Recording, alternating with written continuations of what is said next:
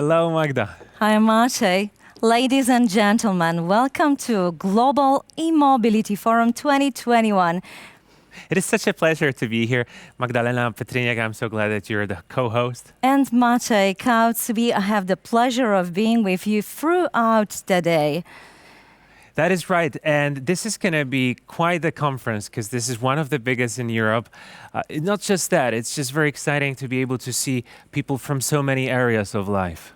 It is. And I need to tell you that the agenda prepared by the organizer, National Center for Climate Change, in partnership with PSPA, Polish Alternative Fuel Association, together with the Polish Chamber of Electromobility Development Association. The program is pretty impressive. That's true. It is. There are 4 panels, almost 30 speakers, hot topics. So we recommend you get yourself a cup of tea or coffee and stay with us. Or fasten your seatbelt. Fasten your seatbelts because it's going to be really, really interesting day. I am looking forward to it. I wanted to talk about where this all began because 2018 was quite the year. And Katowice, COP24, that's the story. That's the story. In Katowice, as probably you know, there was the Driving Change Together declaration signed, and a part of that was Katowice Partnership for Electromobility. It was a very important step on creating the partnership, dialogue, and community driving change in electromobility. And that also changed into an annual event. I remember National Stadium. A lot of people, I think like 800 participants. It was a live event where we had the chance to shake hands. And that was impressive. But then the second year, which was just last year actually, it was quite different, right? The situation was different, but it didn't stop the Global Electromobility Forum to happen. Almost 3,000 participants visited and watched the conference live from almost 115 countries in the world. Yeah, so that was an impressive number. I'm really curious about today. I know that there are people from at least 100 countries, and we will find out more about the viewership. But I just wanted to talk about the change that's happening, and it seems quite natural because in the previous editions we've talked a lot about EV in general and how it's changing, how the approach is changing, and how we can promote the industry in itself. But then every year we're progressing, and I guess we're getting into the nitty-gritty, if you may. Exactly. You know, we've been talking about how to make electric vehicles affordable, how to create more charging stations, and about the supply chain.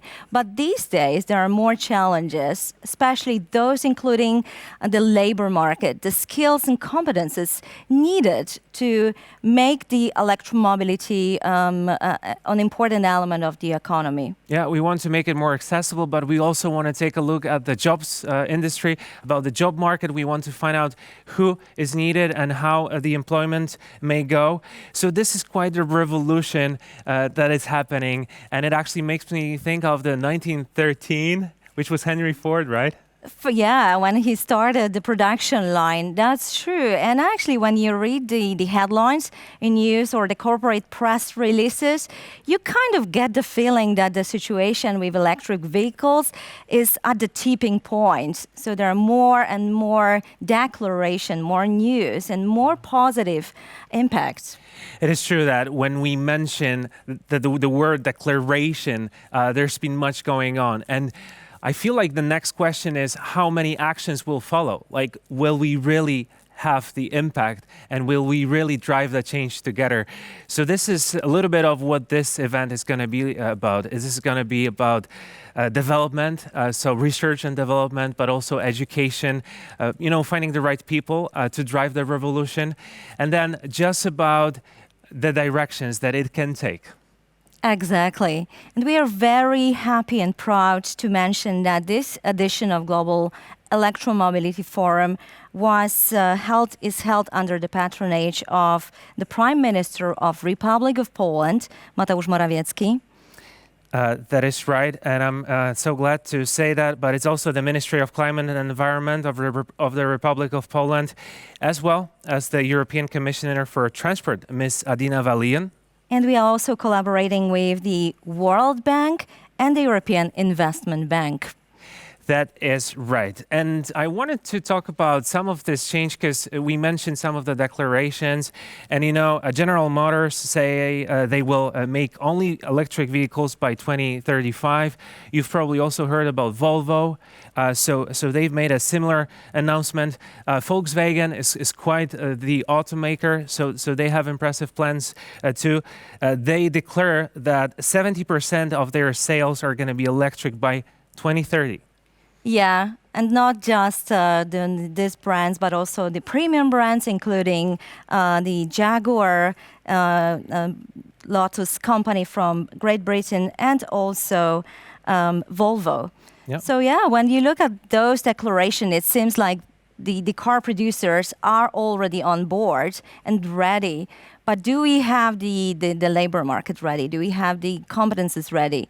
These are the burning questions we are going to address during this year's conference.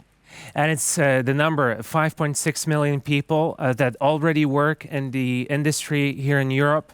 And so we wonder if that's enough and how the numbers may go up, I guess. Yeah, so we will be talking about addressing the challenge in 4 panels. And the first one, which will be the high-level panel, gathering representatives of governments, international organizations, and international banks. And the second one, we're going to bring business to the table. And finally, we will speak about the education system and the role of journalism in creating the positive impact. That is right. And not just journalists, but also influencers, which is quite the sign of nowadays because the talk is changing, what people talk about and how they are influenced. It's not just the big names or maybe journalism and just the newspapers, but it's also regular people who post on social media. And that is quite a game changer as well. Yeah, it is important to say that there are a lot of stakeholders that are involved in the whole process, and we are thrilled to say that we received a welcome address from many important people in the environment. Yeah, and the first one is the Prime Minister of the Republic of Poland, and I'm so glad that Magda will read that for us. Distinguished guests, ladies and gentlemen, during the COVID-19 pandemic, the world has slowed down. Nevertheless, mobility still remains one of the major features of our era. The world of today is in fact a network of millions of connections which enable us to contact and collaborate easily. Also, more and more people can profit from the global progress. The progress, however, it has its costs. Car exhaust fumes pollute our cities. They also contribute to the climate change. We have to change it. The best way to predict the future is to create it. This quote of Peter Drucker is worth remembering, especially in the inauguration of the 2021 Global E-Mobility Forum. Electromobility has become one of the key factors and an important branch of the Polish economy throughout the recent years. It can be thus no surprise in succeeding in going green within the automotive sector is crucial in our strategy and to our development policy. New investments in electromobility sector in Poland turn our country to a real e-mobility hub. We produce lithium-ion batteries, copper foil. Poland has thousands of talented scientists and engineers with great potential. Just like other countries which aim at cleaner and safer transportation. Enabling contacts and exchange of expertise can accelerate efficiency of the batteries or environmental costs of the production and utilization. I'm happy that such distinguished participants share their experience and knowledge today. Please let me express my gratitude to all the parties involved in organizing today's event. I wish all the participants energy to convert the ideas into reality for a better future of all of us.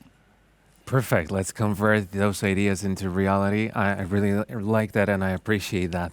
I'd like us to hear from some of the people who are very close to the Global E-Mobility Forum.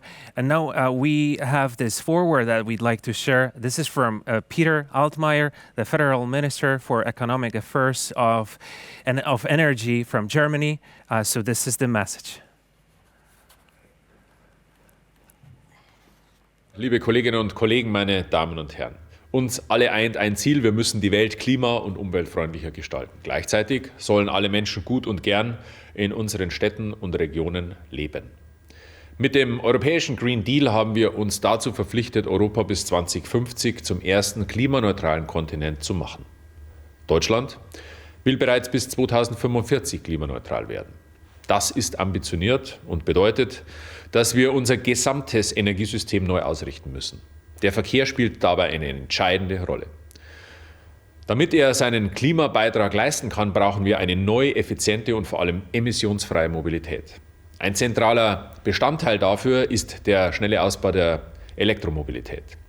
Das setzen wir längst mit zahlreichen Maßnahmen um. Dazu gehören zum Beispiel umfangreiche Förderprogramme und das Bepreisen des CO2-Ausstoßes.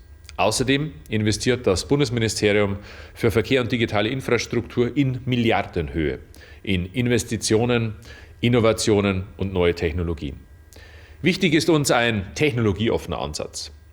Ob Batterie, Oberleitung, Brennstoffzelle oder alternative Kraftstoffe, die Frage muss stets sein, womit komme ich jeweils am besten zum Ziel? Die Wahl der Technologie hängt dabei grundlegend vom Einsatzzweck und den örtlichen Gegebenheiten ab. Der Mix macht's. Fest steht, elektrische Antriebe werden in diesem Mix eine große Rolle spielen.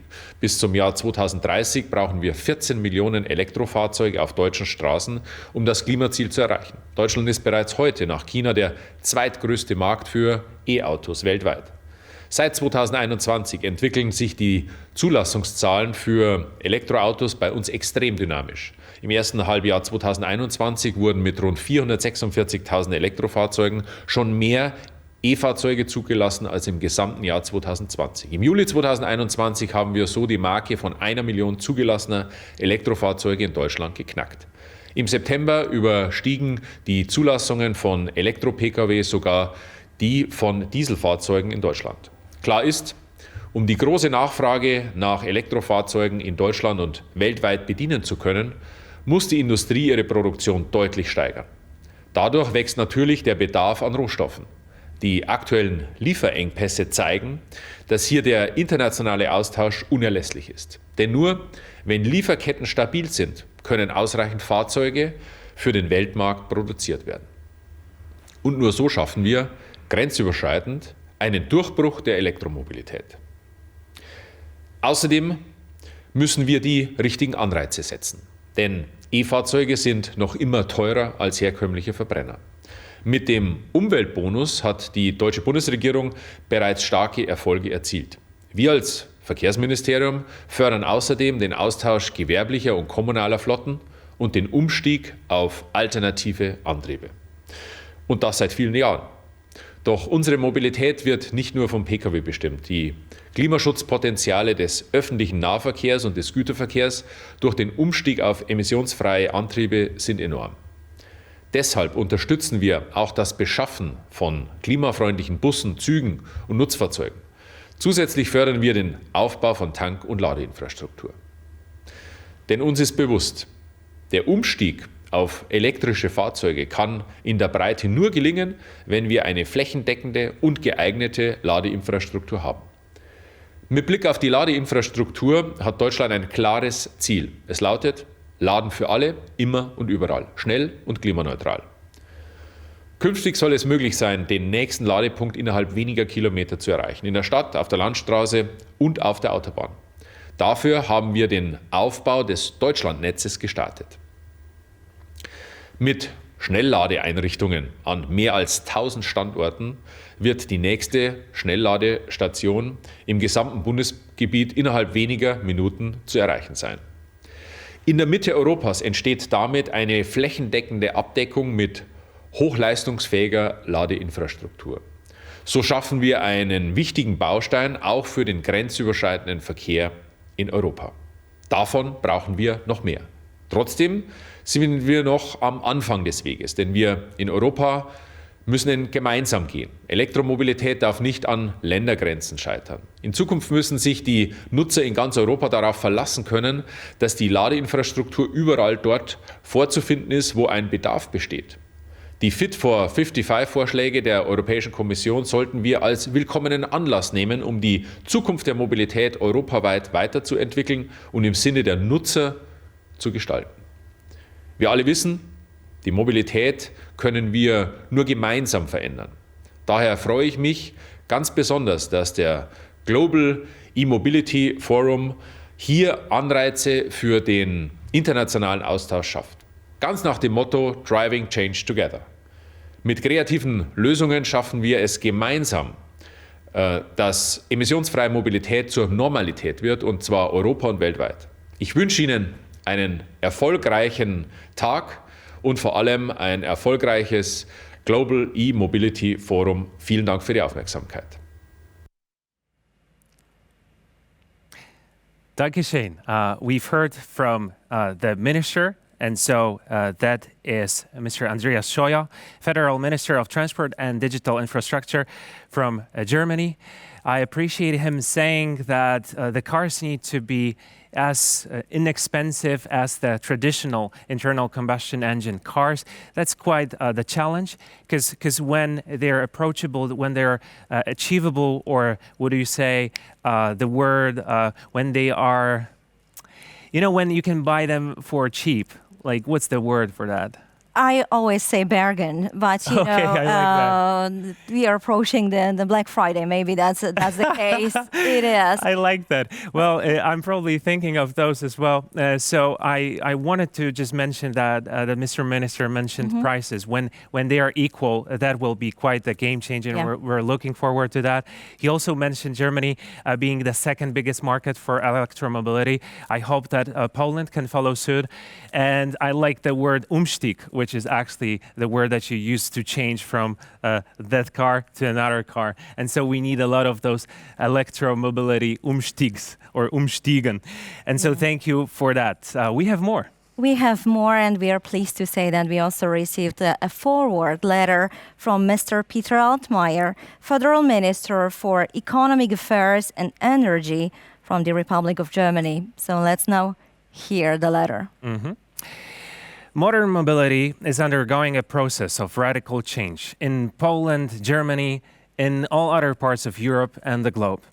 This process is linked to technological innovations such as the electrifications of drive systems and automated and connected driving. Governments have set strict climate and environmental targets that have to be met. Customers are adapting to changing requirements quickly and are purchasing electrified vehicles. The Polish and the German governments want to steer this change to make sure that we remain successful in the global markets of the future. Products must increasingly be geared towards sustainability, energy, and resource efficiency, and user needs in particular. Here, new mobility services alongside electric mobility and the entire new value chain that it creates, including battery cell production, offer great opportunities. It is in this field that Poland is particularly strong. By the end of 2020, Poland had an impressive number of electrified vehicles in the market. This was accompanied by many publicly available charging points. Internationally, well-known enterprises have set up strong production sites along the Polish-German border. New forward-looking technologies in the field of mobility are a promising pathway for combining technological progress with the objectives of protecting the environment and combating climate change. They offer excellent opportunities for strengthening your industry's leading positions in international competition and give an additional boost to the economic development of your country. Together, we must continue to invest in research and development and to create an investment-friendly climate in Europe. These potential opportunities can only be turned into real opportunities through close dialogue and cooperation between business, industry, and government. The third Global E-Mobility Forum offers an excellent platform for this at an international level. This is why I am delighted to serve as patron of this important event. I wish all of you every success and everyone visiting the fair, interesting discussions, successful business contacts, and an inspiring time. Well, not just fair, I mean, it's quite the event to be. And since we're online, this is all at your hands. It is, and Minister Altmaier said that this forum is about creating the close dialogue and collaboration, and we really feel that receiving so much kind words from our partners and patrons. That is true, and we so much appreciate it. Speaking of the kind words, we have another address by Mr. Steven van Weyenberg, the State Secretary for Infrastructure and Water Management from the Netherlands. Ladies and gentlemen, thank you for inviting me to speak to you today. And the timing of this third Global E-Mobility Forum couldn't be better. It's 2 weeks since the COP26 summit in Glasgow. And now we have to keep the momentum. We have to keep the energy going. I think we made a lot of progress at the summit in our mission to achieve a zero-emission transport. For instance, 15 countries, several transport sector companies on 4 continents are launching a campaign for clean, heavy-duty transport. In Glasgow, countries, cities and companies signed an agreement, initiated by the Netherlands, aimed at making all new heavy goods, vehicles and buses zero-emission by 2040. And I call upon other countries, cities, manufacturers and other parties to join us to achieve zero-emission transport. The COP26 once again made it incredibly clear that more action is needed. We need to transform our economies, to move towards a sustainable future. And of course, this cannot be done if we don't green the transport and mobility sector, which accounts for 24% of global carbon emissions from energy. The large number of stakeholders from the transport sector that attended the Glasgow conference and the number of events held on sustainable transport there, initiated by the United Kingdom, made it clear that zero-emission transport is one of the keys to a better, greener and healthier future. The transition is already underway. Nothing can stop it, but we have to speed it up. More and more electric cars, lorries and buses are coming onto the market. The charging network is growing and maturing fast. And the global market for charging infrastructure alone is an estimation, be worth around 140 billion US dollars by 2030. This goes to show that the transition to a zero-emission transport and mobility sector is not only a challenge, it's also a massive economic opportunity. And the industry is very much aware of this. It's investing in new green economy, in zero-emission vehicles, investing in new green jobs. In Glasgow we heard incredible examples of new trucks which can drive also when it's well below zero. But there are still a lot of challenges ahead in our push for zero-emission transport. You and I both know that we have to speed things up. Time is not on our side. We have to make progress.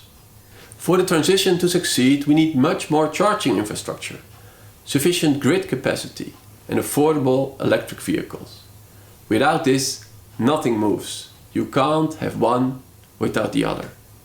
And the transition to zero-emission transport and mobility means changes, not only for EU manufacturers, but for car industry workers who will need new skills. So I'm happy to see that this important issue is central to the discussions here today. New competences, education, lifelong learning are key to the healthy development of the market and a strong competitive position for European manufacturers of zero-emission cars, trucks and buses. It goes without saying that European cooperation and knowledge exchange is crucial in that respect. Only working as a European team makes us stronger, more efficient, and together we can drive change. And I wish you all a very successful and inspiring meeting today. Thank you very much. That's true. Together we can drive the change. Thank you so much for all the kind words of support and empowerment. And now it's time to introduce a very special person, a person who was actually instrumental in bringing electromobility on the top of the agenda of COP24, a person who is seen a leader and a torchbearer, bringing together different parties, stakeholders, driving electromobility further. That can only be one person.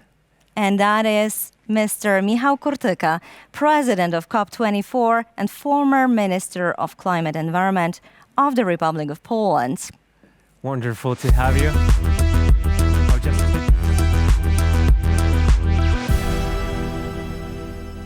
great to have you, Mr. Minister. Thank you so Hello. very much. Hello. Hello, good morning. Good morning. It is our pleasure to have you here. So again, we mentioned 2018 Katowice. I wonder about all these accomplishments of yours. Are you proud? Well, I'm happy, yes. And when we initiated the work on e-mobility in Katowice during COP24, already 3 years ago, it was a topic which interested a couple of pioneers still. Now it has become mainstream, as we say, and so everybody is convinced that the future is electric, that the future of mobility is electric, and I fully sign off what has been said by my colleagues also from different countries. So right now I'm happy also that here in Poland we can host the Global E-Mobility Forum, so that from Poland, from the place where COP24 happened, we can reach still the whole planet in this very important topic. So is it fair to say that it's Poland who drives e-mobility in the region? Well, I wish we could be stars in every possible area of driving e-mobility, but what we have bet initially, and I think this bet is paying very well, it is on industrial capabilities and public transportation. And let me just quote two numbers. When we started e-mobility in 2017, Poland had 10% share of export of electric buses within European Union. Last year, 2020, it was already 46%. Wow. So 10 to nearly 47. 1 in every 2 electric buses exported within European Union is made in Poland.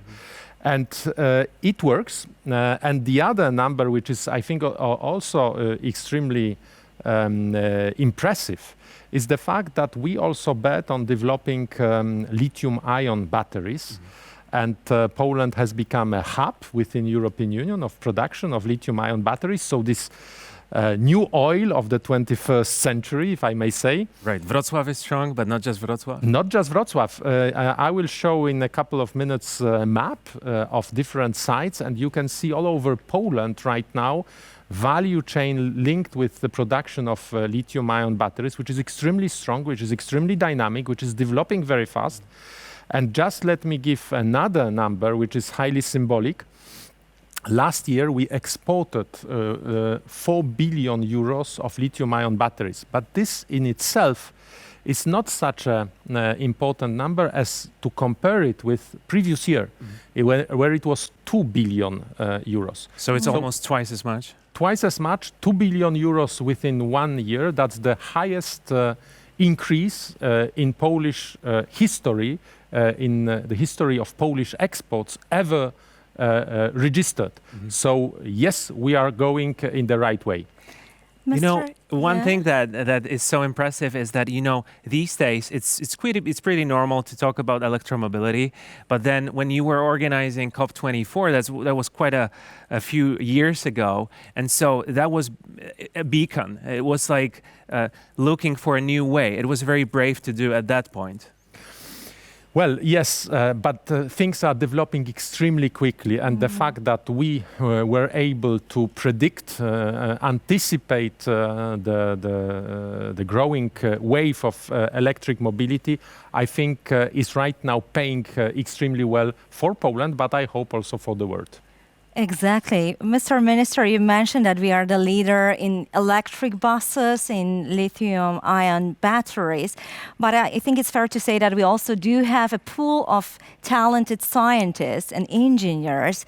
And you, as a graduate of Polytechnics yourself, how would you encourage young people in Poland to join the industry? What is the potential for, especially for young generation? Well, I think that for many people still driving a car is kind of an experience which is unequal to anything else. So, but right now we can drive also a car which is ecological and which is absolutely unmatched in terms of acceleration. I think it's also important for people who are still dreaming of combustion engines and this noise which is generated by the engine, that you can say, okay, try an electric vehicle and you will see how quickly it is going. So I think it is an extremely interesting perspective for young people still. Yeah. And a growing opportunity, extremely exciting opportunity, lots of potentials to be developed. And Poland is traditionally an industrial hub. So I'm convinced that there will be many people following. You see, not just ecological, but also exciting. Ecological and exciting. I love driving cars, so I'm buying this argument. All right, Mr. Minister, you gathered an impressive lineup of speakers representing the international organizations. What are your expectations? What are you expecting to hear during this panel? Well, Driving Change Together declaration is living, is alive. We have 48 countries. More and more are joining. We expect also good news from today's conference. And it has been confirmed during COP26 right now in Glasgow and our partnership with UK government that this is the mainstream topic for climate policy right now. So I'm very happy, very glad, and very happy also to share our experience. And right now we will be going deeper and deeper in the subject of electric mobility, making it a feasible experience, also a growth strategy for many countries, so that we need to bet on education, on skills, on labor market, and this will be the topic of this year Global E-Mobility Forum. I love that. Such a positive message during these turbulent times. I'm looking forward to the panel and the discussion. Thank you very much, Mr. Minister, and enjoy the conversations. Thank you very much for your introduction. Thank you. Thank you. So this is your hotspot, and that is one of your cameras. Thank Good you. luck. So, ladies and gentlemen, I'm so happy to be with you and so happy to be introduced by my colleagues.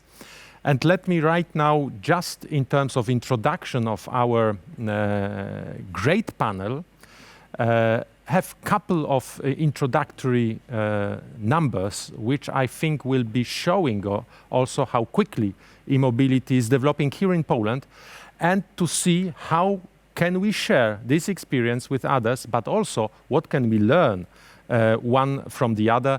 That will be the objective of this very, very highly ranked panel, and I will be happy to host great people from all around the world to discuss about challenges linked with e-mobility. But right now, let me go briefly with Poland.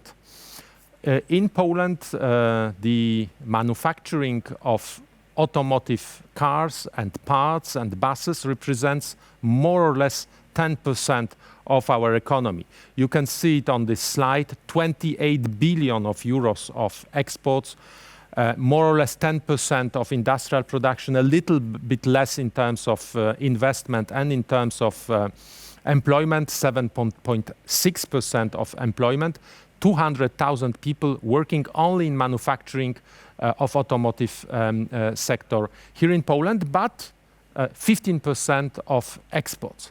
And this is right now to be compared with electric mobility, which is part of these numbers, but which is growing extremely quickly.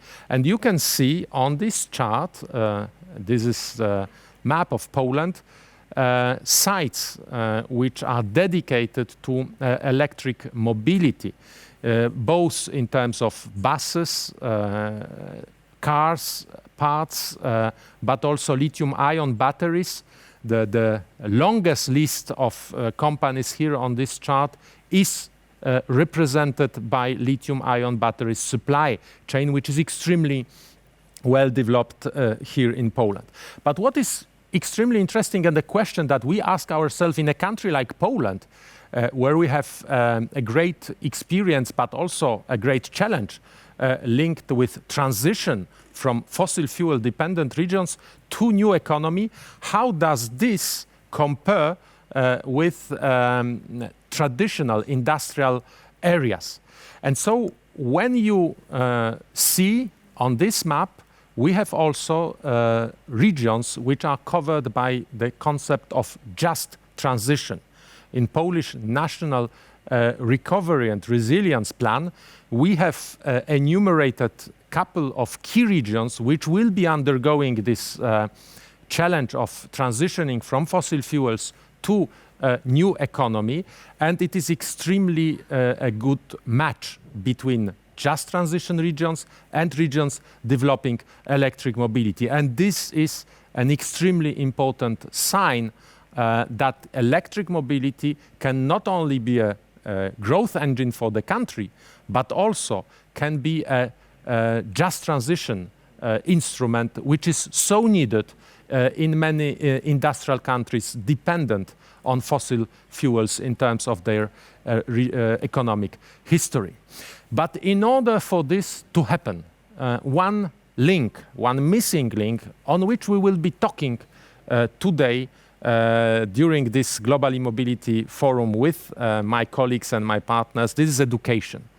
And out of 5,000 schools working in Poland in the area of, broadly speaking, professional, vocational, higher education training, 2/3 are already having some kind of curriculum linked with vocational training in automotive sector.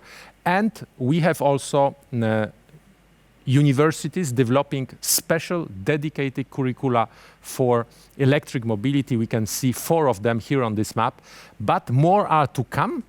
And I expect also out of this Global E-Mobility Forum that new partnerships will be developed between Poland and other countries together with the world. And so let me right now turn to the panel discussion. Let me turn to having an extremely interesting discussion. And let me first introduce to you our distinguished panelists. So it will be my great pleasure to have with me Matthias Cormann, Secretary General of OECD, and dear colleague, I'll be very happy to start the panel with Matthias. But then we will turn to Natasha Robinson, head of UK government's Office for Zero Emissions Vehicle. She played an extremely important role during COP26 in Glasgow in order to develop the declaration on cars. Then we will have Markus Heinz from World Bank, Mark Steven Pastor from Republic of Philippines, Chris Peters, Vice President of the European Investment Bank, and then Edward Muriczki, Deputy Minister of Industry and Construction at the Ministry of Industry in the Czech Republic. So a very interesting panel. And let me first start with my dear colleague Matthias from Paris. Matthias, you are the Secretary General of OECD, a global think tank in economic policy. And so from your perspective, what are the major transformations we should expect in the automotive sector in the coming years? And especially, what are the main implications for the labor market and training? Matthias.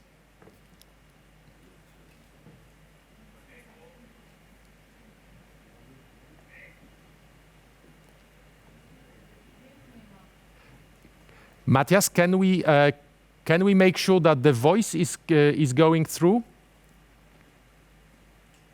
And it is. Yes, it works. Perfect. Okay, thank you, Michael. Well, as I was saying, I mean, reaching global net zero by 2050 will require significant changes, including in the transport sector, which accounts for 24% of global CO2 emissions from fuel combustion. And the International Energy Agency here at the OECD estimates that to reach net zero targets, the market share of electric cars will need to increase to 60% of the total car market by 2030. However, I mean, to fully address climate change, and COP26 has shown that there's still a long way to go, we must go beyond the replacement of combustion vehicles with electric ones. We also must promote a broader transformation of the transportation sector as a whole with lower energy and material demand. Our recent report, Transport Strategies for Net Zero Systems by Design, found that rethinking transport systems to allow people to access places with ease, for example, through public transportation, will lead to reduced levels of energy and material demand, and can also bring forward important mitigation opportunities. And that needs to involve embedding electrification into a wider transformation of the transport system to make shared transport the most competitive option. The automotive industry can help with the transition and create new jobs by embracing electrification, automation, and new business models for shared mobility services. If the industry was to diversify into other segments, there could also be increased employment opportunities to participate in that transformation. Recent modeling by EIT, InnoEnergy, suggests that a systemic electric shared and integrated rollout of micro-mobility services by 2030 could result in 30 million tons of emissions reductions and 127 terawatt hours of energy savings, while creating nearly 1 million direct and indirect jobs every year. So against this background, we believe we must also ensure that the electricity supply of electric vehicles comes from clean sources, and that their manufacturing and end-of-life management processes are also sustainable. So the joint increase in connectivity and digital technologies, to switch away from internal combustion engines towards electric vehicles, and the parallel transition from fossil fuels to renewable energy, and the move towards shared vehicles, are bound then to have significant impacts for the labor market and education.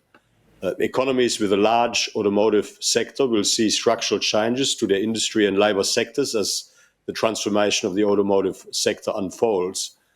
Impacts will occur in the engine manufacturing stage for vehicle maintenance and in the supply chains for vehicle and energy production. And then there are other impacts which are due to structural changes in material demand, for example, fossil fuels and metals required for batteries and semiconductors, infrastructure developments and related supply chains, also involving other sectors, energy, logistics, mining, processing of mining materials, and in semiconductor, electronic and information technology industries. The transition in the automotive sector is therefore bound to involve changes in value chains, in the geographical distribution of automotive production, in maintenance, and in fuel and energy production. And the scale of the transition will vary across countries, particularly depending on the current size of the automotive sector. For example, the automotive sector in Poland makes up about 7.5% of manufacturing employment, but in Slovakia or Sweden makes up about 15%. Proactive governments and firms may successfully capture upstream supply chains in electric vehicles and boost local industry employment if they get their positioning right. So the transition to e-mobility will have an important effect on employment. Automotive employment was estimated at 14 million direct workers in 2017, with 4 or 5 times more in the supply chain. Based on current net zero pledges and commitments to ramp up electric vehicles car manufacturing jobs could grow by as much as 2.6 million globally by 2030. This growth is nearly entirely attributed to electric vehicles, and the digital, shared and e-mobility transitions will, of course, in that context, change skills needs. Indeed, skills shortages, serious skills shortages are already emerging. In October, the UK's Institute of the Motor Industry predicted that only 6.5% of current mechanics are currently qualified to work on electric vehicles. And therefore, there would be a shortfall of over 37,000 electric vehicle technicians by 2030.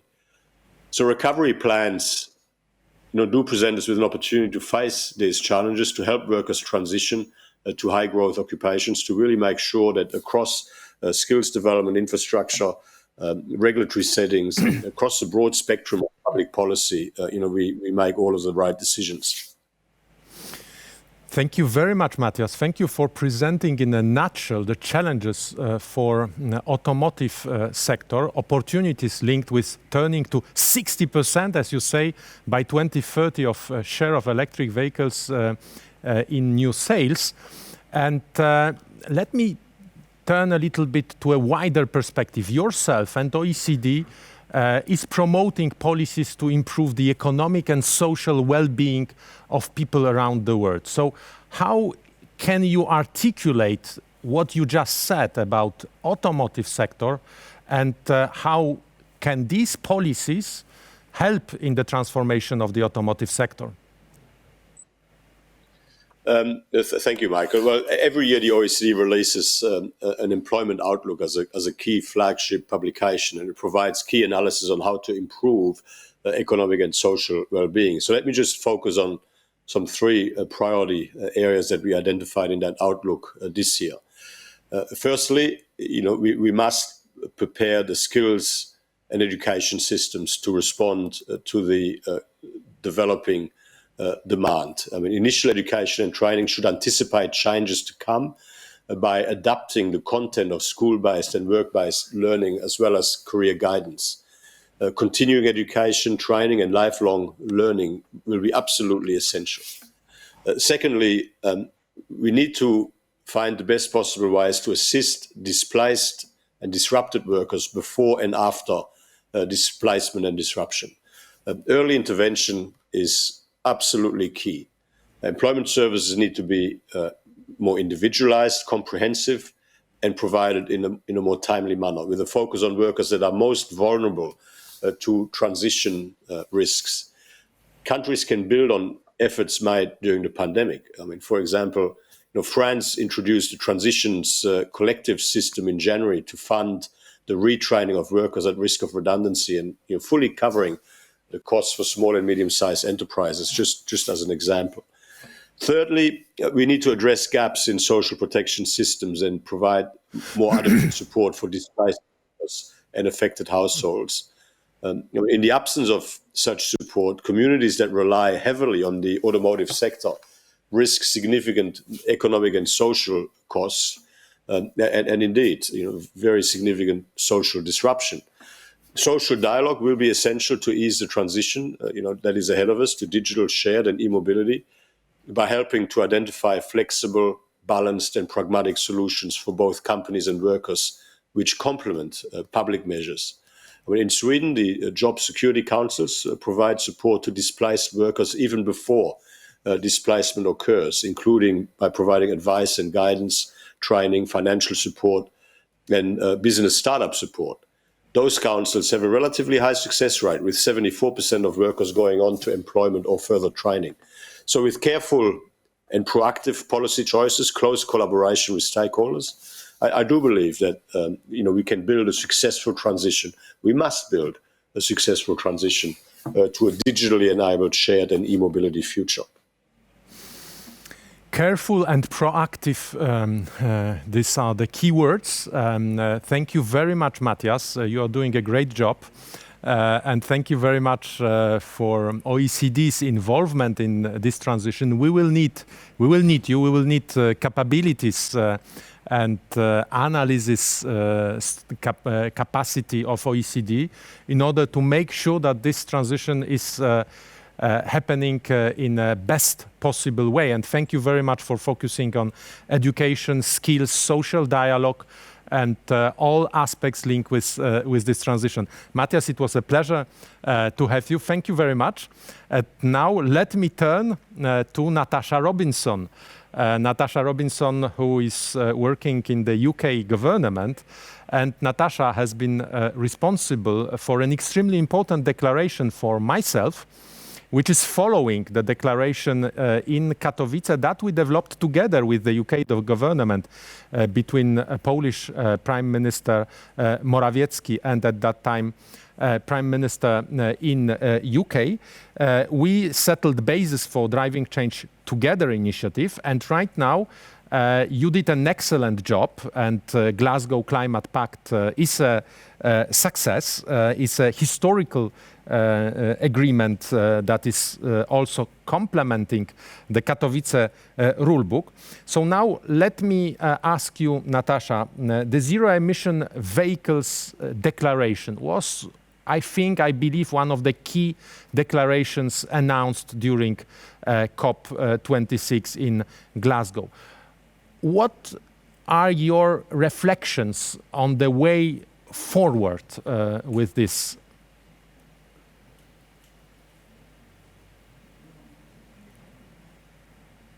Again, thank you for turning the micro. Yes. Thank you very much. And thank you for inviting me to come along to speak today. As you said, this has been, to look back for a second, this has been a long cooperation, particularly with Poland and the UK on this agenda over many years. Thinking back to COP24, when we had the Katowice Declaration, which was something that we worked on very closely together. But I think even thinking back just a couple of years to that, the way that the market has moved and the way that the stakeholders have moved has surprised me, and I think it's surprised many others. So we had for the COP26 declaration on the acceleration of transition to 100% zero emission vehicles, we had over 110 signatories covering governments, regions, about a number of car companies, including some on the list who definitely wouldn't have signed just a few years ago. So it really has been a bit of a journey, but it feels like we're definitely reaching that inevitable tipping point where we all need to sort of grasp the future and think about how we're managing this transition and really getting there. And I've worked in this area for about more than 5 years now, and it didn't feel inevitable 5 years ago. And now it definitely feels like this is where the future is going. And it's all about how we manage that and how we work our way through that. And particularly on the international cooperation level, thinking about how we work together on some of the very real challenges that are around this transition. And that's something that we want to take forward through the Zero Emission Transition Council, which was set up for COP26, and which we want to continue to work going forward on, sort of looking at the international challenges and looking at how we can work together. Thank you very much, Natasha. I indeed agree. Nobody would have expected 5 years ago, even 3 years ago, that the e-mobility will be skyrocketing as quickly. And UK is one of the leaders on zero-emission vehicles. So let me ask you, what do you consider as your top domestic achievements so far? And of course, let me focus on the subject of today's forum. How do you plan to develop skills and competences as part of your zero-emission vehicles future?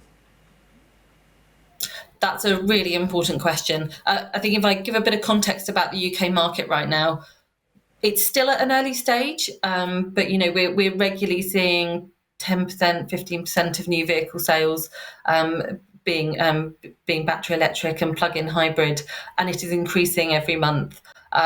So more and more people are knowing someone else who has an electric vehicle, and we're trying to set the right context for that in terms of things like communication measures.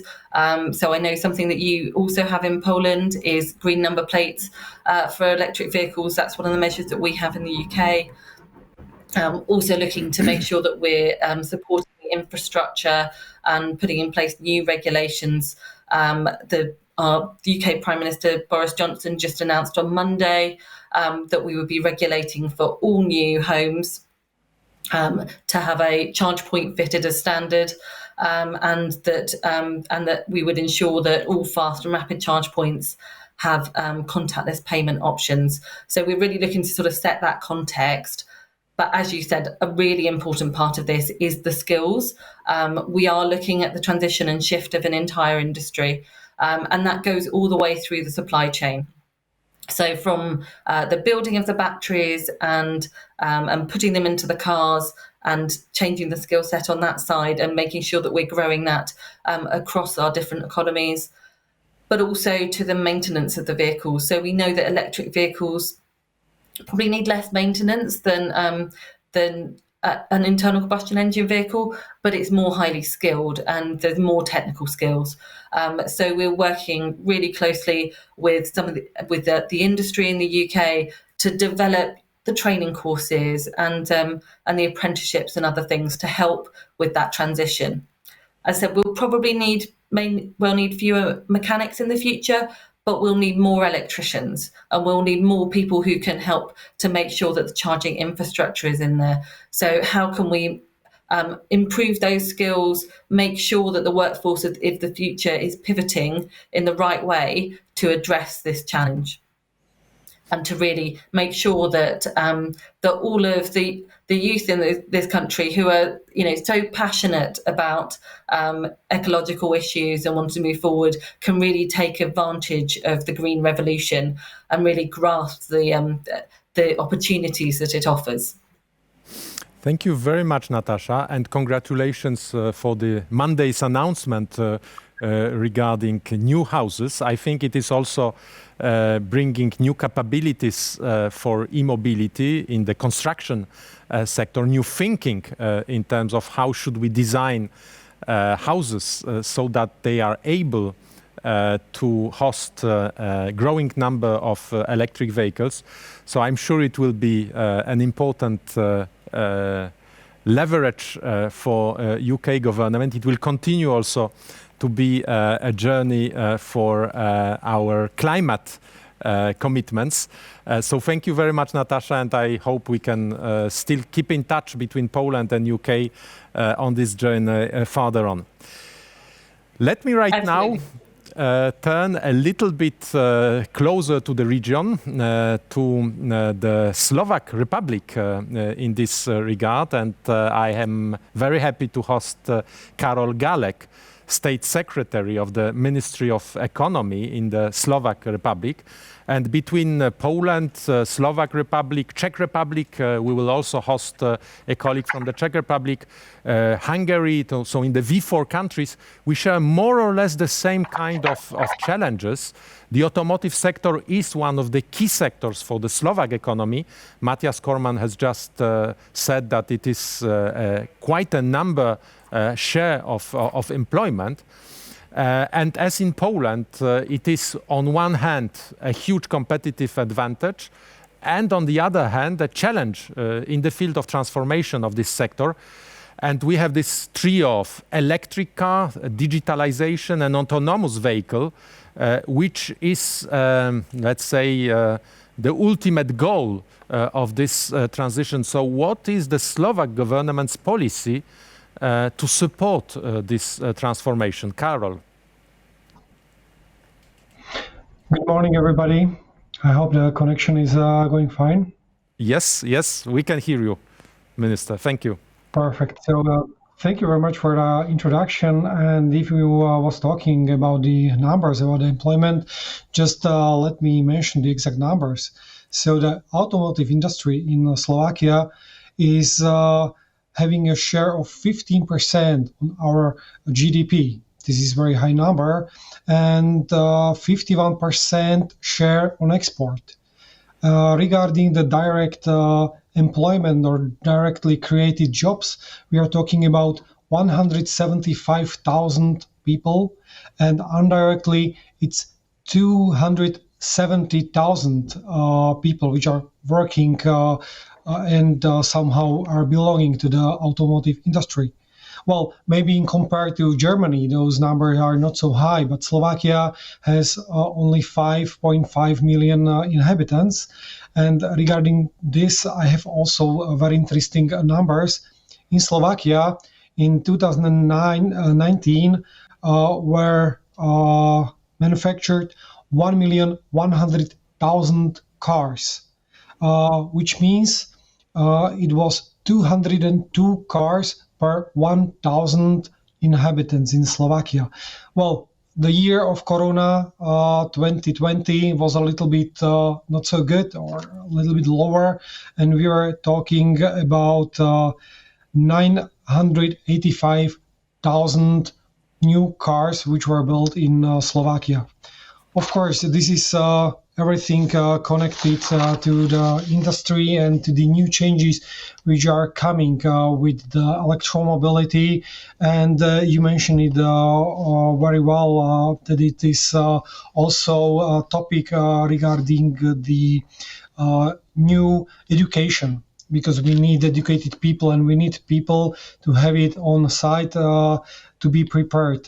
And this is what also our government is going to do, and what we would like to support the most, because we are expecting significant changes in a relatively short time. The production of cars, including also the car repairs, will require new skills and the ability for employees to adapt flexibility to developments in the sector due to the introduction of alternative forms of propulsion and the development of autonomous driving. Due to the structure of employment in industry, the Slovak Republic is one of the countries in which the most jobs positions are engaged to the development of Industry 4.0. The OECD study, it was made in 2018, points out that among the 21 countries which were surveyed, Western Slovakia is far the most vulnerable region, up to 40%, while the other side of the scale are countries with strong innovation potential and a quality education system like Norway, Finland or Sweden, where we are talking about 5 to 7%. So for the total employment, it is necessary for the further development of the Slovak economy to create such an environment in which companies will be able to develop and maintain competitiveness such that it will continue to attract foreign investment. One of the key factors that will affect the future of industry in Slovakia, in this case, will be, in addition to the business environment, a sufficient number of qualified employees, as I mentioned already. Rapid technological change will require employees who are more educated, skilled, versatile, and ready to deal with constant change, because the constant change is something what the new industry of electric cars is bringing. In the first place, in member states with a significant share of the automotive sector, in the economy to which the Slovak Republic also belongs, it will be necessary to substantially support significant investment of companies in transformation and localization of the production of low and emission-free vehicles and their components, including especially R&D. This is something when we are talking about investment support, we are asking on the first place, what will be the R&D added value. Also, the further development of digitalization and automatization of production, as well as strengthening of elements of climate neutral in circulating production, and last but not least, significant changes in the requirements for the qualification of employees. The program to support the so-called upskilling and reskilling of employees, but also the curricula of educational institutions. So the main challenge, in particular in labor policy, in the context of the transition to a low carbon economy, the so-called polarization of jobs. This means that the gap between the required skills and the level of education in green jobs and in non-green jobs is widening more and more. rapidly. The solution is not only to retrain employees working in sectors that will be affected by the green transformation, but also the focus on educating future employees and equipping them with the skills to apply in the green economy. Due to the technological changes, Slovakia can count on job losses of 30%, while up to 20% of employees who lose their jobs as a result of green and digital transformation could be employed exactly in those green sectors. And several studies also claim that 40% of the jobs that will exist for 10 years today are still unknown. In the Slovak automotive sector, there is still a lack of jobs focused on research and development. They're currently represented only by 0.6% of the total number of jobs in the sector. One of the solutions at the state level is to support the creation of clusters, which are the basis for research and development. And the clusters bring together experts from universities, companies, from the third sector and local governments, but also support cooperation between competitors. They can thus significantly support innovation and productivity, which leads to greater competitiveness and at home and also abroad. And maybe the last, what the government is going to do, because we have now a very strong support also from European Union within the recovery and resilience plan, which gives us the great opportunity to move also the electromobility quite strongly forward, also in Slovakia. And as a part of this plan, we managed to push through 50 million euro investment in building infrastructure for electric cars. We plan to divide the investment into 3 instruments for local governments, PO and skeletal infrastructure of TEN-T corridors. Slovakia plans to push for the adoption of the second package of new policies and measures at the national level. This is the Action Plan 02, which will help create a healthy environment for growth and strengthen Slovakia's competitiveness in the area of transition to the zero-emission transport. Karol, thank you very much. Did I hear well? 15% share of employment, but 51% share of exports, yes? 15% of GDP. GDP, yes, and 51% it's the export. If we are talking about the industry, half of all of the income is coming directly from the automotive industry, and really for us, if there will be no automotive industry, the share of unemployment will be much higher. That's why we are thinking for the future that we have to move forward from the traditional cars to the electric cars. We have lost Minister. Cars in the world per capita. Okay. State Secretary, can you hear me right now? There was a small interruption. Can you hear me? Yes, I'm sorry. Yes. I'm sorry. Yes, no problem. But I think that you are touching to an extremely important point because if it is such an important challenge, a question of life or death for competitiveness of Slovakia, of the region also, you are not alone in this position in terms of dependence, but also value from traditional automotive sector. So this transition is absolutely vital for the economics and the society in Slovakia. But what we can see is that research shows that large automotive companies will be able to cope with the transformation more easily.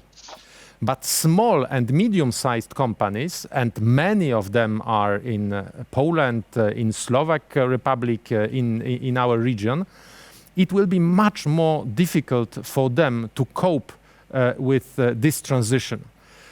So how do you see a possible support for such entities. How do you see that you can support these small and medium-sized companies? This is where the heart of the challenge will be lying in terms of financing the transition, in terms of labor market, in terms of education. You know, it's much more complicated for a small company to project itself into a global vocational training system in education, preparing clusters, etc. This is something which large companies are good at, but for medium and small-sized companies, it is extremely challenging. So what do you plan, how do you plan to support this transition?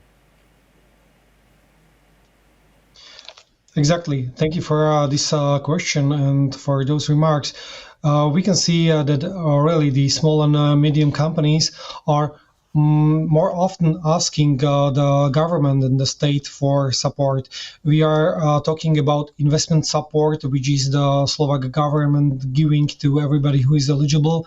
And this can be in a form of direct investment or just some lowering of taxes for some amount of money or some duration of time. So these are directly support those companies which are either connected. They are just suppliers for the big companies which are producing cars, but also what we would like to do to create technological parks where such companies can grow together. Just in 2 weeks, we are traveling to Taiwan to visit several such technological parks and to gain some experiences from them. So far, they were really very supportive to us, and this is something what was lacking in Slovakia. And also, what we can see is also the connection between the schools and the industry, also small companies before. So we would like to connect it as well as much as possible. Thank you very much. An extremely interesting perspective. Technological parks and cooperation between smaller entities, schools, academia within a given region. Please gather this experience, implement it in Slovakia, and I hope that we can meet next year at the Global E-Mobility Forum so that we will be able to share the first fruits of your experience. So all the best. Thank you very much, State Secretary, for this intervention. And let me now turn to Markus Heinz, representative for Poland and the Baltic states of the World Bank. Markus, it's a pleasure to have you with us. And let me ask you the question. So we observe transition over time, transition over jobs, and transition over regions in the automotive sector. So the obvious question, which is to be addressed to a representative of the World Bank, is how do you want to be part of this transformation? What projects are you implementing in this very important area? So thank you. First, I wanted to thank you, Michael, for the invitation to this panel, but also more generally for your leadership on e-mobility. It's been mentioned before today, but since your chairmanship of COP24 in Katowice, you've put this topic firmly on the map, and the explosive development of e-mobility since has certainly proven you right. We're glad to continue cooperating with the Polish Ministry of Climate and Enforce on e-mobility as part of the international cooperation that Natasha highlighted just before. So in terms of what we're planning to do, for one thing, as I just mentioned, with the help of the Polish government, for which we're immensely grateful, we're working through the Mobility and Logistics Trust Fund, MOLO, to help countries accelerate on e-mobility. This MOLO fund is currently supporting 15 different e-mobility initiatives around the world in every global region where the World Bank Group works. And activities include design of policy reform to support private e-vehicle deployment in Serbia, identifying electric last mile feeder solutions in Rwanda, and developing a financing program to support the scale up of electric bus fleets in Montevideo, Uruguay. So the World Bank is also working on the global supply chain sustainability and jobs. We're targeting policies and infrastructure that enable developing economies to create green jobs and the associated employment benefits. We're currently looking at supply chain opportunities for Ukraine, one of the world's biggest producers of graphite, which is used in batteries. We're in discussions to support a new initiative in Poland on e-bus financing. Let's not forget that Poland's companies have about 1/3 of Europe's e-bus market. You referred to it. We've recently advised the government of Thailand with the world's 6th biggest automotive workforce on opportunities amidst e-mobility supply chain disruptions. And we've used a knowledge partnership with the government of Korea on charging infrastructure and job strategies to understand the applicability to our clients. We're also focusing on innovation and what it means for e-mobility. I mean, Bank is, for instance, partnering with industry and a racing organization to understand cutting-edge e-mobility tech and what that means for jobs. So understanding the technology will be key to projecting how the quality, quantity, and location of jobs is likely to evolve, and to designing interventions around this. In general, we as the World Bank Group are ready to finance the transition, bringing all of our resources and global experience to bear. Thank you very much, Markus. Sounds extremely exciting, I must say, especially the part of, let's say, participating in the racing industry on the development of new skills and competences. Please, if you have a place in your team, there will be a couple of people here really volunteering to be part of this very exciting project. And you mentioned also a vast panorama of countries you are working is from Uruguay through Rwanda, Montevideo, Ukraine to Korea or Taiwan. All continents are covered by your insight, by your analysis. And from this very good perspective, what are the challenges and opportunities for countries in the context of transformation of the automotive sector? And especially, what are the challenges and opportunities in the field of education, jobs, and skills identified by the World Bank? Thank you for this question. So we're the World Bank. We work all over the globe, and we work on e-mobility because of its huge potential that goes beyond the obvious value for decarbonization. It's about jobs, it's about air quality, and it's about inclusive mobility. All of these fields cannot be treated in isolation from each other. And all of this is happening in an industry that cannot be described any other than enormous. I mean, the automotive sector accounts for about 5% of global manufacturing employment and about $2 trillion in annual turnover. And what is important for the World Bank is that this trend in e-mobility comes on the back of a transformation towards production in countries that the World Bank concentrates on, the developing world. Just to illustrate that a bit. So in 1999, over half of the world's automotive production took place in the US, Japan, and Germany.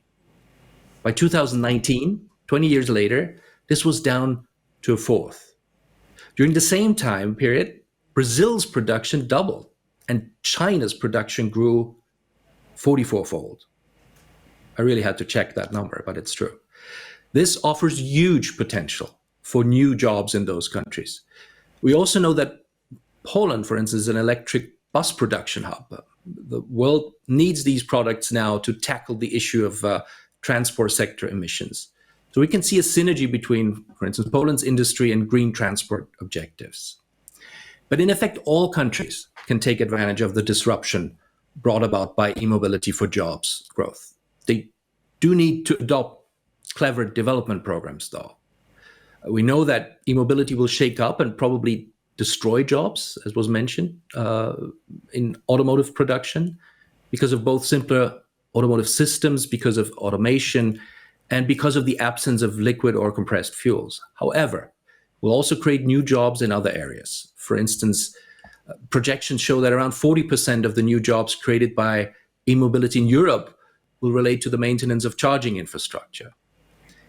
The economics of e-mobility products, meaning where value is actually created along the supply chain, is very different from conventional vehicles. The most obvious difference relates to batteries, which account for 15 to 40% of a vehicle's production costs. Now, we're seeing that a good logistics network and low cost, low emissions power is a key advantage for those looking to compete on cell production.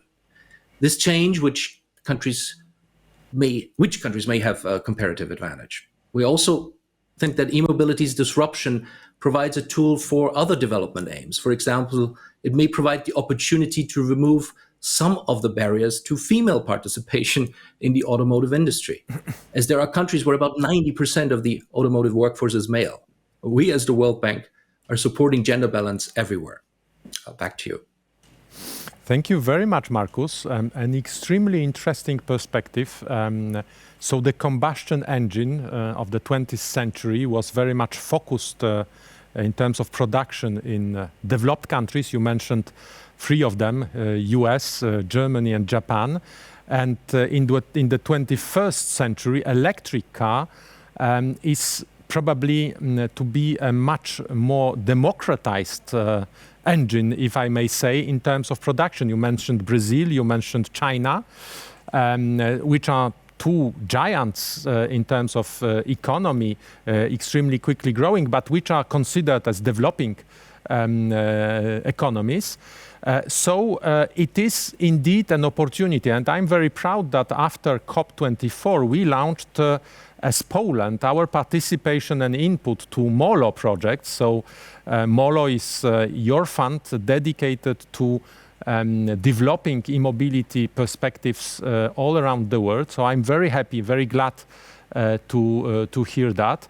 And I hope that you will, Markus, also develop new instruments supporting e-mobility all around the world so that we can work together hand in hand and let's say make sure that this technological revolution which is underway is also beneficiary to all around the world, not only to developed countries, but also to developing countries, and can become a true leverage on the way to a much more ecological civilization, which is ultimately the goal of the climate policy. So thank you very much, Markus, for this extremely interesting input, and I keep my fingers crossed for next initiatives of the World Bank. And when we are speaking about very big and promising and extremely quickly developing countries, we can right now turn on the other side of Eurasia to the Philippines, and I'm very happy to be able to host Mark Steven C. Pestor, Assistant Secretary for Road Transport and Infrastructure, Republic of the Philippines. Mark, can you hear me? Yes, Michael, thank you. I can hear you.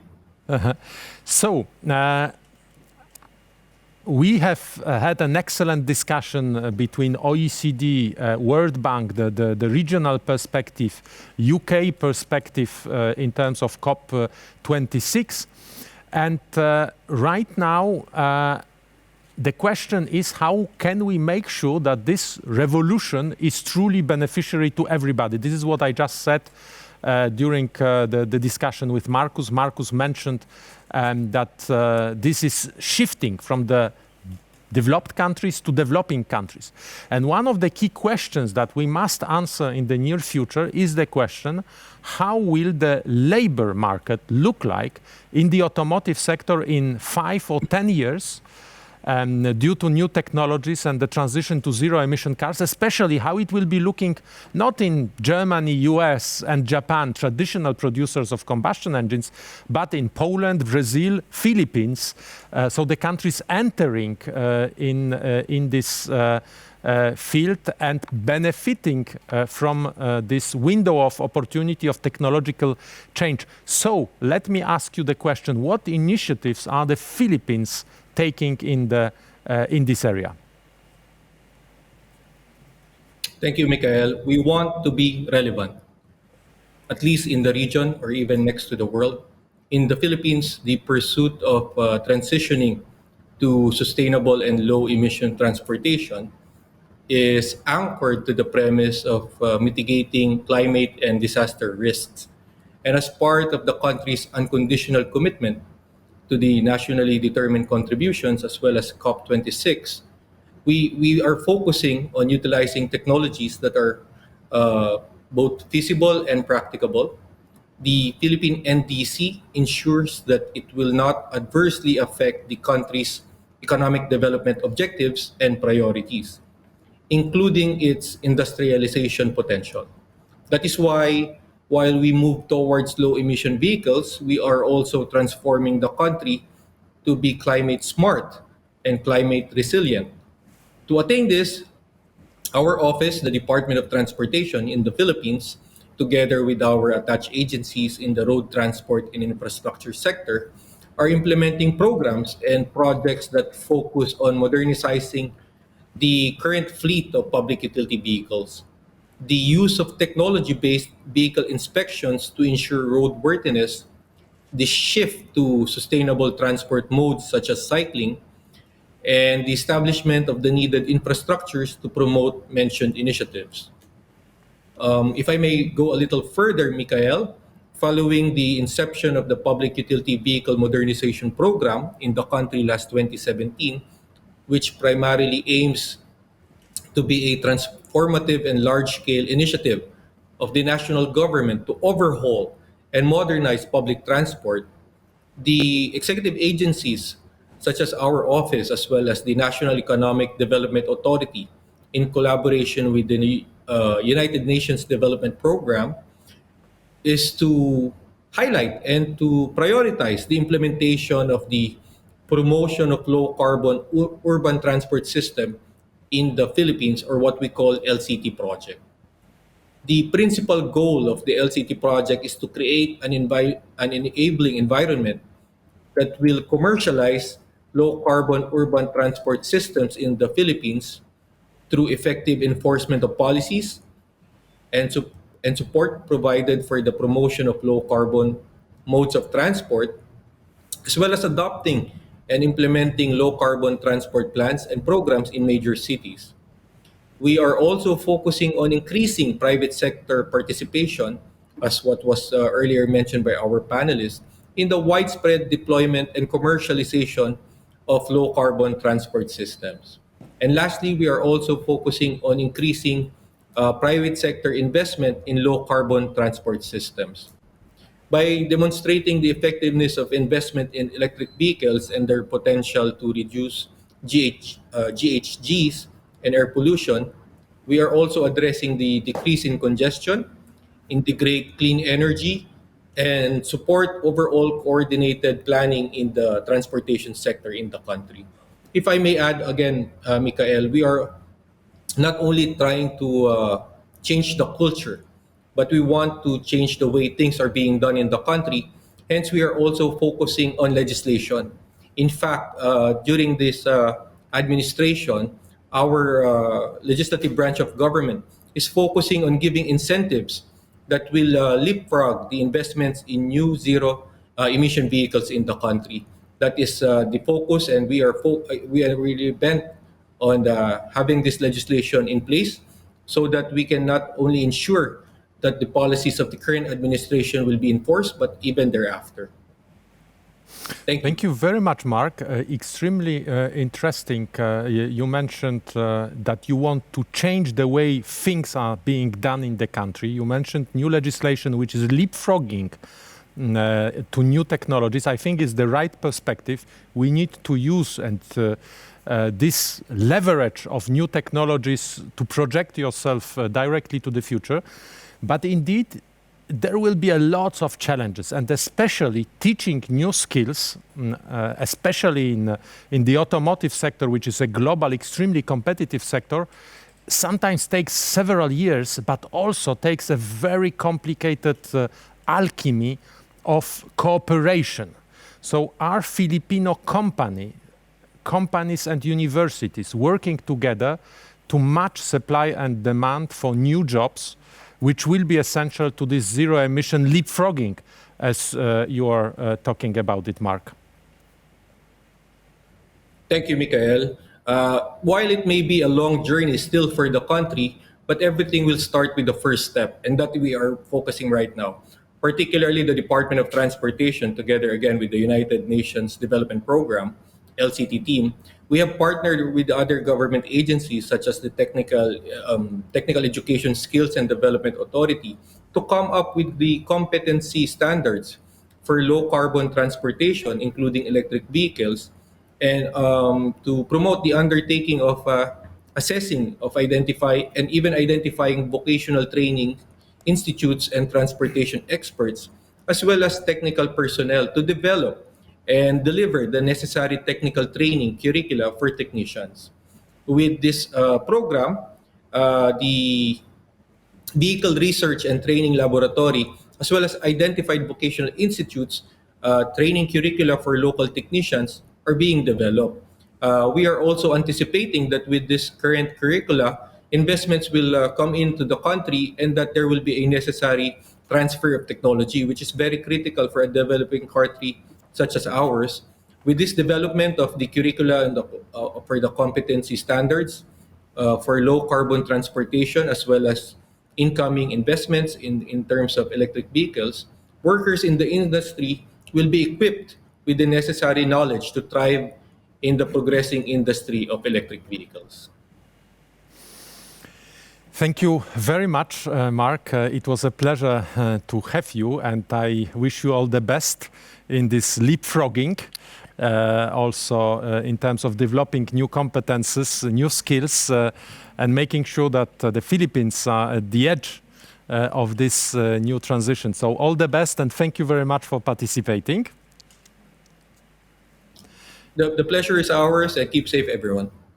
Thank you very much. See you, I hope soon. And now let me come back to the financial sector, but European financial sector. In this regard, European Investment Bank, and I'm very pleased to have Chris Peters, Vice President of the European Investment Bank, as our next panelist. There is no need to present EIB, which supports the implementation of European policies in many areas. But we heard today during the discussion, and Matthias Kormann was the one starting with this point, saying that it is an extremely big challenge, but it is a differentiated challenge across countries. So we have, for example, Slovakia, Karol Galek just mentioned, with 15% share of GDP and 51% share of export of Slovakia's are depending on the automotive sector. So there are various different situations in many countries. And the question is, if we want to build appropriate competences and European education systems, which will be providing educated staff for the new zero-emission automotive sector, should we work separately, country by country, taking into account the fact that the situations are so different, or do we need a European strategy for the automotive transition? What is your perspective on this, Vice President? Thank you, Michael. Thank you, and first of all, congratulations with the organization of this Global E-Mobility Forum. And also thank you to the Polish National Center for Climate to invite us, and it's for me a great pleasure, of course. Now, and a lot is already said by the other colleagues of the panel.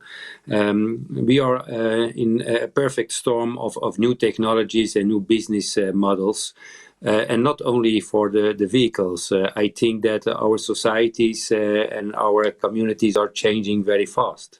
Now, coming back to your question, my conviction is that the sector is already built on a global context. And of course, when this global context is very clear and the other participants are very clear that is a global context, policies and regulations needs to be aligned across the regions to the highest degree possible. There's a common strategy to build up the competences and the skills across the different regions is, I think, very important. But I have 3 buts when we are convinced that we need a European or a global strategy in this area.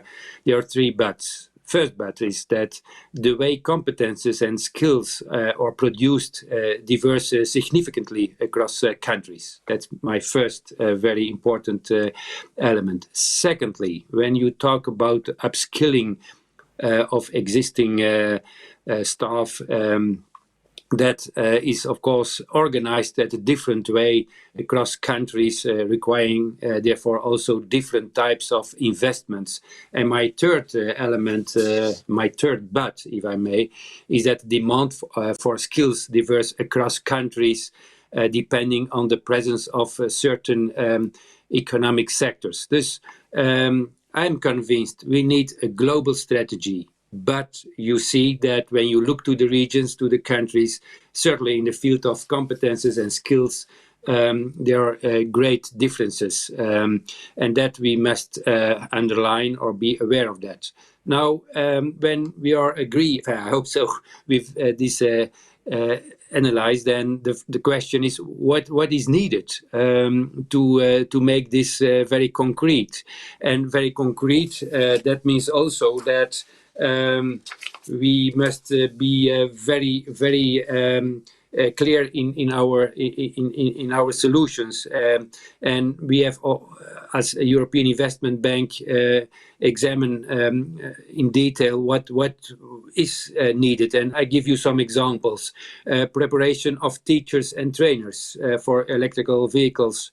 Professions, development of training centers with specific equipment required to achieve the learning outcomes, better links and cooperation between vocal education training schools, vocal educational training centers and employers, improvement the attractiveness of workplaces, and of course stimulate students. Now, that is I think very concrete that we need invest in that kind of actions, and therefore first point, financial support. And I think that not only the World Bank but also the European Investment Bank is doing a lot to give this financial support. Secondly, I think, and that is I think the added value of this global e-mobility forum, and thank you for that, is exchanging of best practices. I think that we must learn from each other, and that that is certainly in this new field of e-mobility a necessity. Thirdly, there are already some initiatives coming from the European Union. We are not starting from a blanket sheet. We have already some initiatives going on. Fourth point is that the EIB support member states in aligning their education systems with the demands of energy transition and so on. You know that we give loans, but also advisory services are very important. And my last remark, suggestion, what is needed is that, of course, the clustering of the vehicle industry is also I think very, very important to have a very clear cluster, and that means that projects with a major technology equipment must be very promoted and must be supported not only by us, but I think by governments, by banks, but also for the European Investment Bank. And I think that this kind of investments can strengthening and make the transformation of the educational systems smoothly and make it possible that the elements that I've mentioned at the teachers and so on, that in practice that will be the case. This to conclude, Michael. There is a global strategy, and certainly a European strategy is in place and is needed. We must be aware that there are different elements when you look to the member states and the regions, that the need to solve this problem is very clear, and I've mentioned 5 points, and that I hope that European Investment Bank with other partners can play a very important role to make this possible. Because to end with 2 figures, I think that in this e-mobility sector, more than 40.6 million people in Europe can and work already in this sector, and there is already an investment for research and development of more than 60 billion euros. This huge potential sector, not only for employment but also for investments, and that is of course only possible when we have the people that are the skills and are the education needed for make that a reality. Thank you. Thank you very much, Chris. 40 million people, it's an impressive number. It's the size of the challenge, if I may say also. And among your bats, you mentioned that the situations among countries in terms of employment, but also in terms of educational systems differ.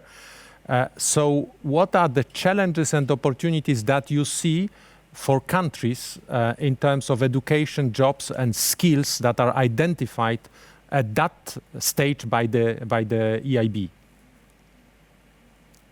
First of all, we must recognize the difference in the different member states and not trying to make all these very important differences one answer. That is not the case, and that is not realistic. We must stimulate in the different systems that exist in the member states to go in the right direction, and that's why I believe that a global strategy, a European strategy, is needed here. That all the noses are in the same direction.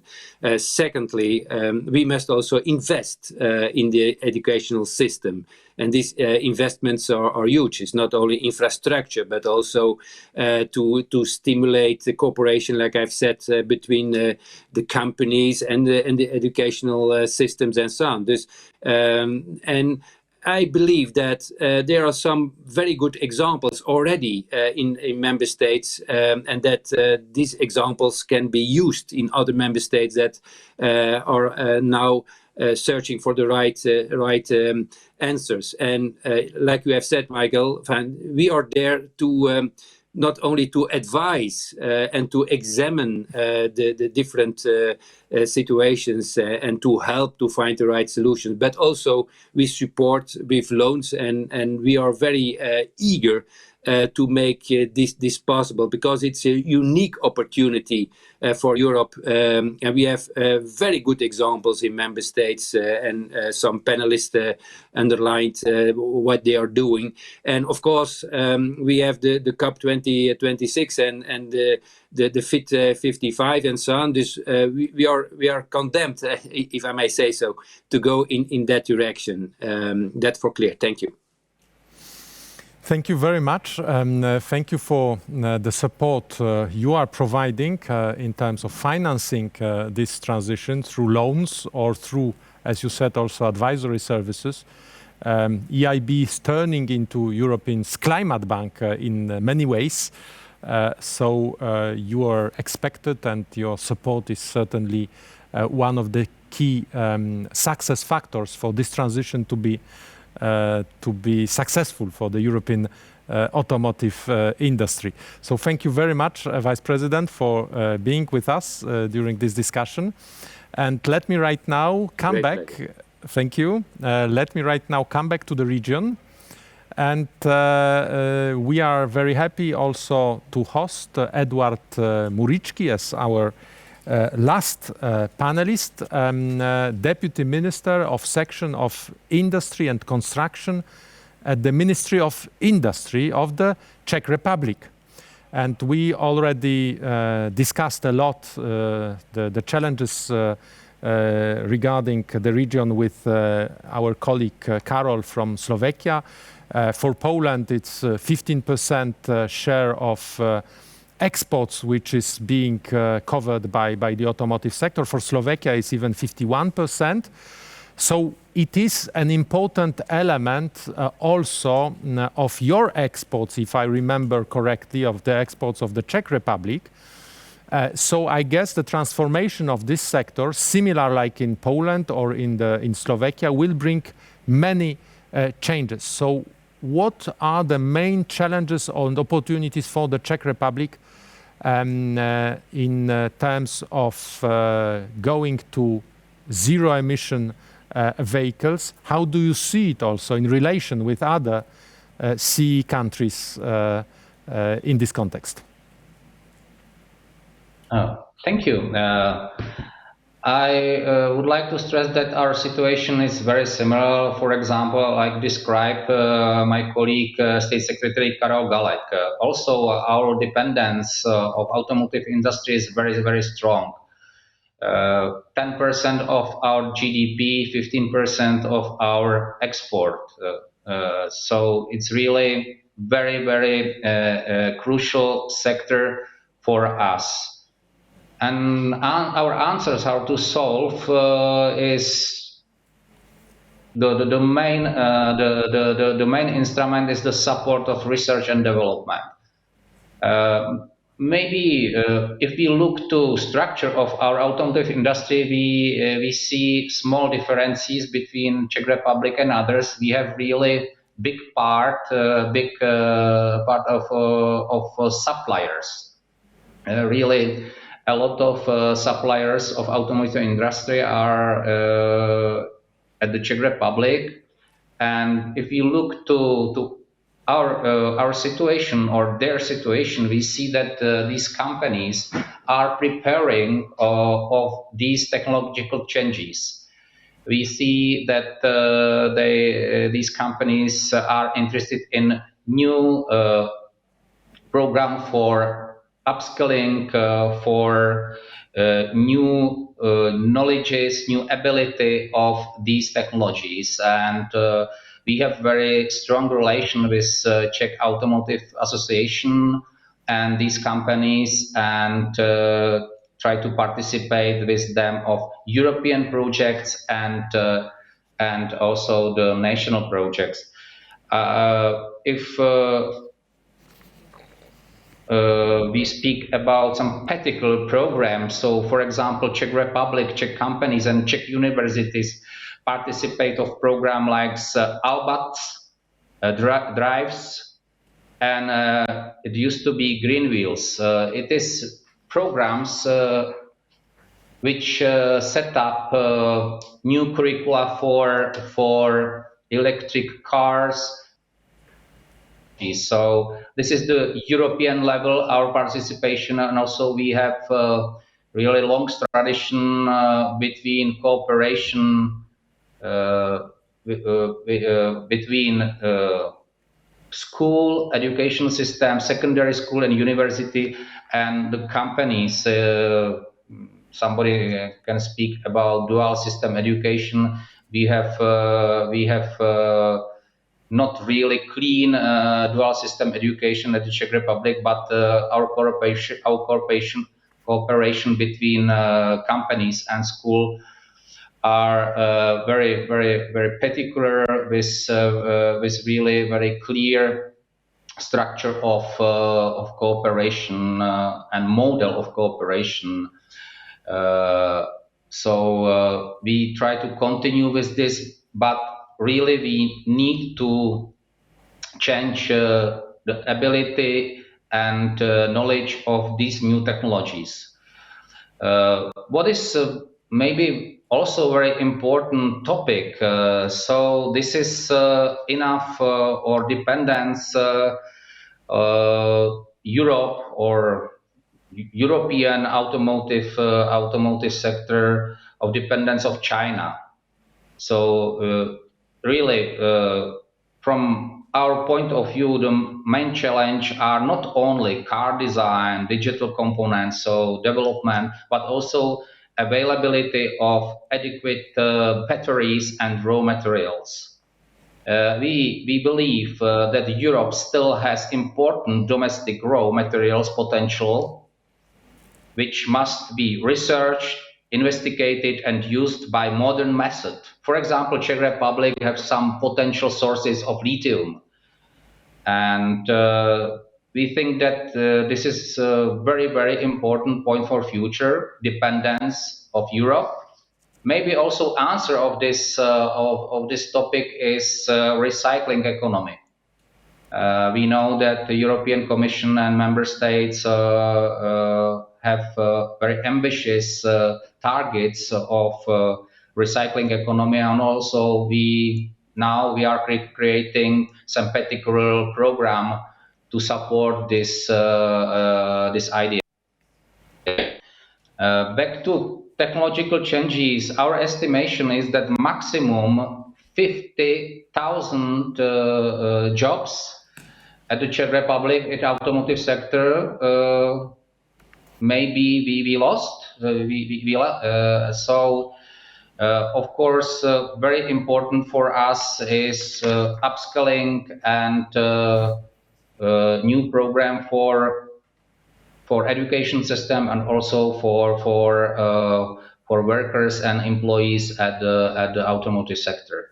It's and answers are very similar as my colleague described during the debate. Thank you. Thank you very much, Deputy Minister. So if I understand correctly, the strategy of the Czech Republic is on one side to prepare the future for this 50,000 maximum people threatened in terms of their job, support them, educate them, provide them with new skills, but also to have a very ambitious research and development strategy that you mentioned, Minister, which is extremely interesting for me because that somehow you are, to use the same word as with State Secretary from the Philippines, to leapfrog the problem and to come directly to new technologies, to new ideas. Thank you very much for indicating the importance of raw materials and recycling. I think it will be one of the critical aspects of the future of electrification of transport. And in this regard, we have also to have answers in different countries, but also a European answer, as you rightly pointed it out. So thank you for focusing on this extremely interesting elements of the agenda. And I keep my fingers crossed also for the Czech Republic for the successful transition in the automotive sector. Thank you very much, Deputy Minister. Thank you. Ladies and gentlemen, it was for me an extremely interesting panel with high-level panelists from OECD Secretary General through banking sector, ending with perspectives of different countries, also bridging with COP26. A perspective, a global perspective on education, jobs, skills, research and development at the end as well. We underlined that situations are extremely different one from the other, but also that there are many similar common challenges. And if I may ask remaining panelists to just sum up in one phrase, what is the main lesson from this panel, from your perspective? What is the main takeover that we could share with others? How do you see it? Maybe we can start with Minister Galek. Karol, are you still with us?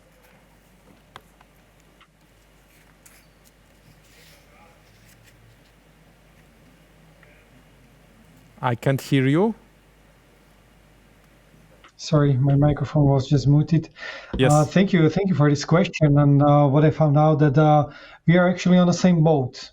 Each country has similar problems. Each country which is producing or producer of cars. And what I like, what you also mentioned, is the cooperation in between such countries, because no one of us is an island. And this is what we have to do for the future, to strengthen the cooperation. And I think also this conference today will lead to a better cooperation in between our countries, and we will be much stronger together. Thank you very much. Mark, are you with us from the Philippines?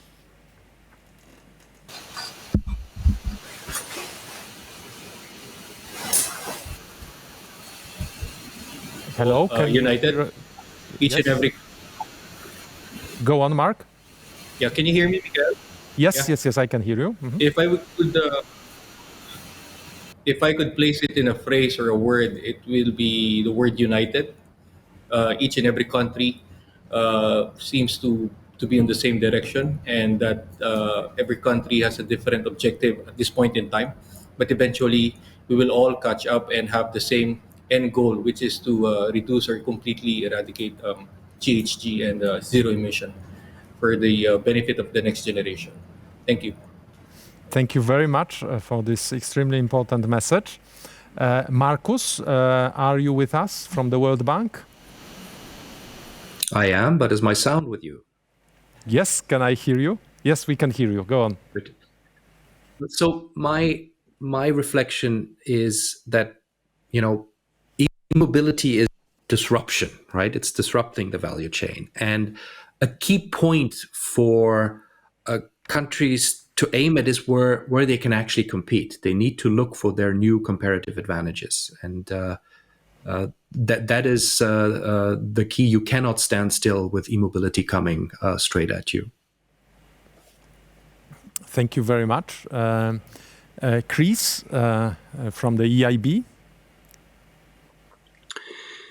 Yes, for me, it's cooperation and innovation with respect for the different situations of the member states and in the rest of the world. Very important, but emphasize the need of cooperation and innovation also in the field of education and skills. That is a very, very important element that in some discussions it's a little bit forgotten, that skills and education is key. Thank you. Thank you very much, Vice President. And Edward from the Czech Republic, the last sentence and the last conclusion of the panel. Maybe I think for us is the common topic is the new curriculum of new technologies of electric cars and clean cars. Definitely, we see, for example, European projects, Albats, really set up this curriculum, and these technologies are similar for all member states or other states at the world. So it's one point, and second point, maybe the common, it's some common standards. Not only when we speak about production, but standards about use of these technologies, etc. So standards is also, I think, the common topics. Thank you. Thank you very much. Thank you, dear colleagues. It was an extremely interesting panel. I learned a lot, and I'm convinced that we have indeed a breakthrough in terms of innovation, in terms of technology. We have to adapt, but this adaptation is providing with new opportunities. And the sooner we invest in new curriculum, new educational skills, new labor market, cooperation, innovation, research and development, as it was mentioned, the sooner we will be able to grasp the benefits of it. And as my colleague from the Philippines said, sooner we will be able also to decrease the impact on our planet of the existing technologies. So it is beneficial both in terms of economics and in terms of ecology and climate. So happy to be able to run this panel. It was extremely interesting for me. Thank you very much for all participants, and I hope that we will be able right now to benefit from these lessons and implement right skills in our respective countries. Thank you very much.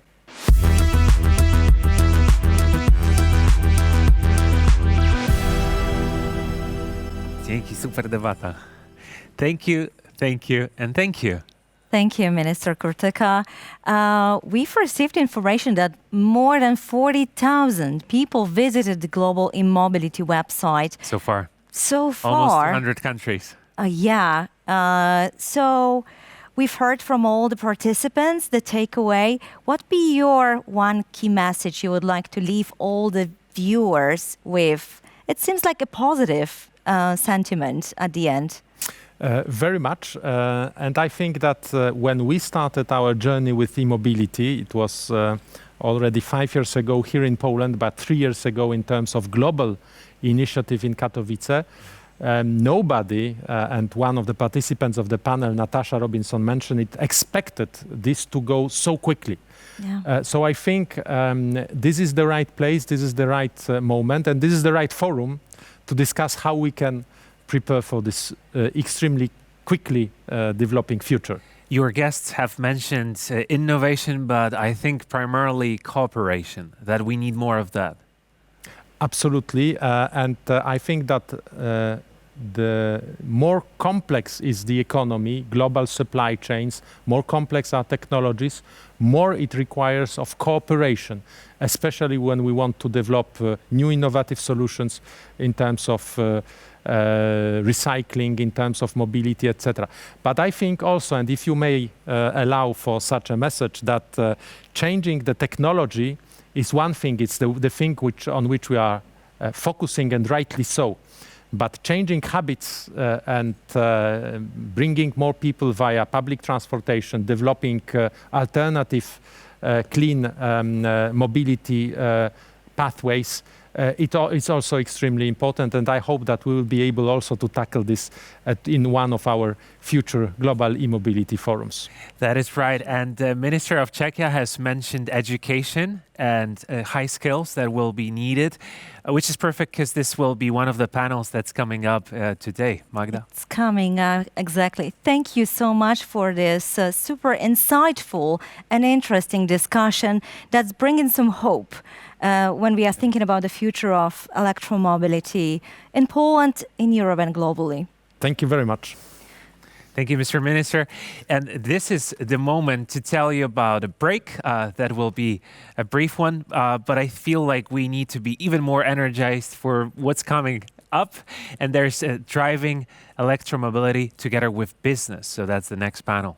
That's right. So now we are inviting you to take a little break, and we're going to see you at 11:30 Central European Time. I know we are watching us from different parts of the world. So for some of you, it's probably the evening time. For some of you, it might be early morning, but please stay with us, and we're going to see you at 11:30. Yeah, that's a little bit more than 27 minutes, just in case somebody doesn't know what the time zone is. Thank you very much, Magda. And so stay tuned.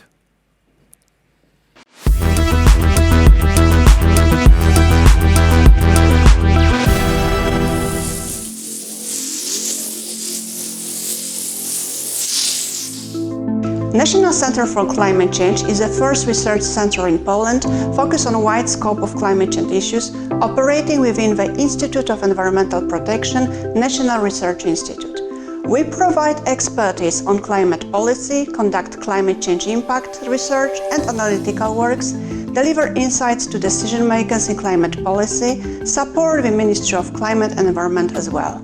We focus on low and zero emission transport, adaptation to climate change in cities, just transition, sustainable investments and green cities, circular economy, green finance, business responsibility, as well as education and building social awareness of climate change, both formal and informal. Important part of our work are conferences and webinars for various groups of recipients where we connect public institutions, business and academic work on both local and international level. Global E-Mobility Forum, People and Climate, Solidarity and Just Transition, Human Faces of Climate Change are the titles of the most famous examples of our annual global events. Every quarter we publish a magazine with different leading topics: cities and climate, green finance, just transition. These are the titles of the latest editions. One of our projects is Eco-Funding Search Engine, a portal where one can find all the options for financial support and investments in ecological projects. Another one is already very popular publication, Climate Education Green Kindergarten, where teachers can find practical and ready-to-be-used interesting hints and ideas for lessons with children. We cooperate with other research institutions, international organizations, academia, public sector, NGOs and business, sharing knowledge and building the awareness of the coming change regarding the new professions as well. Climate change officer, climate resilience officer, many new job careers in e-mobility sector, to name just a few. Please follow us on our social media.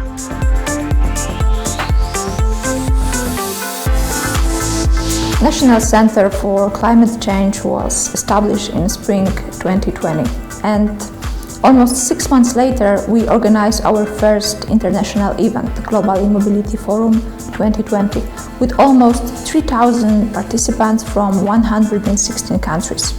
The forum is a continuation of the Driving Change Together initiative, which was established during the COP24 in Katowice.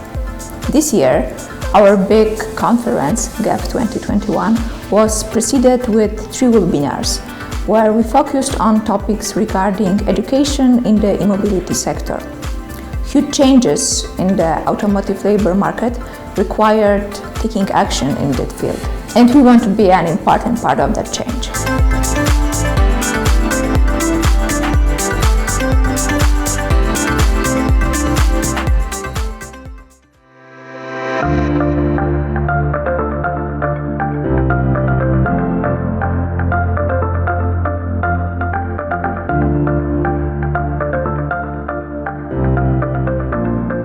National Center for Climate Change is a partner of International Academy Driving Change Together. We are glad to be a part of this project. Climate change is a challenge for everyone, and now we need to decarbonize also the transport sector. Electromobility is a key to do that. It's a great opportunity for our economy. For new sectors like batteries, like electrobuses manufacturing, electric vehicles manufacturing, charging stations manufacturing, and software development. If we would like to be prepared for that opportunity, we need to change our education. The answer is the International Academy Driving Change Together platform. The platform is a place where we can exchange best practices, new educational programs, new trainings and on-the-job trainings. International Academy Driving Change Together is inspired by the Driving Change Together declaration established during the COP24 in Katowice. This declaration said about the massive adoption of electromobility promotion together with our partners like City Council of Zielona Góra, University of Zielona Góra, Ekoenergetyka Polska Company, Lubuskie Voivodeship Marshal Office, Polish Development Fund and Kostrzyńsko-Słubicka Special Economic Zone, we create a European Electromobility Center. In this center, we create some spaces for the startups and new companies in electromobility, the European Technical School, and also with cooperation with university, new study programs of electromobility. European Electromobility Center will be a bridge for the Polish technologies to electromobility sector, to electromobility market and other international partners. In this school and university, we would like to teach the students about the batteries and energy storage, the hydrogen technologies, the software development and many other areas of electromobility. And now I would like to invite you to become a partner of European Electromobility Center.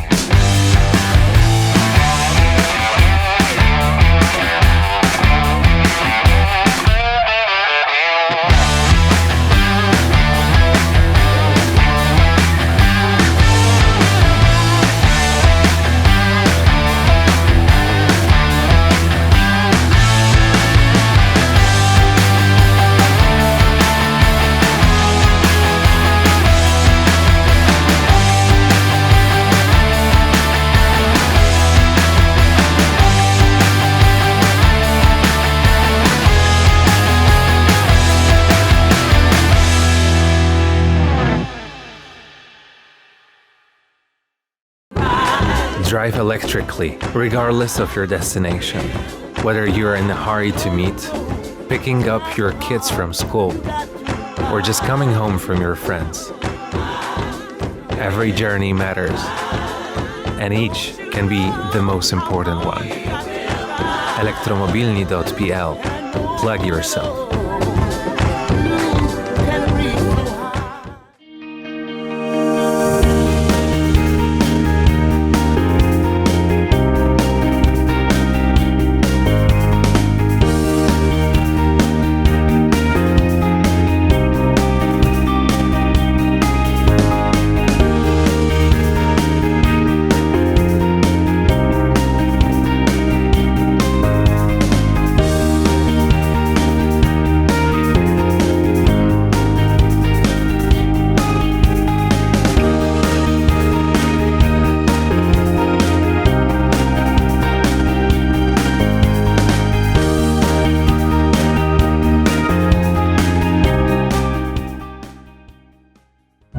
Over half of the world's population lives in cities. While each city is unique, they face similar challenges, including pollution, the climate crisis, and the COVID-19 pandemic. The exchange of ideas to address urban challenges, such as improved housing, basic services, and green spaces, is critical. The World Urban Forum, known as WUF, is the largest global gathering on sustainable urbanization. The forum is convened by UN Habitat every 2 years. In 2022, WUF 11 will be the city of Katowice in Poland with the theme Transforming Our Cities for a Better Urban Future. WUF 11 in 2022 will explore solutions to make cities safer, greener and a better place to live. This is a transformation that Katowice itself has experienced. WUF 11 is organised by UN Habitat, Poland's Ministry of Development Funds and Regional Policy and the city of Katowice. We are building the cities of the future today. Join us in 2022 and be at the heart of this change.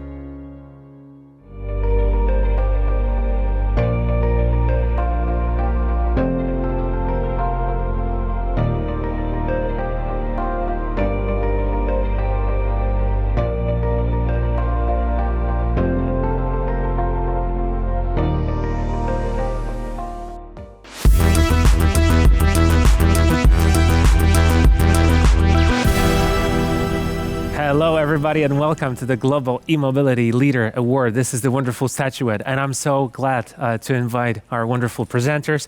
And so Alicja Pawłowska-Piorun is here. Great to have you.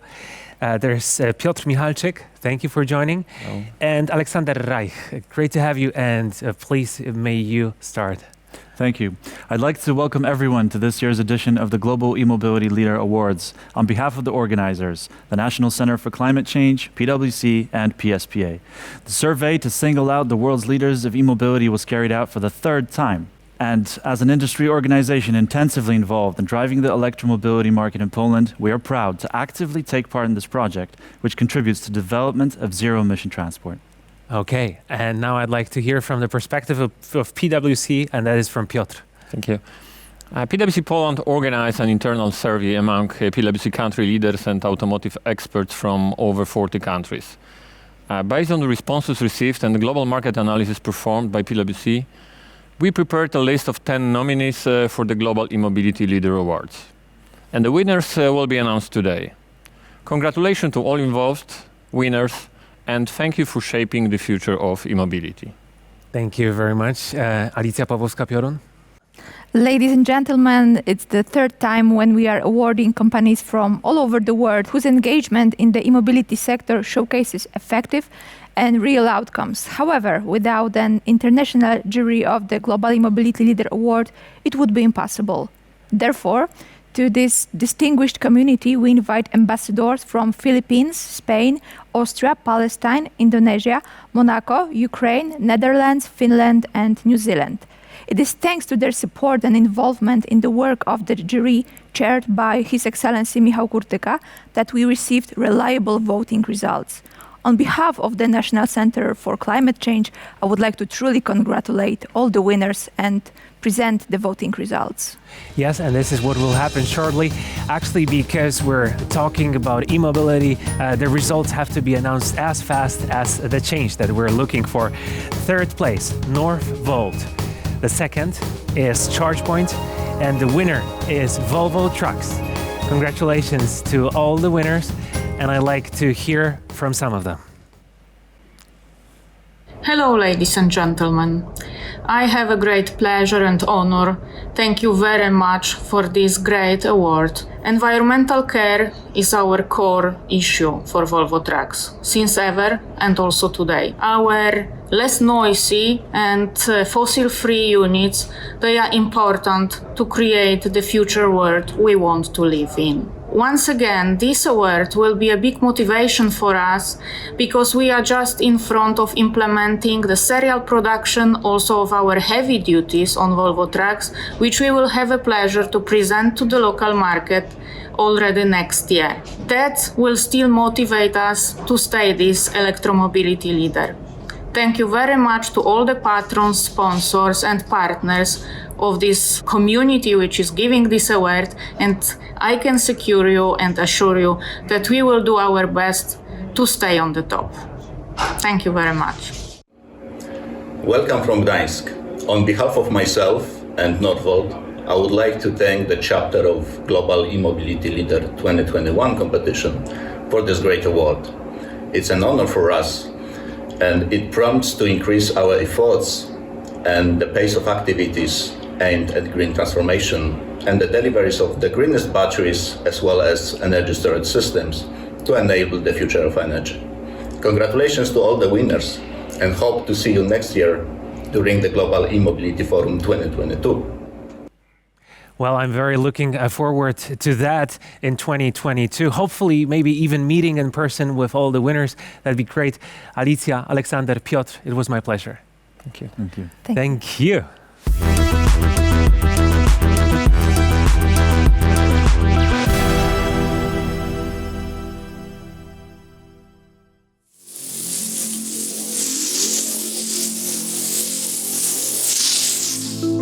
National Center for Climate Change is the first research center in Poland focused on a wide scope of climate change issues, operating within the Institute of Environmental Protection, National Research Institute. We provide expertise on climate policy, conduct climate change impact research and analytical works, deliver insights to decision makers in climate policy, support the Ministry of Climate and Environment as well. We focus on low and zero emission transport, adaptation to climate change in cities, just transition, sustainable investments and green cities, circular economy, green finance, business responsibility, as well as education and building social awareness of climate change, both formal and informal. Important part of our work are conferences and webinars for various groups of recipients where we connect public institutions, business and academic work on both local and international level. Global E-Mobility Forum, People and Climate, Solidarity and Just Transition, Human Faces of Climate Change are the titles of the most famous examples of our annual global events. Every quarter we publish a magazine with different leading topics: cities and climate, green finance, just transition. These are the titles of the latest editions. One of our projects is Eco-Funding Search Engine, a portal where one can find all the options for financial support and investments in ecological project. Another one is already very popular publication, Climate Education Green Kindergarten, where teachers can find practical and ready-to-be-used interesting hints and ideas for lessons with children. We cooperate with other research institutions, international organizations, academia, public sector, NGOs and business, sharing knowledge and building the awareness of the coming change regarding the new professions as well. Climate change officer, climate resilience officer, many new job careers in e-mobility sector, to name just a few. Please follow us on our social media.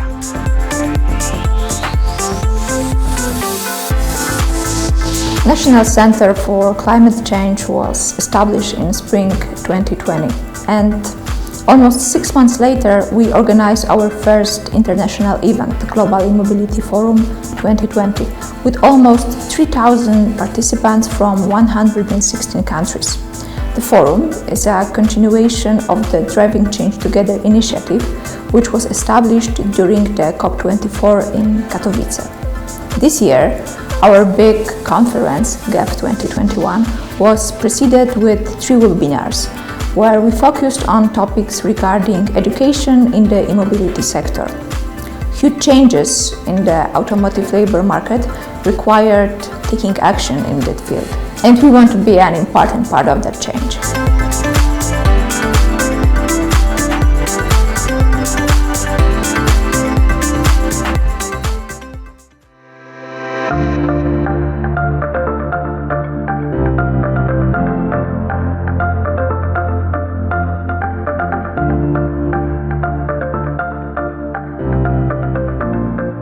National Center for Climate Change is a partner of International Academy Driving Change Together. We are glad to be a part of this project. Climate change is a challenge for everyone, and now we need to decarbonize also the transport sector. Electromobility is a key to do that. It's a great opportunity for our economy, for new sectors like batteries, like electrobuses manufacturing, electric vehicles manufacturing, charging stations manufacturing, and software development. If we would like to be prepared for that opportunity, we need to change our education. The answer is the International Academy Driving Change Together platform. The platform is a place where we can exchange best practices, new educational programs, new trainings and on-the-job trainings. International Academy Driving Change Together is inspired by the Driving Change Together declaration established during the COP24 in Katowice. This declaration said about the massive adoption of electromobility promotion together with our partners like City Council of Zielona Góra, University of Zielona Góra, Ekoenergetyka Polska Company, Lubuskie Voivodeship Marshal Office, Polish Development Fund and Kostrzyńsko-Słubicka Special Economic Zone, we create a European Electromobility Center. In this center, we create some spaces for the startups and new companies in electromobility, the European Technical School, and also with cooperation with university, new study programs of electromobility. European Electromobility Center will be a bridge for the Polish technologies to electromobility sector, to electromobility market and other international partners. In this school and university, we would like to teach the students about the batteries and energy storage, the hydrogen technologies, the software development and many other areas of electromobility. And now I would like to invite you to become a partner of European Electromobility Center.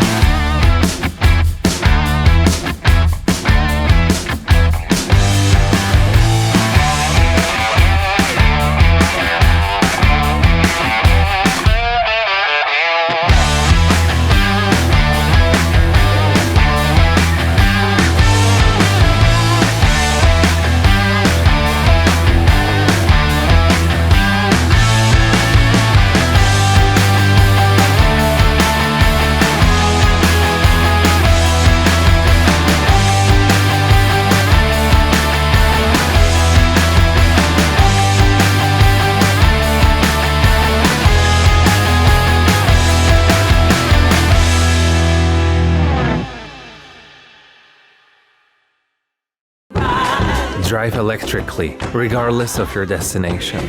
Whether you're in a hurry to meet, picking up your kids from school, or just coming home from your friends. Every journey matters, and each can be the most important one. Elektromobilni.pl. Plug yourself.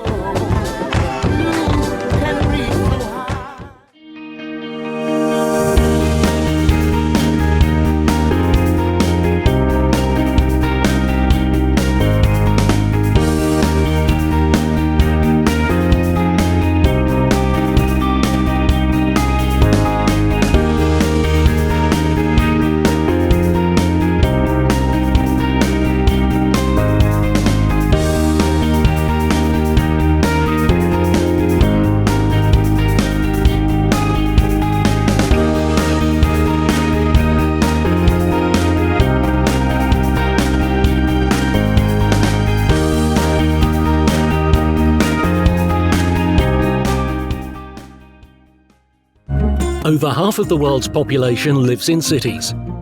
While each city is unique, they face similar challenges, including pollution, the climate crisis, and the COVID-19 pandemic.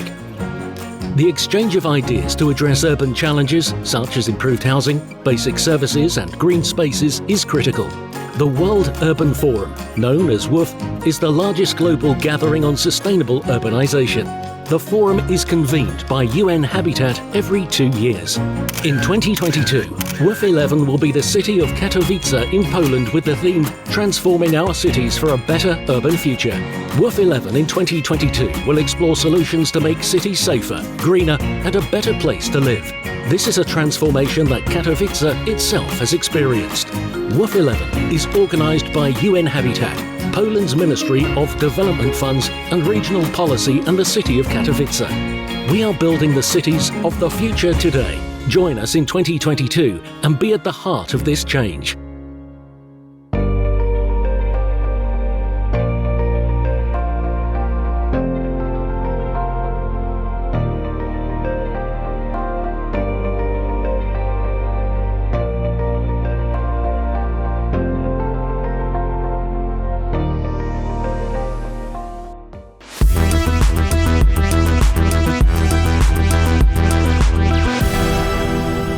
Hello, everybody, and welcome to the Global E-Mobility Leader Award. This is the wonderful statuette, and I'm so glad to invite our wonderful presenters.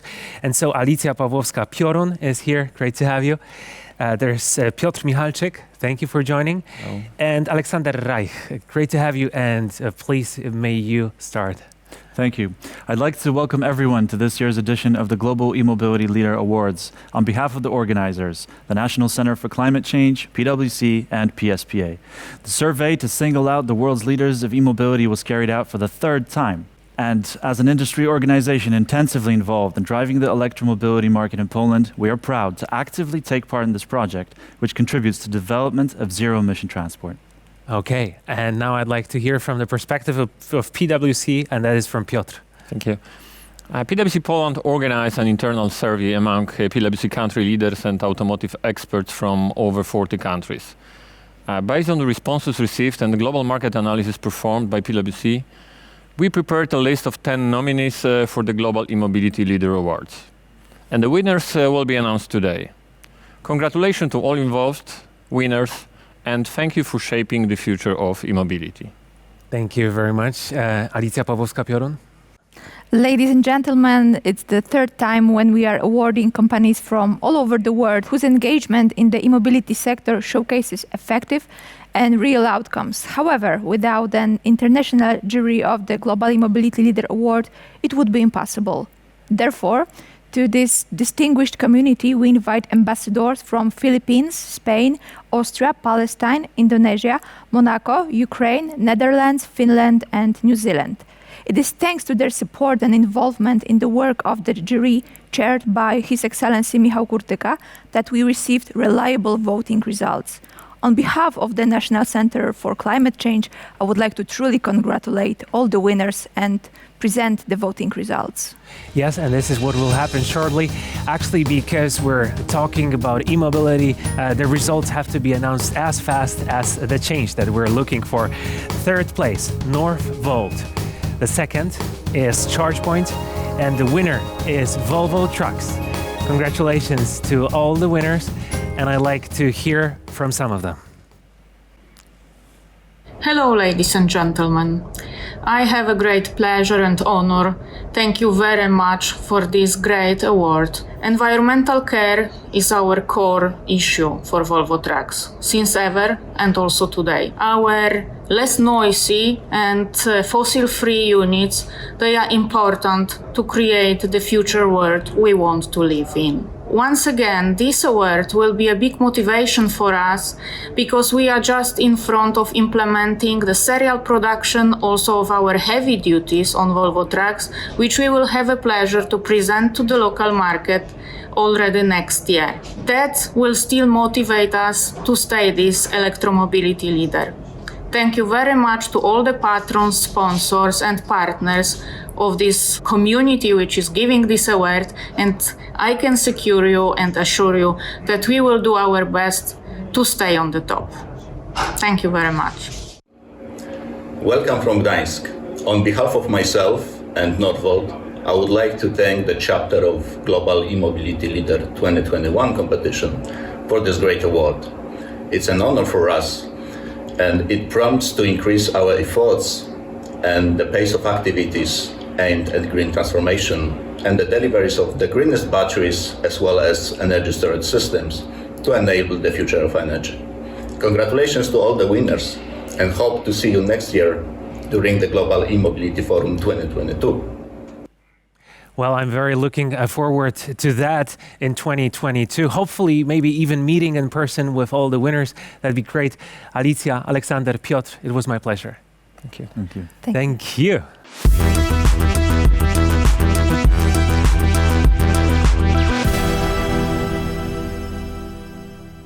This feels so great because this is the Global E-Mobility Forum and Magda is with me. But And there's also somebody else. We have a special guest who is joining the second discussion panel, and that is Aleksander Reich, board member of the PSPA, Polish Alternative Fuels Association. Aleksander, it's so great to have you with us. It's great to be here. Thank you. It is. When we talk about your job, I feel like you're quite a cosmopolitan person, or like you're the globetrotter. I don't even know if that's a word in English, but I mean like the person who travels a lot. You are that person. Yes, I used to be that person. Now I'm a person that works a lot to drive e-mobility. Okay, good. So how much work is that a day? You don't measure pleasure in hours. That's a really good answer. So there's so much going on in electromobility and in automotive sector in general. You know, there are these trends that really drive the sector through, including Industry 4.0, automation, digitization, and of course, electrification. Which of these are going to be of your major focus during the discussion panels? Well, I think in a way all of them, because the shift to zero-emission transport it encompasses all areas of industry. So we're going to touch upon all of them. And when you were looking for the panelists in your part, what was your main criterion? Well, expertise for sure, and a firm position on the market to be able to analyze it succinctly. Well, I feel like we're in safe hands. We are in really safe hands. And I would like to add one more question. I was super pleased to see that there is a woman in the panel, because we know that women in the industry are highly unrepresented.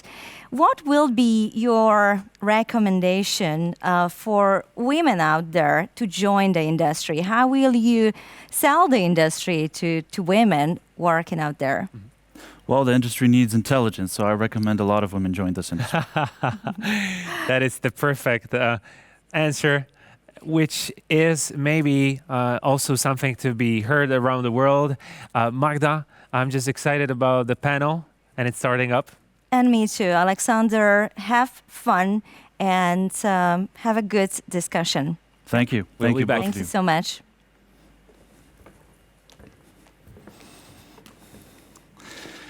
So today's panel is the second panel of the Global E-Mobility Forum, still focused on skills and education.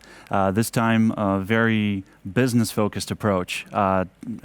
The sector, the automotive sector, the whole automotive area of industry is a huge area. And we will hear today how huge, because in Europe, it's over 5 million employees who represent the sector. In my home country, in Poland, it's 400,000 employees. But really, a big chunk of that will have to be completely reskilled, re-educated, and readapted to the changes.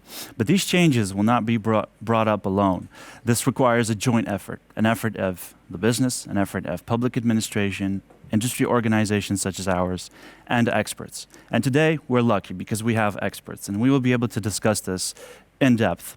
First of all, we will be kicked off by the keynote presentation from Dr. Kuhlmann from the BCG office in Frankfurt. Dr. Kuhlmann is the managing director and partner of this of BCG in Frankfurt. We also have amongst us other important experts for the market. We have esteemed experts such as Dr. Malinkiewicz, the CTO of Cella Technology. Welcome. We have, I already see you all are present with us. Thank you for being here. We have Philip Van Gel, the Secretary General of AVER. We have Pavel Vidal, the Public Affairs Director for Stellantis. We have Jaap Burger, who is the Senior Advisor at RAP. We have Pavel Stefek, who's from PwC, the Czech automotive leader and CESG leader.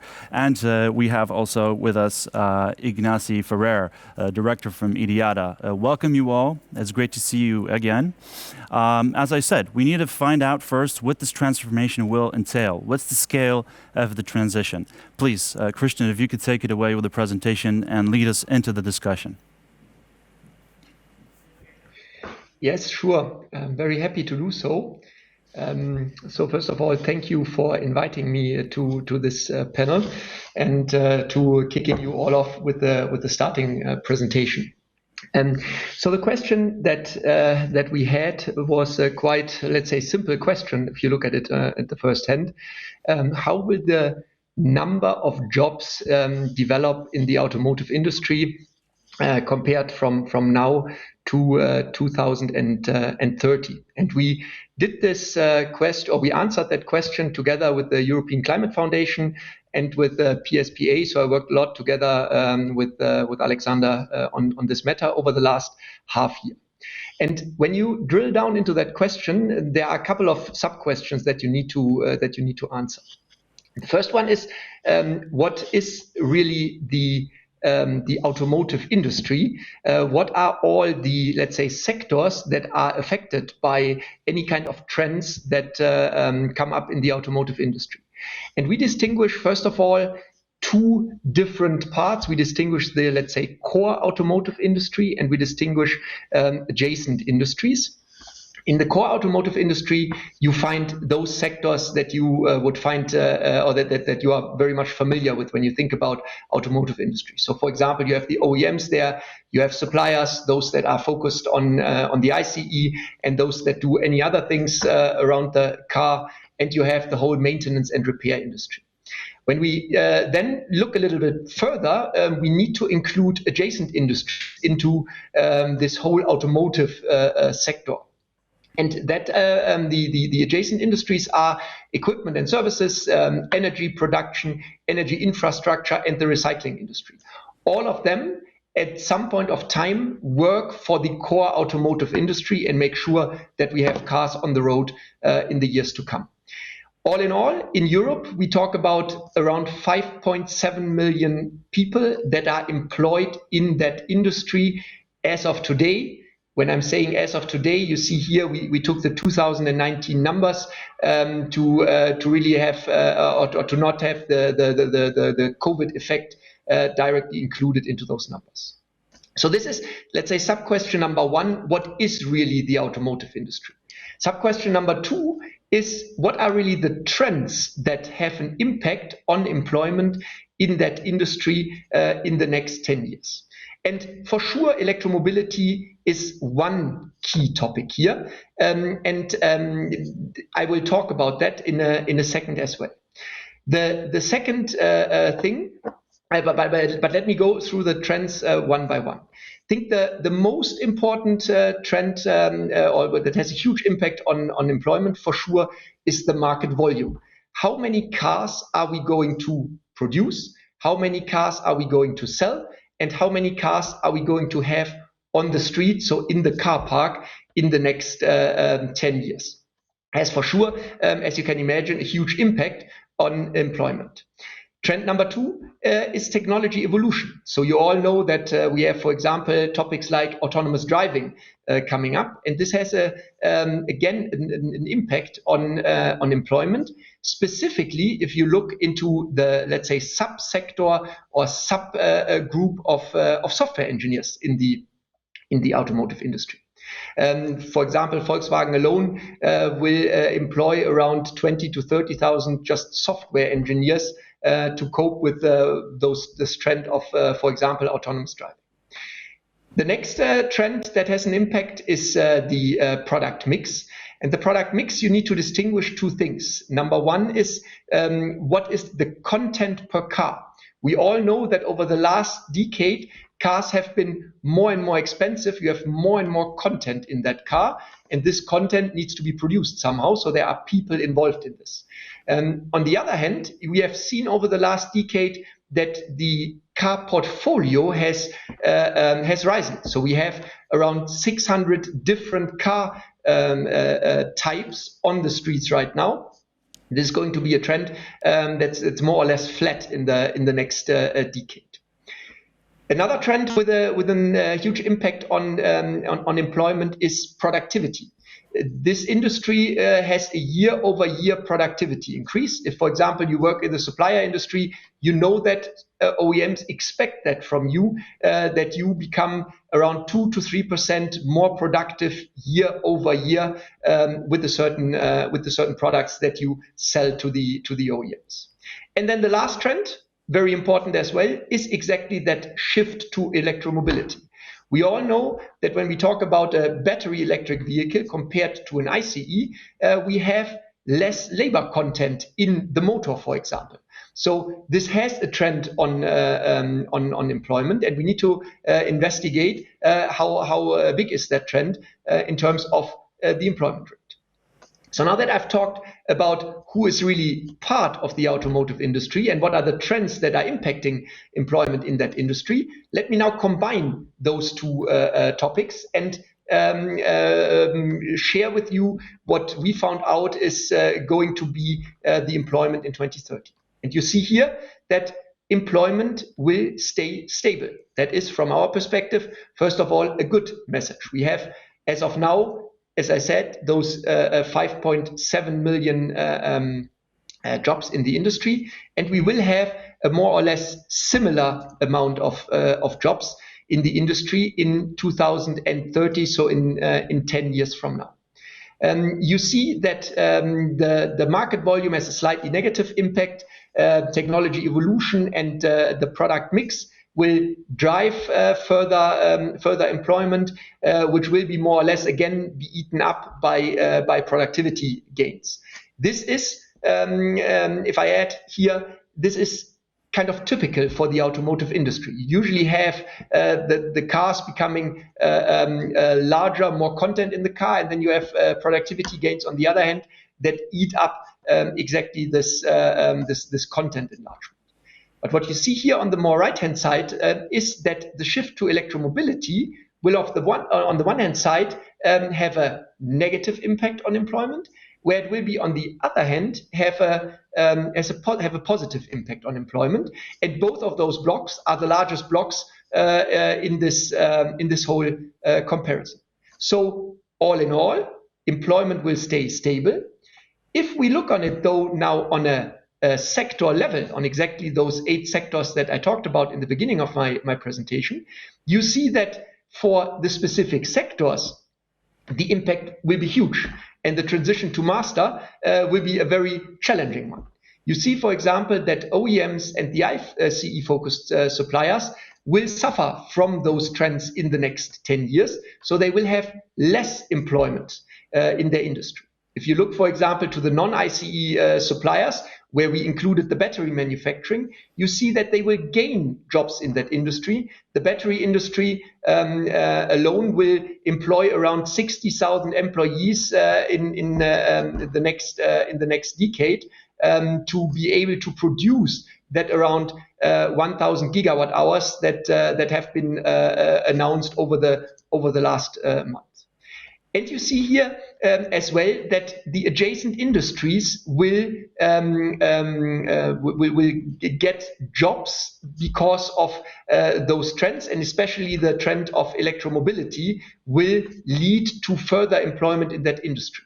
We need to have more people that provide all the electric power that we need to fuel the cars of the future. We need to have people that build the energy infrastructure that we need. We need to have around 6 to 7 million public charging points in the next 10 years from now.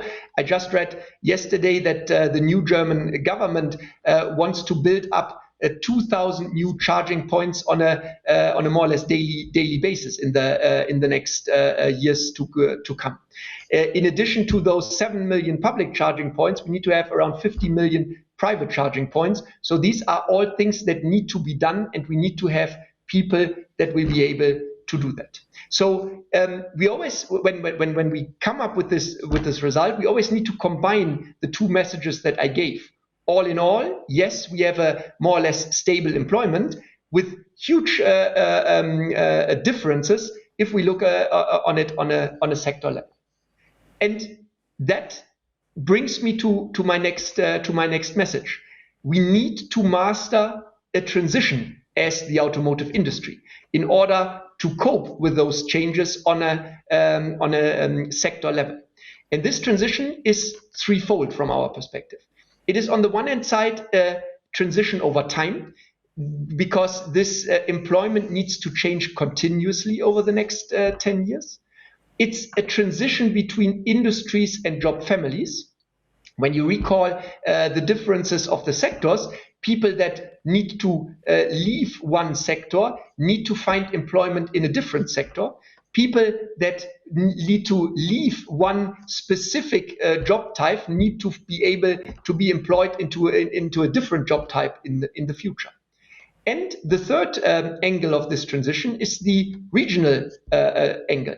The industries and the specific companies will not be exactly in the same place as the other companies are right now. So we need to master a transition in between countries, and especially in between regions within a country. Let me share with you one insight specifically on the transition of the job families and within the industries. And here we see that in Europe, out of those 5.7 million jobs, we will need to have 2.4 million positions that need to get dedicated training. And with that dedicated training, I mean more than the training they get right now, 2 to 3 days per year on their current job. Around 1.6 million of those 2.4 million will still work in the same job profile. Still, they need to get a training. So for example, today they work in the final assembly of an automotive OEM, where you have the ICE, where you have the marriage with the ICE motor. And in the future, you will have them working with the battery motor, and they need to be able to do that. So they need to get specific training for that. We will have around 610,000 people that work in a similar job profile, but still different. And they need to get specific retraining, and they might even need to relocate within a certain country. So, for example, here I can mention the person that right now works for a company like ZF in gearbox production, and in the future needs to work in the electric motor assembly. As you can imagine, this is a different job, and you need to get specific training in order to be able to do that. And thirdly, we have a group of around 225,000 employees that really need to work in a completely different job than they do right now. And here I would mention one of the 60,000 persons that need to work in battery manufacturing. If, for example, you think about the battery cell manufacturing that will be done under clean room conditions, where you work with high voltage, you really need to get a very specific, a dedicated training that takes half a year or even longer in order to be able to perform your job successfully in that industry. So you can imagine if we need to retrain 2.4 million out of 5.7 million, this is really a challenge for Europe. How do we master that challenge? And I think here it's something where both the companies, so the industry and politics, are required to work hand in hand and to contribute to that transition. On the one hand side, we have the companies that for sure need to understand exactly their status quo and need to understand how much they are impacted by those trends in the next 10 years. It's going to be different depending on what kind of products you currently produce. Companies need to understand what kind of job profiles do they need in the next 10 years and how much is that different from today, to understand how much training do I as a company need to offer to my employees in order to make them future ready. And in addition, the companies need to make sure that they support in that retraining with some on-site training capabilities that they need to that they should build up. But they cannot master that challenge alone. They need to be supported by politics. Politics need to create an awareness for this transition that is going to come. And for sure, there are the large companies, the large OEMs, the large suppliers like Daimler, like ZF, or like Continental, that probably know exactly what's going to happen to them in the next decade, and that have a very clear plan for themselves. But we should not forget all the small and medium-sized companies that are part of that industry as well. Companies with 50, 80, or 100 employees that are probably not so much aware of what's going to happen to them in that industry, in that transition in the next 10 years. And here politics need to step in and need to support them. And then what I just explained on a company level should happen on a governmental level as well. We need to set up a strategic workforce planning on a country level, where the country needs to think through how much employees do I have in the automotive industry along those sectors, how much are they impacted, and what as a government we do in order to support the relevant trainings in order to make sure that our workforce is future ready. So politics should support in setting up the right training curricula. And when it comes to changes in between regions, I think here it would be helpful if the government supports with kind of a matchmaking, so supports with showing where are the future jobs, where are people right now, in order to match that on a small scale here as well. So this is what I believe, or what we believe should companies and politics do in order to master the transition. And with that, I would hand back over to Alexander to lead us through the panels. Thank you very much, everybody. Thank you. Thank you so much, Christian. As you said, we've cooperated in part, especially in regards to our Polish market and this report. And it's always a pleasure to hear the conclusions of your report. And yes, so I think very many important points. First of all, a point of slight jealousy. The 2,000 charging points a day is a huge plan. Hopefully we can all share such strategies. But apart from that, as we saw, nearly 2.5 million employees that will need to be reskilled, that will need to readapt, and so many challenges tied therein. I think this was, of course, a study for the European continent, and in a way that reflects a very important trend. We today are talking about the global view, but I think this challenge of the shift of the automotive sector is shared by all markets alike. So if we could go into the discussion panel now. Thank you again, Christian. It's been a pleasure and an honor to have you with us. I'd like to discuss a view more pointed even to a region of Europe, because a region that is experiencing quite a discrepancy from other regions. A region where the economy, especially the automotive industry, is a little bit less strong than the Western and Northern European countries, the Central Eastern European region, where Poland is also a part of. And I was curious to find out what an expert from the region thinks about the awareness regarding this challenge. Pavel Stefan from PwC, I'd like to turn to you at this point with a question. Do you observe in your practice, maybe not only in the CE, maybe for the entire continent, a kind of awareness of this problem? Is it being noticed, analyzed? Are strategies being shaped? What are your views on this? Yeah, thank you for an interesting question. But let me quickly just start with the overview, right? So what we are expecting in terms of the number of cars actually on roads in Europe is not going to grow. We're actually even expecting a slight decrease. In terms of the manufacturing capacity in the Central Europe, like Poland, Czech Republic, Slovakia, Hungary, is going to reach the 2019 levels in 2023, and then based on our expectation is not going to grow. So but the transformation to e-mobility is bringing new opportunities that the region can benefit from, especially around the digital aspects. So the OEMs are ready, so are aware of that, but in terms of the overall readiness for the transformation to what the future skill set is to be remains a challenge, because if you look at the components of the industry, right? So we have still the manufacturing capacity, but the manufacturing will likely be more digitalized, more automated. Of course, there you have the new battery production, so which will attract probably new employees. But then you have a digital sales aspect, so the OEMs will probably be coming to the market from a different perspective, so there will be new skills required.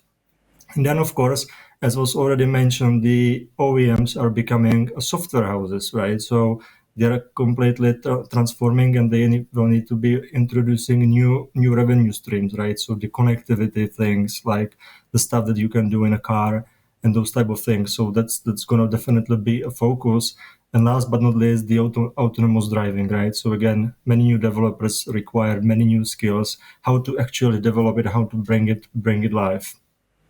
So actually, we are seeing the transformation from the car, the hardware, defining the software, more to probably the software will be defining the car. So overall change in mindset and in the skill set. So from our perspective, very, very, very, I would say, complex transformation. And when we did the survey back actually in November, it was actually a global survey, but I think it's relevant to the region as well. So that only 26 respondents strongly agreed that they can identify the skills the organization will need in the future as a result of this transformation. And only 28 respondents strongly agreed that they can rapidly adjust the workforce to the changes in the market.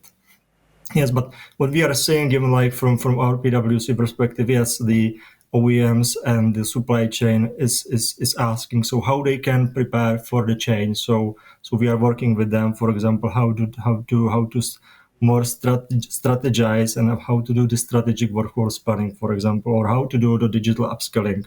So to respond to your question, yes, they are aware, but there is a way ahead of them, and there is lots of work that needs to be done, so they can benefit from the transformation, and we as a region can benefit from that as well. Thank you. So that's good news. We have awareness from the business side, let's say, and even in a global perspective. Of course, the challenge is huge and the dynamic is enormous as well. But Philip van Gel, this is a question I have for Aver, actually. There is a lot going on in Europe, in the European Union, on the level of legislation. We have the Fit for 55 legislation proposal. We have AFID turning into AFER, hopefully, as I'm sure the e-mobility world would agree. We have many new projects coming on, like the EPBD and the battery directive. But do you think from a decision maker point of view, from the European Union point of view, in terms of the legislation and the regulatory work that's happening, is there also an awareness that this will need to be supported, that these areas will need to be addressed for OEMs, for the entire industry, and that the challenges will need to be resolved? Yes, thank you. There's indeed many questions raising with this shift. So we are, of course, embracing the challenge and in the shift to e-mobility. We are happy with all these regulations that are coming up. They're really going forward. So in the first place, happy to see that finally this choice has been made, because the last many years we have been discussing, will it be e-mobility, will with other alternatives? And it's definitely that the e-mobility sector has been confirmed by not only the policymakers, but also the manufacturers and also regional decision makers. Knowing this, we know that this also needs another shift. And the biggest challenge definitely on EU policy is bringing all these parties together. Classically, we see these silos. You have transport, you have energy, you have, like you already mentioned, EPBD, which is linked to buildings. Many people think, what has building industry to do with e-mobility? Yeah, there is a strong link. We may not forget that the energy challenge that we see, the big criticism from e-mobility, we're going to have shortage of electricity, and how we're going to charge all these cars. Now, also the electric vehicle will be a solution of this energy challenge. It's perfect storage place to answer on the renewables. And there comes the biggest challenge, in my opinion. We need this charging infrastructure, but we also need all this connectivity. And this connectivity is already being addressed by the digitalization aspect. But also when I talk with my colleagues of the renewables, wind and solar energy, also there they are looking for more technical people. So the shift is actually more important in general towards new technologies with a absolutely high demand for new people upcoming. How do we bring this message? We cannot repeat it enough. We cannot address it enough. I think the awareness factor is still too low. I even dare to say far too low. So I think this is a perfect initiative already taken from your side to address these needs and also put the figures on it. We know how many charging points we want to have. Germany has already higher ambition, and I'm afraid that more and more countries will announce higher ambitions in the near future. Well, hopefully from our point of view, thank you. And thank you for bringing all this up. It is actually a question of joining all the forces together, and it is a question of forming a response. And here I turn to Jaap Burger from RAP. Could you analyze, from your view, from what you do, your everyday work, are we on time? Are we a little bit late? What is the time frame of this discussion that is now happening? Because the goals, as Philippe just said, they're really coming along very fast. They're becoming increasingly more ambitious. 2035 is not so long away. And do you think we still have time for this? What are according to your expertise, what is your view on this? Well, to start, many of those transitions already started years ago, and what you can see now is that all of them are picking up pace, and it's developing really rapidly. And as mentioned for instance by Mr. Kuhlmann, there are so many industries that are under the overarching automotive sector. It is not only car manufacturers, it's component manufacturing, it's battery manufacturing. But increasingly, it's software, it's digital services, it's mobility as a service, it's energy as a service. Yes, we need renewable energy, but we also need to make sure this renewable energy is linked in a smart way to electric vehicles, as Mr. Van Geel also stresses.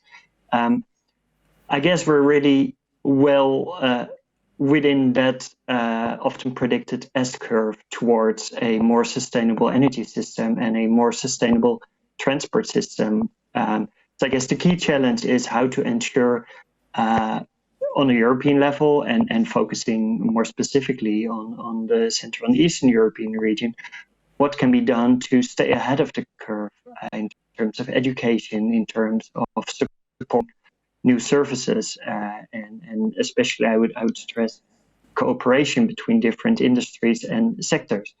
We need the automotive industry and the energy industry to work together. We need digital services, we need hardware, and they need to work together. Yeah, thank you. That's absolutely worth emphasizing. This has to be a joint effort. And as we've said since the beginning, and as we saw from Dr. Kuhlmann's presentation, I mean, it requires all sides to join in, the public administration, the business, the social side, the community side, but also the various industries, because this is a very interesting thing that I think also Philip touched upon, is that e-mobility is not only the automotive market, it's the entire cross-section spectrum of the industry. And here we arrive at an interesting point because, for example, my home market, Poland, is it's not viewed as a startup market. It's not viewed as a very innovation-driven market as of now, and as many other markets, the United States, China, Israel are, or Taiwan or Singapore. But we do have leaders. We do have breakthrough innovators and inventors. One of them is amongst us today, and it's an honor, Dr. Malinkiewicz. When you were developing your invention, when you were, developing your creative invention, what did you miss? What was lacking? What would you think would be needed to boost this innovation R&D sector to support talents such as yourself, exceptional talents, in pursuing these new supportive industries for the e-mobility industry? Because this is, I think, exactly what we're looking for, are these industries that can bring new jobs, that can permit people to adapt and reskill and join such industries as the one that you represent. What do you think is lacking? What do you think would be needed to boost it more? Okay, thank you. I think I was thinking quite a lot about this question. It's not easy to answer. Of course, more funding for R&D is obvious, but I think it doesn't solve a problem of, creativity of the people, or maybe a scientist or engineer speaking the business language, which is also needed because we have to combine many sectors. And I was lucky because before I started the company, my own startup in Poland, I did my education in the Western countries, and my supervisor when I was doing my PhD, he was a former manager of Philips in the Netherlands. He was a scientist, but on the other hand, he had this business language and some skills. It was a soft skills that taught me a little bit different approach to science, to the science or technology to make it applicable. And that helped me a lot when I came back to Poland and I made my own startup. And I think if we want to have more innovations and successful startups and maybe more this connection between business side and engineers and scientists aside, it would be good to have some kind of programs to send people into the Western countries to some R&D groups or like to absorb this knowledge, to learn the business language as well. It will help a lot to mix and to go to the countries that have maybe they're more advanced in the R&D, or they have more this technological unicorns, and also they have more experience, because we had a lot of intelligent people around here, and in the Eastern countries, mathematicians, physicians, engineers, they're excellent. They have brains like they're big, and if they go many times to the Western countries and they come back and they start the businesses, many of them, they are successful, but because the only things that they are lacking is this experience that we can learn only from our neighbors. And I think a part of the funding, which should be increased in Poland for R&D, this programs of sending people away to absorb the knowledge and take it back in Poland, I think that would be very, very helpful for the whole industry sector, in my opinion, of course. Thank you. Thank you. So more exchange, more soaking up what has been done in more developed markets in terms of innovation and R&D. That's in terms of the aligned industries. Thank you very much. But going back to the automotive sector, because here we have a vision of the future manifested by Saula Technologies, but the automotive sector and the challenges of it still remain. Ignacio Ferrer, for the supply chain related with heavier with the automotive industry, in regarding the awareness that exists. It is there. We saw the presentation from Dr. Kuhlmann. We have been speaking about it. We actually spoke recently for about an hour, naming all of the various issues and aspects. What is the response to the challenge from your side? Because the biggest number of the employees who will undergo this change are actually within the group that is also within your business. So how do you approach this? What are your views on how to address this whole challenge from the point of view of the automotive supply chain and the surrounding industry? Thank you. I think that the mobility industry is changing rapidly. And this accelerated pace of change is an excellent opportunity for entrepreneurship and for innovation. And so it's really bad times for planning. We've been talking a lot about planning, about making predictions, about target setting. It's bad times for that. It's very good times for flexibility. And this is what we should all be applying, and we are applying. So really we're seeing, for instance, a shift from traditional mechanics towards electronics, towards computer science, towards data science. And we can do a lot, and we have several examples of successful transition from people who originally were had a background in mechanical engineering. They were, for instance, working in passive safety, and then they shifted a little bit towards data science because they started to apply artificial intelligence to the data that we're generating every day in the testing, being this experimental or physical testing or a virtual testing. So we really seeing a lot of change. It's not only electromobility. It's not only clean energy. It's a lot more than that. I think it has been mentioned also the automated driving, but it's not. It's only this. The whole industry changing. The processes and procedures are being revised, and so, as I said, lots of flexibility are needed, and lots of entrepreneurship attitude. So there are also entrepreneurs in our companies, and these are needed to lead the change, to adapt to what's coming, with a little bit less planning, a little bit more flexibility, as I said.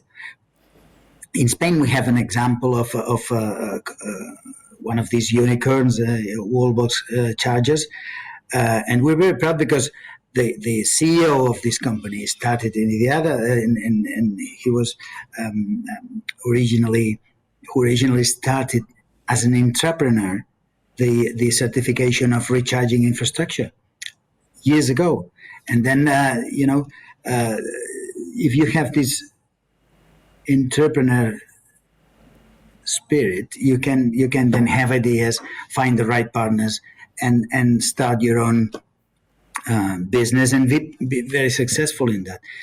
There's plenty of opportunities because the reality is now more open and perhaps less complex in terms of barriers to entry, the industry and the business. So there's plenty of opportunities, and I would, instead of being scared or afraid, I would be positive and optimistic and say, look, we have a big challenge ahead of us. It's the sustainable mobility big challenge, and we have to face it. Yes, I mean, very positive view. Thank you for that. And actually, so we're getting this picture of the need to join forces, the need to work together, the need to exchange knowledge, the need to add funding in areas where this is necessary, but also have an entrepreneurial approach to all this. And so these are all good formulas to approach the change that is coming on very fast. But it's actually something I'm quite aware of from my conversations with some industry representatives, with those stakeholders who are active in the automotive market. It is, I think, abundantly clear that the OEMs and the automotive market has known for this change, about this change for decades now.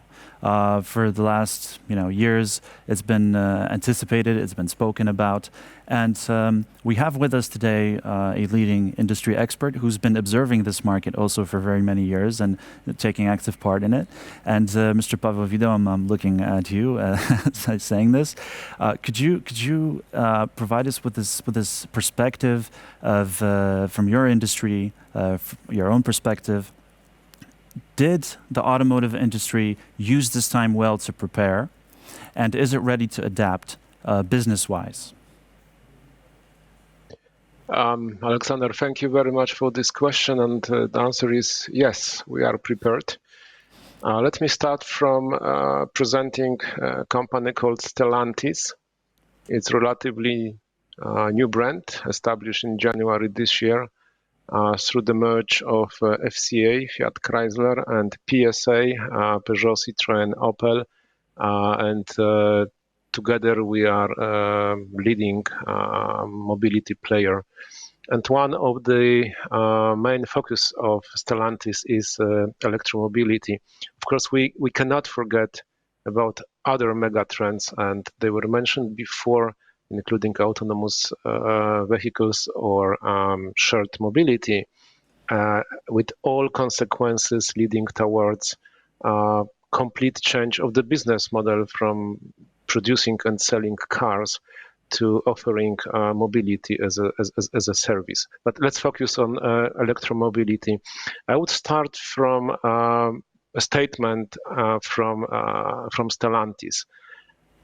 We are aware that electromobility is the future of mobility, and we are getting ready. Actually, our plan is to offer up to 70% of all our cars by 2030 here in Europe as a mix of zero or low emission vehicles. So we are not talking about 10, 15%, we are talking about 70%. We are expecting that by 2026, the cost of ownership of combustion engine, I mean vehicle equipped with combustion engine and battery electric vehicle will be equal. And that would create a completely new playing field for us as manufacturers and for our customers. We also see a need to work on other sources of energy like hydrogen. We are preparing globally by creating new electric platforms which are covering the needs of our customers around the world. And I think that it's also worth of mentioning that my company is heavily investing in battery production. We're expecting to have 5 gigafactories by 2030 around the world, European Union and USA. And finally, we are entering a completely new markets like putting up an infrastructure, a network, including 25,000 fast chargers. And for this, we have created a new company, which is called Free2move e-Solutions. And all this is done with the use of internal resources, which are very important, but we are going out of traditional automotive market, and we are having joint ventures with experts in electromobility, both for producing electric motors and batteries. So with this, we are aware about the transformation. I think that we are ready for this in a very coordinated way. And if we are talking about electromobility alone, it was presented in the beginning in very interesting presentation. We are talking about around 1/3 of value chain to be concerned. Internal combustion engine, transmission, exhaust, oil systems, those things which are related directly to internal combustion engine. So definitely, as a manufacturers, we will be affected by this transformation because we are producing cars and we are producing engines and transmissions. So part of our business will be probably out of the market, maybe not tomorrow, but just after tomorrow. And in order, yes. No, it's good. I'm sorry. Okay, sorry. I thought that there was a question. Sorry.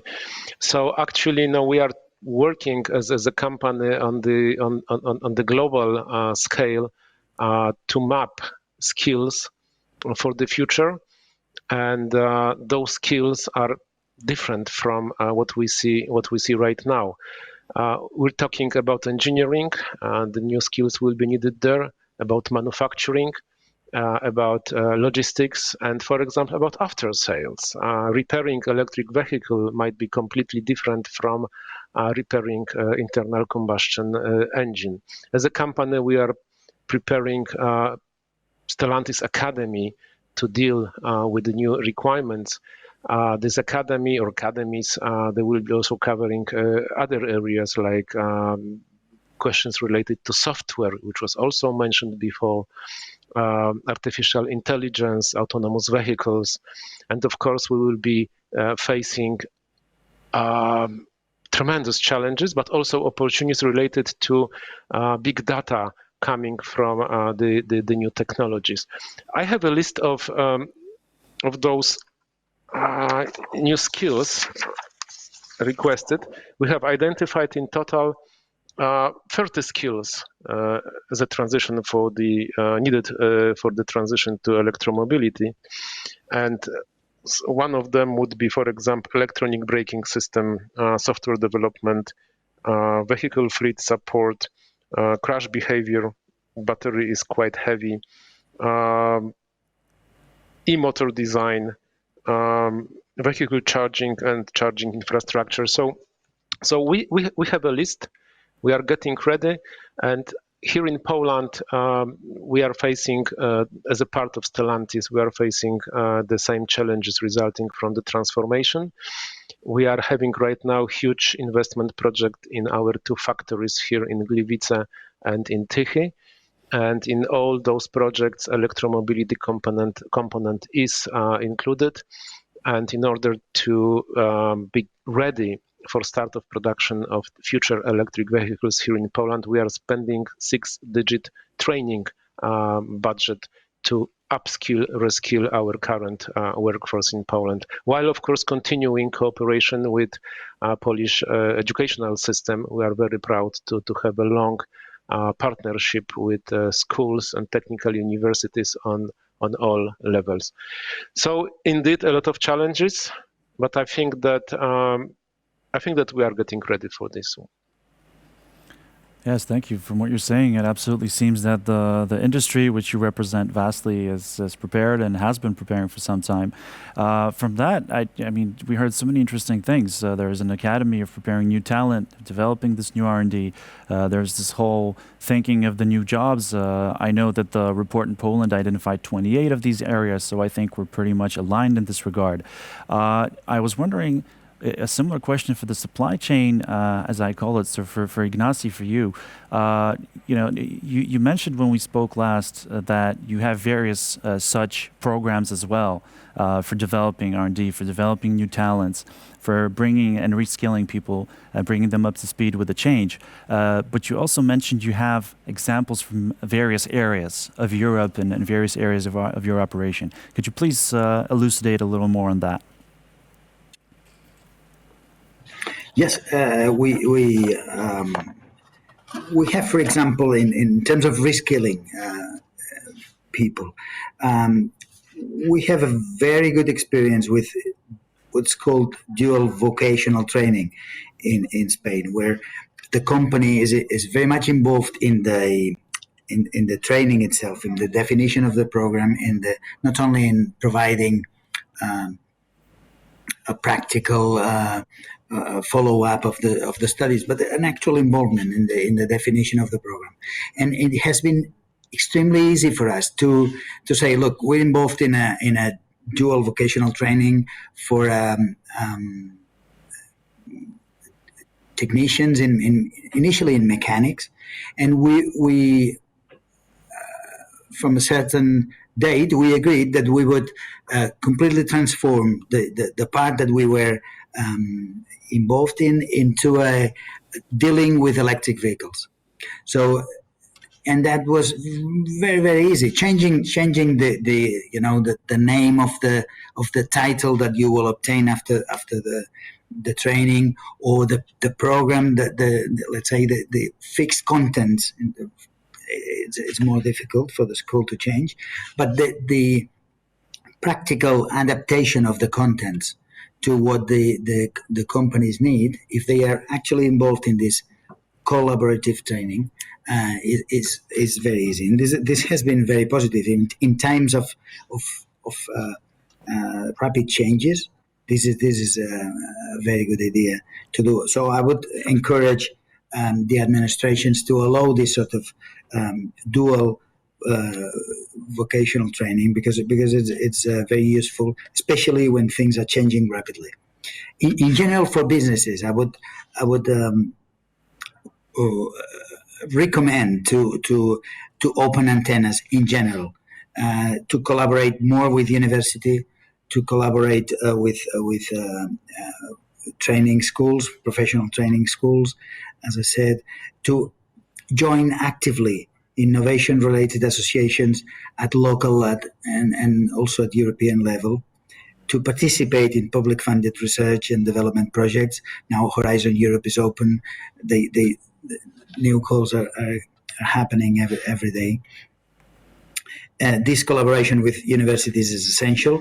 Vocational training schools or advanced vocational training schools to promote and attract talent is also essential, because we kind of fighting for the same profiles all together, and we need to reskill our people, but also provide opportunities for young engineers, for young data scientists to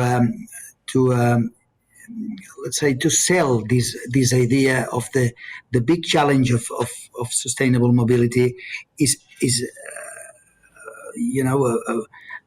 a matter of passion for everybody, and involve also, as it has been mentioned as well, the women in getting attracted by this challenge, and feel that engineering, that computer science, that electronics, that data science is also attractive to them, and has a brilliant future, not only professionally but as a vocation. Also, collaborating with startups is very recommendable, and also promote internal innovation and entrepreneurship, and be open to use new technologies. Digitalization is essential. Artificial intelligence and is also a totally new area, and it needs it needs a certain investment, but it will have a return, definitely. So it's very important to believe that this is the way forward, and you have to really be flexible and invest in that, and also use funding opportunities. And this is a recommendation that sometimes the public administrations are sort of willing to help the industry, and they provide, in some cases, excellent funding opportunities for those who are taking the challenge to invest in these areas. So let's use it. Let's get involved as much as we can. Let's have the right people, the right skills, and use these opportunities that are there, certainly at European level, but at the local level too. Thank you. That's very interesting. Another idea comes here into place, which is a more broadened cooperation with universities, involving the academic stakeholders to also support this process. But and it was mentioned both by Minister Kurtyka, was mentioned by Director Video today, that there's a very large amount of industries that are aligned, that are somehow connected with the automotive industry. One of them, for example, for Poland, for the market that PSPA represents, is the battery industry. We are, and this is a global perspective, the third or fourth in the world in terms of battery production. But first of all, this is an industry that needs to be sustained. And to sustain that level of, right now, currently 2% value of our annual export, we need a lot of knowledge, a lot of R&D potential to come into the market. And meanwhile, we're observing a more outsourcing philosophy for these innovative technologies. Jaap, I'm going to turn back to you. You do a lot of analyzing, you do a lot of monitoring the market, looking straight into it. Do you think that Europe can be a kind of hub where, and the markets that are generally not perceived as hubs of innovation, do you think they can become such hubs, Europe in particular, to jobs to come in, new industries to attract these jobs, and for this to happen here as a competence center? What are your views on that? Well, definitely, and I think in the first part of today we've already seen some of the examples. I guess there are two elements key to that. So one is that we are in the middle of a transition towards a sustainable, renewable energy system, and key for this is also to look at the complete life cycle of components. And if we look at electric mobility, if we look at cars, if we look at buses and trucks, how can we ensure that over the complete life cycle of these products, we can achieve climate neutrality? The first step in the manufacturing, it's really important to ensure we produce cars, we produce batteries with renewable energy as much as possible. So this is also something that European countries in general and Central and Eastern European countries more in specific need to drive forward to ensure that in the production climate neutrality can be achieved. The second step is the usage phase, and we touched upon various digitalization topics today, like shared mobility, mobility as a service, ensuring that within the lifetime of a vehicle, it is used in the most optimal way. The second part of that is that it is being charged in the most optimal way, flexibly, so that it fits well into the electricity grids, can buffer renewable energy, might even feed energy back into the grid.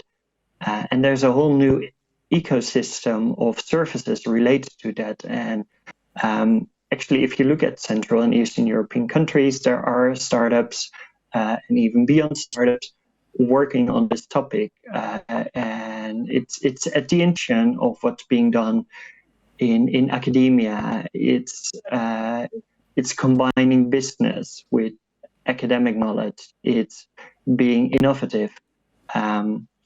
And what really helps there is ensuring that European market regulations that are in place, for instance, the Energy Market Directive, are implemented swiftly without delays, so that there is also a strong home market to ensure that this combination of research and applied research is also being met by market demand, not only at a European level, but also at a more local level. And approaching the end of the life cycle of those vehicles, then there's the other element, obviously, what to do with these batteries. Can you give them a second life? That's again extending to how to integrate them in the energy system to build up battery storage, which can be integrated into the electricity grid, which can be integrated into buildings. And obviously there's the recycling component to that as well. So how can we recover the materials from the batteries and ensure they can be reused again? And I guess key to all of that is ensuring that there's a close cooperation between public and private actors, academia as well. And what you can see if you look at e-mobility, that there is always this very strong interaction of regions leading the way. So if I look at more specific, for instance, Poland introduced the possibility for local authorities, for cities, to introduce clean air zones. And this can have a very positive effect on the e-mobility market on a very, very local level. But this can also sort of boost the interaction on that local level between universities, between startups, to ensure that this electric mobility is integrated into the energy system in a way that benefits all of the actors involved. Thank you.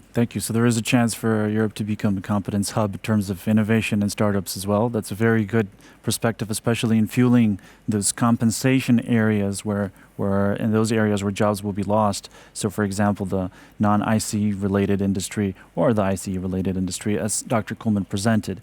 Of course, producing EVs will require much less components, much less parts, so that poses a whole nother challenge. But autonomous driving, IT, software development will, of course, bring along new opportunities.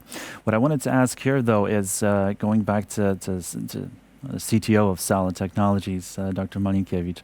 So you are now someone who's established a brand, established a company, and established this innovative approach in Poland.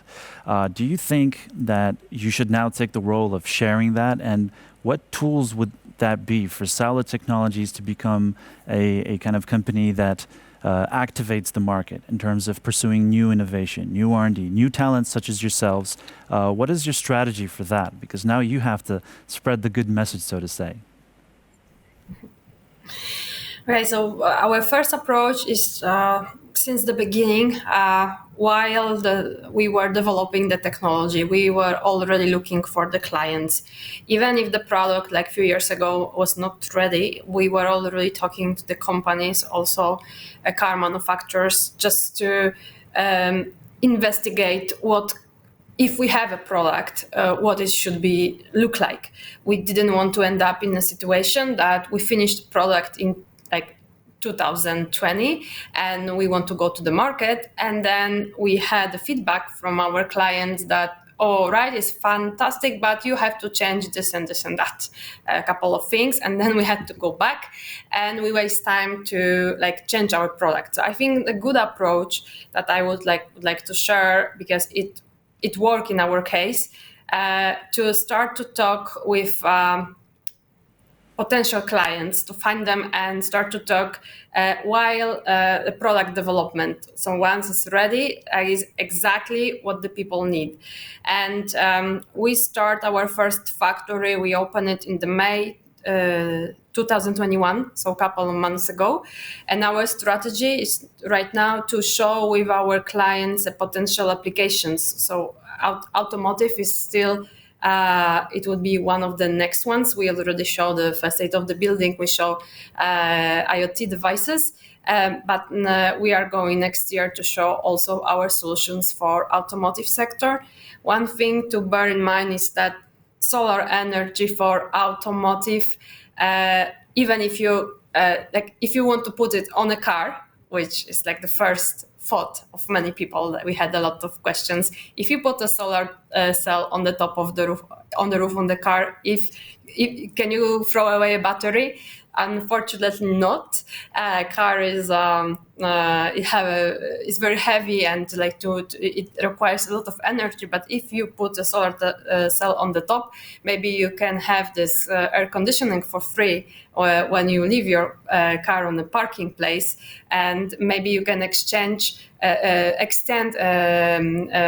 range of kilometers of the car. So yes, it would be practical, but maybe we see here a little bit more space in the transportation when you have the big trucks and you have a lot of surface where you can put solar. Our solar cells are flexible and lightweight, so that's not a problem to cover the whole truck with those cells, and they transport goods, and many times they need a lot of energy for air conditioning inside.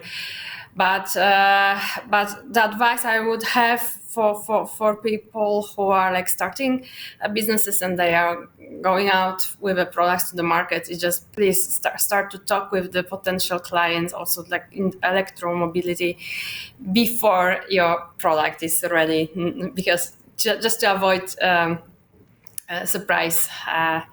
And I don't know if there was anything else you asked me that I should cover, or that was okay. I wanted to know if you're looking for new talents that fit the model that you developed. Okay. Yes. That was the second part of the question. Yes, of course we do. We constantly do. We need a lot of engineers. While the company is growing, we need engineers, skilled engineers, and not only skilled engineers, but the people with this attitude of the team players. Because a startup company is a team. It's not a single person. So it must be both. We are still a new company, Saule, but we started a few years ago a foundation, which is something like small research institution. It's Saule Research Institute, and we have some projects there is separate from the company, and there's a different time scales and different budget. But when we are recruiting, we also maybe have this research institute when young people are coming, sometimes for a long stay, sometimes there are just internships, but they work close to us and on the similar topics, and then we can like really look for talents among those peoples, and also they know if they are coming like to work the best they can, because for the best ones there is a place and they will stay in Saule and we will give them the jobs, and there's a huge interest among young people. We're looking we like to work. I love to work with the young engineers from Poland and scientists. The younger, the better, because they are super smart and fresh. And it's really good. What also Ignacio said, that to have something close to the company and to give something to people that is similar what you do, so you can like really like train them or to choose. The set of skills that you will really need in the future, and they're very useful for the company. So yes, we have a lot of opportunities for young people to join Saule and Saule Research Institute, and yeah. Yeah, that's great. That's good to hear. That's very good to hear. Thank you. Thank you so much for giving us that whole perspective. So Saule Technologies is a gem in Poland and the CEE region, but as we know, there are a lot of discrepancies in the regional sense. The CEE region is a little bit different than the Western Northern European region. We know that even in the United States, a highly developed, also in terms of e-mobility market, the differences between some of the states are enormous or vast. I wanted to ask Philip, because you have a pan-European view on these issues, on electromobility, on zero-emission transport, and a long-term view. Could you maybe discuss a little the differences in approach to this challenge of the transition between some of the regions? You mentioned the ambitious German approach that's coming on, but also Belgium, France, Denmark, very many other markets are being very ambitious in this sense. The CEE region, not always so much. How do you see this approach in terms of addressing this problem of the wider consequences of the transition? Do you see differences? Do you see similarities? Maybe some that should be singled out? Could you please bring that up to speed with us? Well, we see indeed differences, and I think we are also aware of these differences, and not only we, also policymakers. First principle is indeed why we go for e-mobility is to tackle climate change, the pollution that is caused by transport. We know that this is a high factor, so we know that we have to address this properly, but for all Europe. We say it quite often, pollution has no borders. If Germany can be clean as it wants to be, air is spreading around, there is wind, and it goes to the neighbor countries and vice versa. How do we do that? we see also announcements by regions. We see announcements by cities. It's sometimes hard to get track on this. We have to be inclusive, and nobody can be left alone. Nobody can be left behind. We're also looking at the second-hand market situations. What will cause also this? What will occur on this? The biggest afraid and awareness that is raising currently is that if all these top regions are going for e-mobility, there will be also a value loss of the second-hand market. So if you drive today with a diesel car and you see that this transition is happening in the stronger European countries, this means that your diesel will actually lose faster value than it happened in the past.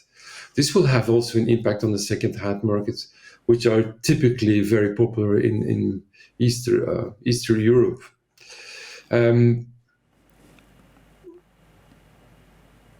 Which way it should go, it's difficult to answer. I think also we need to be very keeping in mind that also at a certain point you're not welcome anymore with a certain kind of cars. You see those low emission zones popping up. You see also the zero emission zones coming up. If you say, I drive with my car and I will do a city trip to one of the other cities, it is just possible that you will not enter anymore, or that you just have to pay a high fee. There's many factors that are playing. Now, we also get a lot of questions on the charging infrastructure.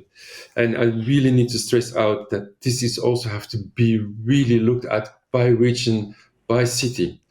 Very good example is Norway. Everybody knows here that Norway is the success country about e-mobility.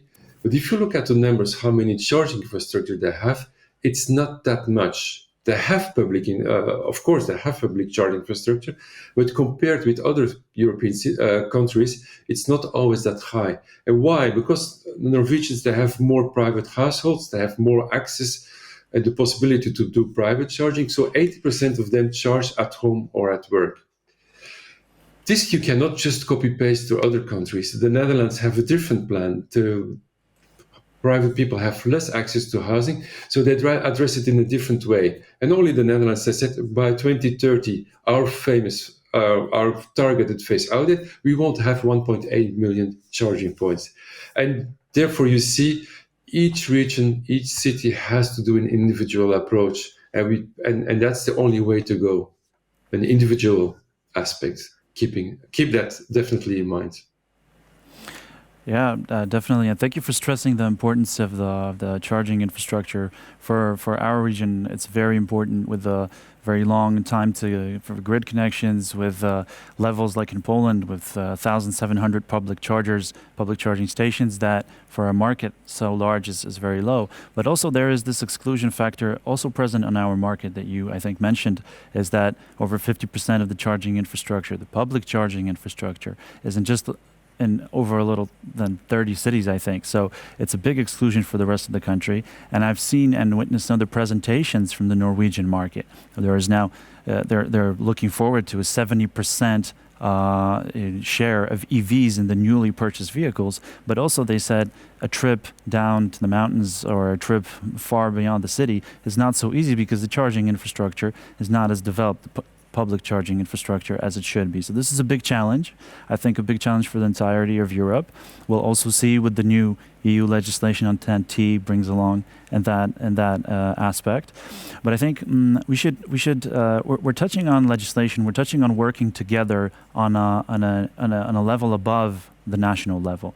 And here I wanted to go back to Director Pavel Vido to invoke your knowledge in the matter, because obviously, we've discussed, so OEMs have been part of this process. We're aware. A lot has been done. By Stellantis, we had profound amounts of examples to adapt to this change. But are you feeling that there is a support provided, both regionally, nationally, but maybe even globally, in terms of public administration, decision makers.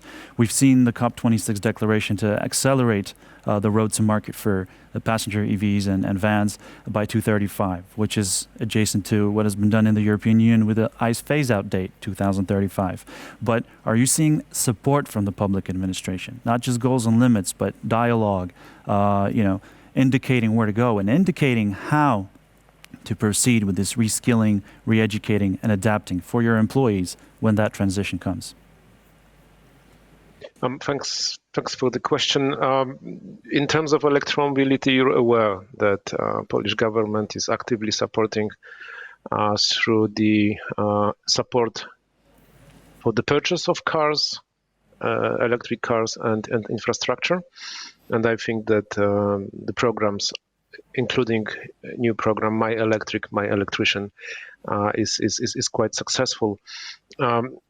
In terms of support of education, depends, to be honest, because if you are a small, medium enterprise, you could benefit from support.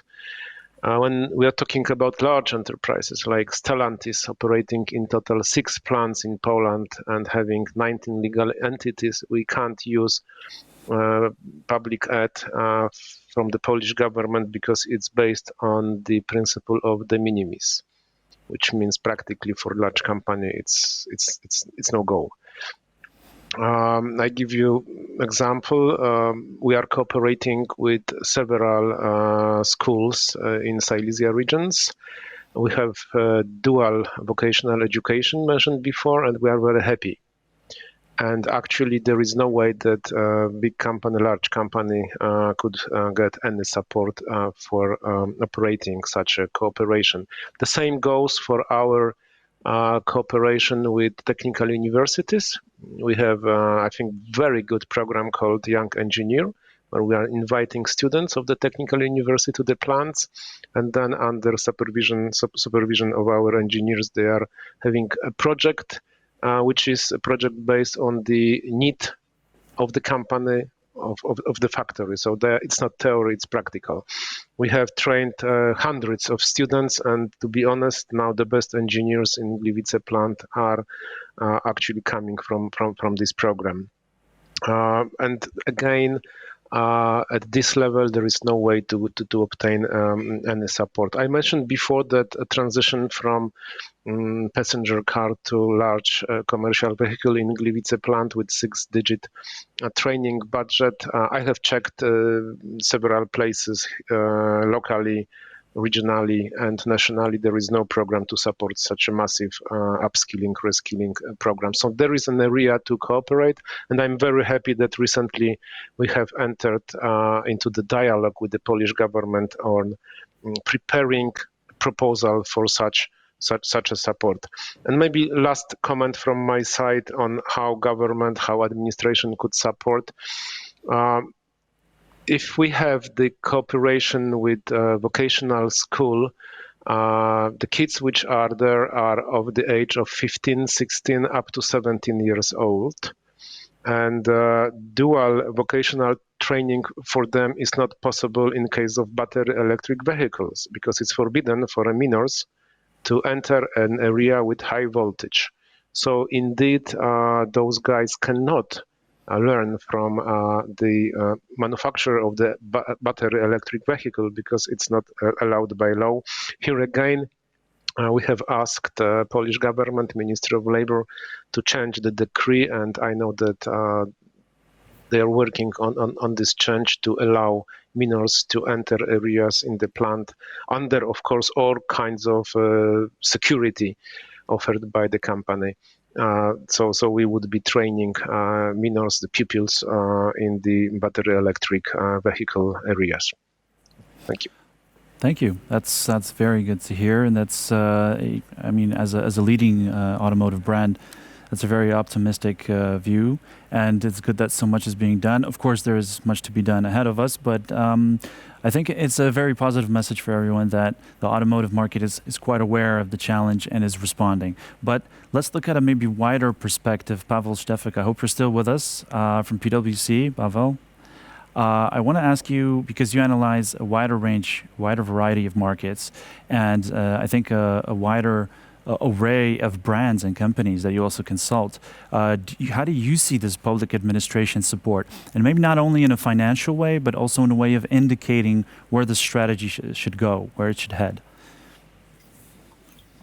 Well, from my perspective, there is still work that needs to be done because, in general and maybe across a few regions, there is still disconnect between the education programs and the skills that the employers need now and will need in the future. So, and the comprehensive and sustainable program is in many countries probably not yet in place because, it's not a once in a time activity, is an ongoing strategic program because it's not only about, maybe younger people, it's not only about maybe the current workforce, but we have to think also about the fact that, in some countries, the population is aging. So how do we train maybe people in their late 60s, for example, or maybe what is the case maybe for the Czech Republic, we don't even have enough people, so we have to attract people from other countries, and how do we basically upskill them and make sure that that they can basically be up and ready to work in these new streams, right? And of course, there are some local programs in various countries. There is even the European-wide initiative. It is called Digitizing European Industry Initiative, right? Which is introduced by European Commission. And for example, if there were already some examples of Stellantis, but for example, Škoda has its own, for example, education system. They have their own, high school and stuff like that with the program, just to make sure that the skills that they need are basically available. But in terms of the priority of the public sector, if I look at the current situation, we are still fighting with the pandemic. We are still basically looking at the financial impact that the pandemic has. So the education, which from my point of view should be the priority number one, because we are undergoing such a massive change and transformation in the automotive industry, but in other industries as well. So the focus should be there, and we have to maybe revisit the strategic priorities. But the question is how to make a progress. So we, together with the World Economic Forum, made a joint call, and it's called a 4-stage approach. So we think that governments, businesses, and education providers should work together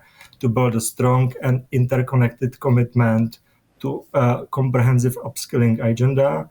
The number 2 is that the governments should adopt an agile approach to driving national upskilling initiative, working with businesses, non-profits, and educational sector. Number 3, the businesses should ensure upskilling and workforce investment as a core business principle and make time-bound pledges to act. And the last but not least, the educational providers should reimagine upskilling and reskilling and embrace lifelong learning to ensure everyone has the opportunity to participate in the future of the work. Thank you. Those are recommendations that are really, I think, useful for the market, actually strategic, I think, for the market.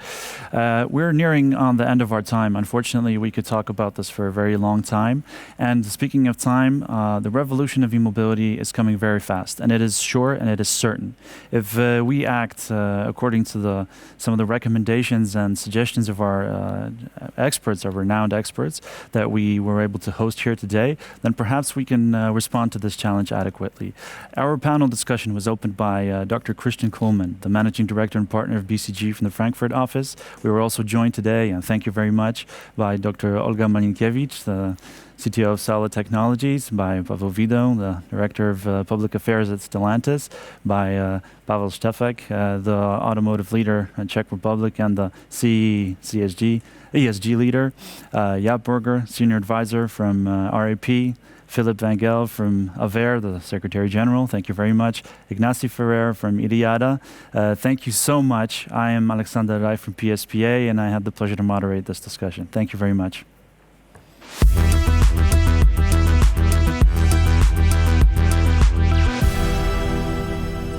Great job, Alex. I just wanted to say that I'm very impressed, and I know that Magda is as well. It is. It was a very fruitful discussion. It was great to hear these various voices, people representing both smaller companies, big companies, consulting companies. Yes, and actually, Magda, I believe Olga was one of our guests or your guests, and I know that her company is also interested in this solution where you put a solar panel on the top of a truck, and that can actually power up your game, because when the truck is driving, it gets additional boost. That's true. I mean, Perovskite, those panels are amazing. And we, as PSP, are present at the opening of the new facility in Wrocław, new manufacturing facility. And really, the solutions they're offering are amazing. They include space technology, on-the-ground technology, and mobility. So we're all looking forward to it. You know how we all talk about finding the first Polish unicorn? I feel like these guys might be those. I think there are a lot of companies that we already can be proud of. Right. Alexander, there's been many recommendations that we've heard in the panel. What would be your kind of message you would like to highlight, and both directed to companies and education system as a takeaway from this panel? Well, the key takeaway sounds quite simple, but it's actually a huge challenge. And it's reflected also in the report that we did that reflects this topic on the Polish market. It has to be a joint effort. So the public administration has to identify the proper strategy, support the companies. The companies have to respond, introduce adequate plans, and then employees need to have a new change mentality, a flexible mentality. The changes are coming and we need to adapt. All together, with the support of organizations like ours, I think we can face the challenge. I appreciate you say that, and I think of the public sector because Alex has just mentioned that, and it makes me think of the public education system as well. Both the private and public should really shape up so that we can deliver the kind of knowledge that's needed for the revolution to really happen. So that's actually something that's coming up. That's coming up in the next panel, where we're going to focus on education. How do we approach this enormous shift from a perspective of formal education, but also lifelong learning, vocational education, schools and training system? Yeah, and that will be with Valisa from Indonesia, who's spent quite some time in Poland, and that's at 1:30 p.m. Yeah, which means that, ladies and gentlemen, we are now approaching another break, and you can relax and have, enjoy your time and be back here at 1:30 Central European Time. Which is in exactly 30 minutes, so that's to make it easier. Thank you, Alex. Thank you. Thank you, everyone. Thank you.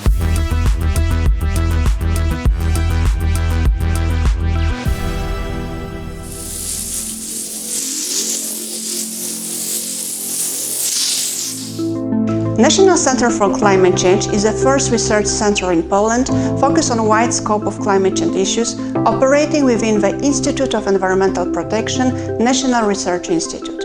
We provide expertise on climate policy, conduct climate change impact research and analytical works, deliver insights to decision makers in climate policy, support the Ministry of Climate and Environment as well.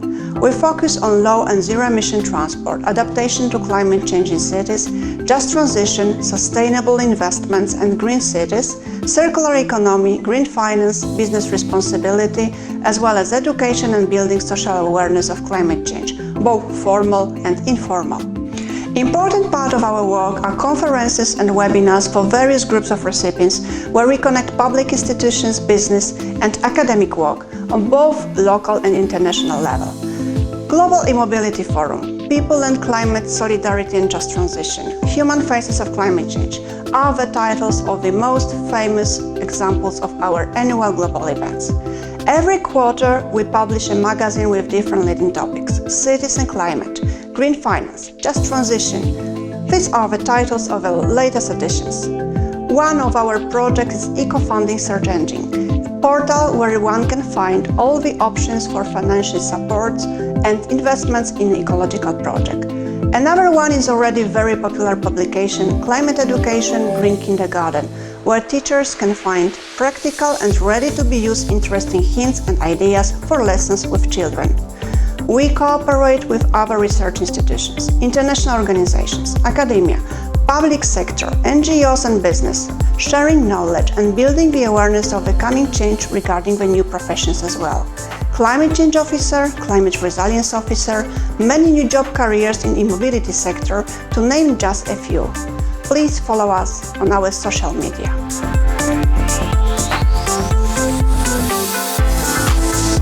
National Center for Climate Change was established in spring 2020, and almost 6 months later we organized our first international event, the Global E-Mobility Forum 2020, with almost 3,000 participants from 116 countries.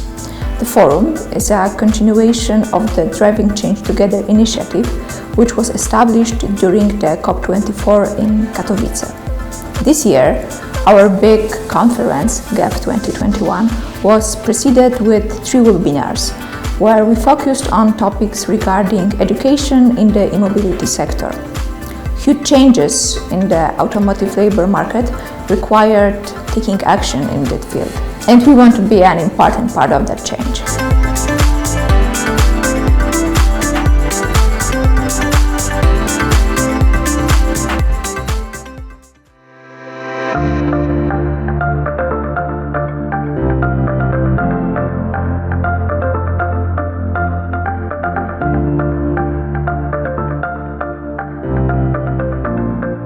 National Center for Climate Change is a partner of International Academy Driving Change Together.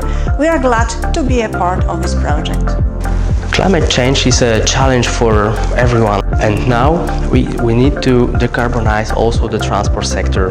Electromobility is a key to do that. It's a great opportunity for our economy.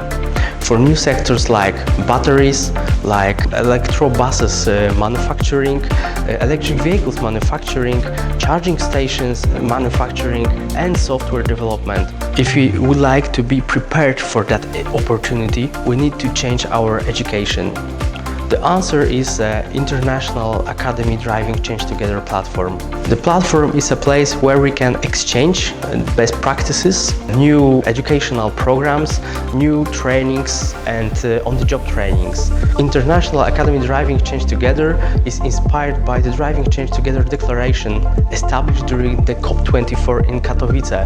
This declaration said about the massive adoption of electromobility promotion together with our partners like City Council of Zielona Góra, University of Zielona Góra, Ekoenergetyka Polska Company, Lubuskie Voivodeship Marshal Office, Polish Development Fund and Kostrzyńsko-Słubicka Special Economic Zone, we create a European Electromobility Center. In this center, we create some spaces for the startups and new companies in electromobility, the European Technical School, and also with cooperation with university, new study programs of electromobility. European Electromobility Center will be a bridge for the Polish technologies to electromobility sector, to electromobility market and other international partners.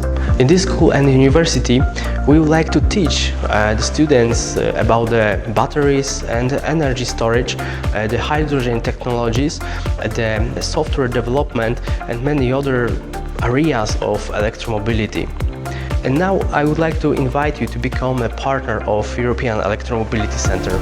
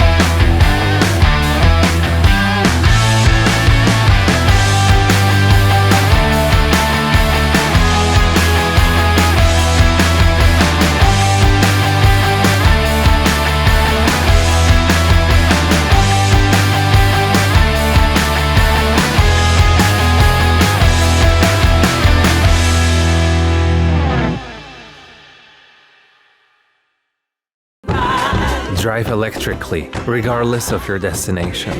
Whether you're in a hurry to meet, picking up your kids from school, or just coming home from your friends. Every journey matters, and each can be the most important one. Elektromobilni.pl. Plug yourself.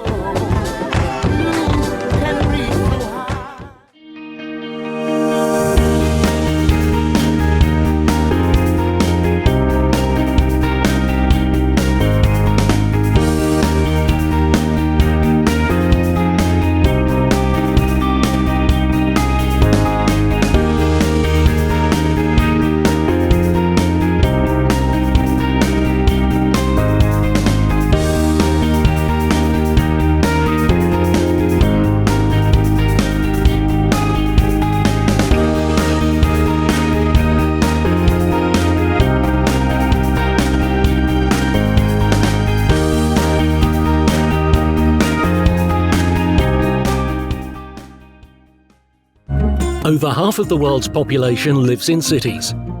While each city is unique, they face similar challenges, including pollution, the climate crisis, and the COVID-19 pandemic. The exchange of ideas to address urban challenges, such as improved housing, basic services, and green spaces, is critical. The World Urban Forum, known as WUF, is the largest global gathering on sustainable urbanization. The forum is convened by UN Habitat every 2 years.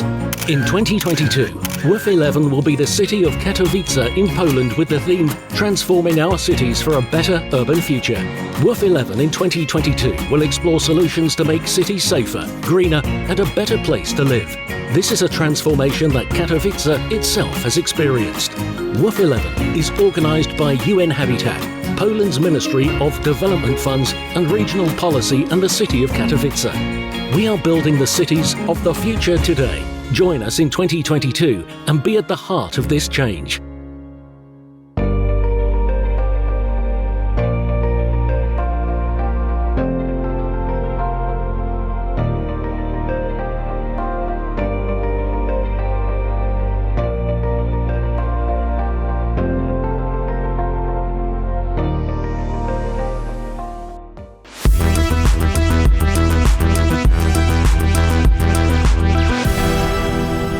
Hello, everybody, and welcome to the Global E-Mobility Leader Award. This is the wonderful statuette, and I'm so glad to invite our wonderful presenters.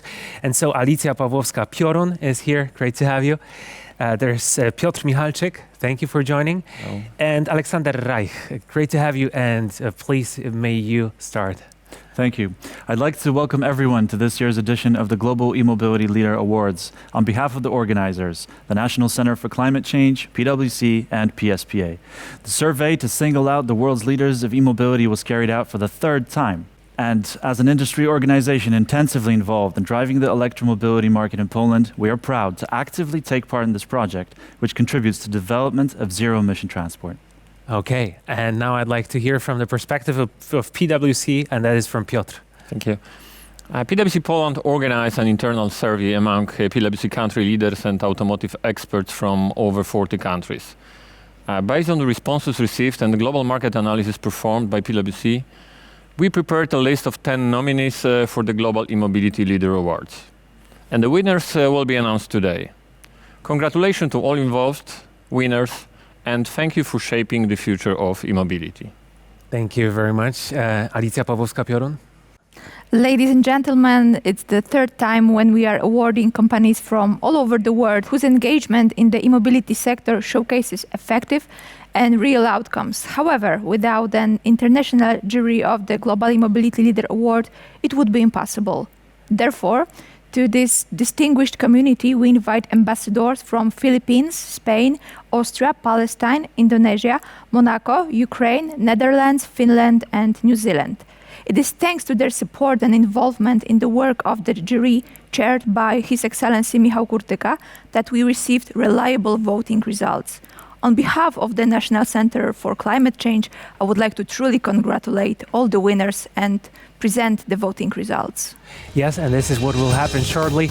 Actually, because we're talking about e-mobility, the results have to be announced as fast as the change that we're looking for. Third place, Northvolt. The second is ChargePoint, and the winner is Volvo Trucks. Congratulations to all the winners, and I'd like to hear from some of them. Hello, ladies and gentlemen. I have a great pleasure and honor.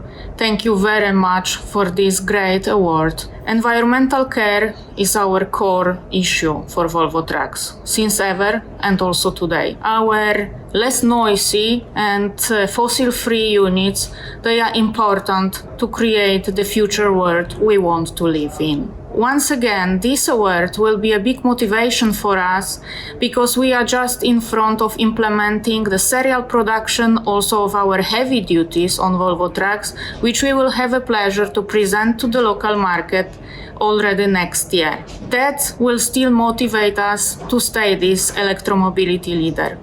Thank you very much to all the patrons, sponsors and partners of this community which is giving this award, and I can secure you and assure you that we will do our best to stay on the top. Thank you very much. Welcome from Gdańsk. On behalf of myself and Northvolt, I would like to thank the chapter of Global E-Mobility Leader 2021 competition for this great award. It's an honor for us, and it prompts to increase our efforts and the pace of activities aimed at green transformation and the deliveries of the greenest batteries as well as energy storage systems to enable the future of energy. Congratulations to all the winners, and hope to see you next year during the Global E-Mobility Forum 2022. Well, I'm very looking forward to that in 2022. Hopefully, maybe even meeting in person with all the winners. That'd be great. Alicja, Aleksander, Piotr, it was my pleasure. Thank you. Thank you. Thank you.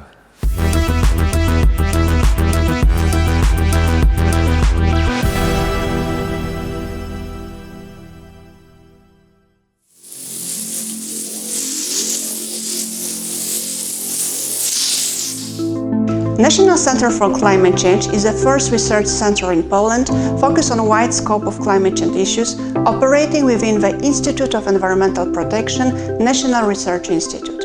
We provide expertise on climate policy, conduct climate change impact research and analytical works, deliver insights to decision makers in climate policy, support the Ministry of Climate and Environment as well.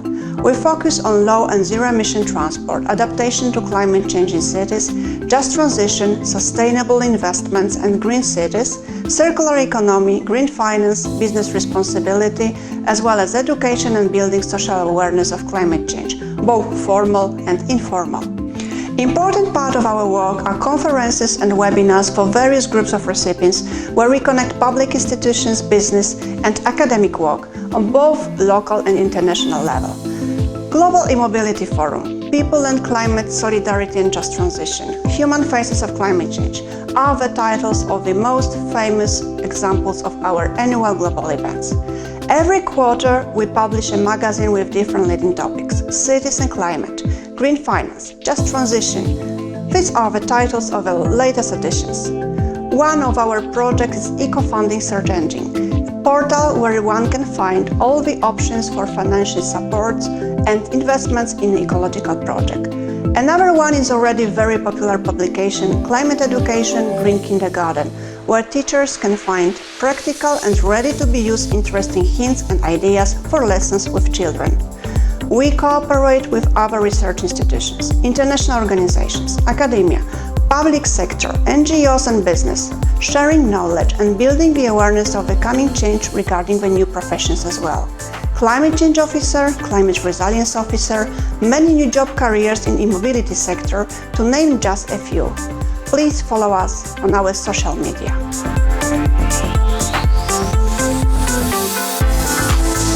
National Center for Climate Change was established in spring 2020, and Almost 6 months later, we organized our first international event, the Global E-Mobility Forum 2020, with almost 3,000 participants from 116 countries. The forum is a continuation of the Driving Change Together initiative, which was established during the COP24 in Katowice. This year, our big conference, GEF 2021, was preceded with 3 webinars, where we focused on topics regarding education in the e-mobility sector. Huge changes in the automotive labor market required taking action in that field, and we want to be an important part of that change.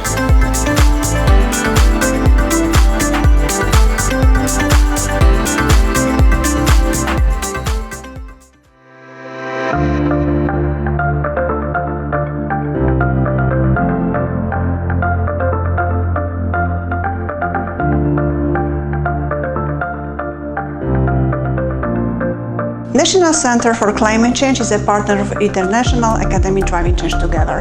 We are glad to be a part of this project.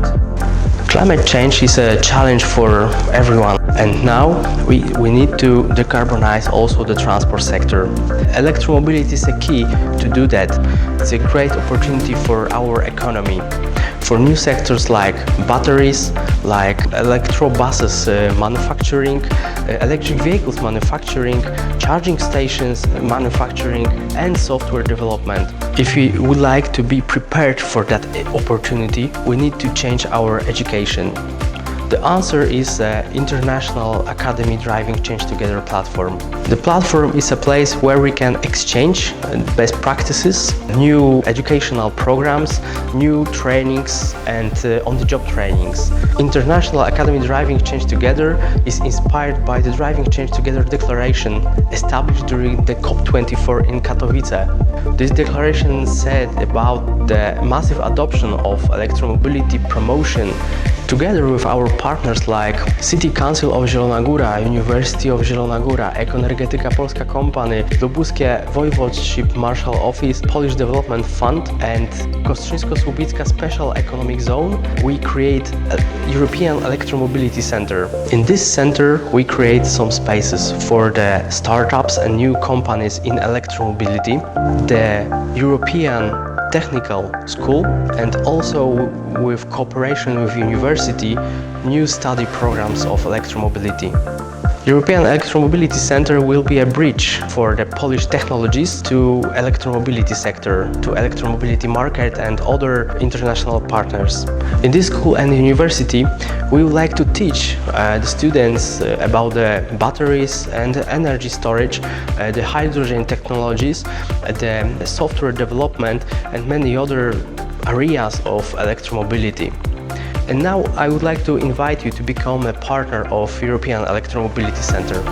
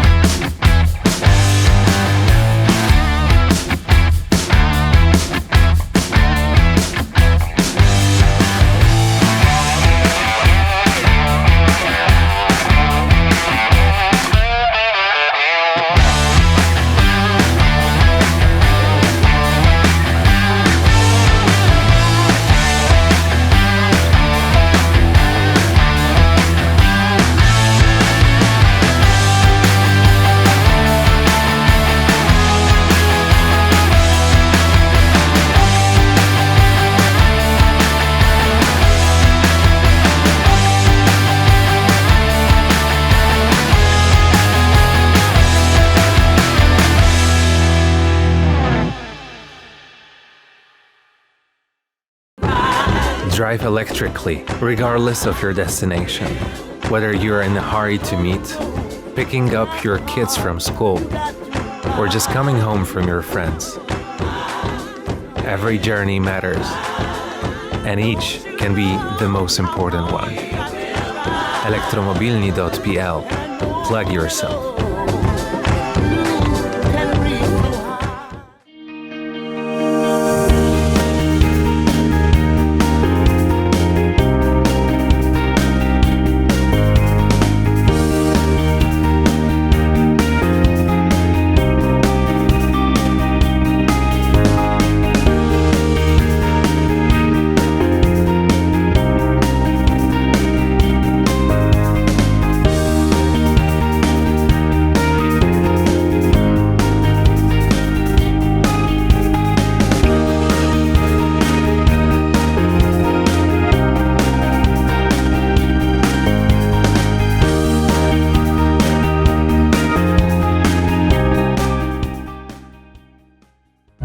Over half of the world's population lives in cities.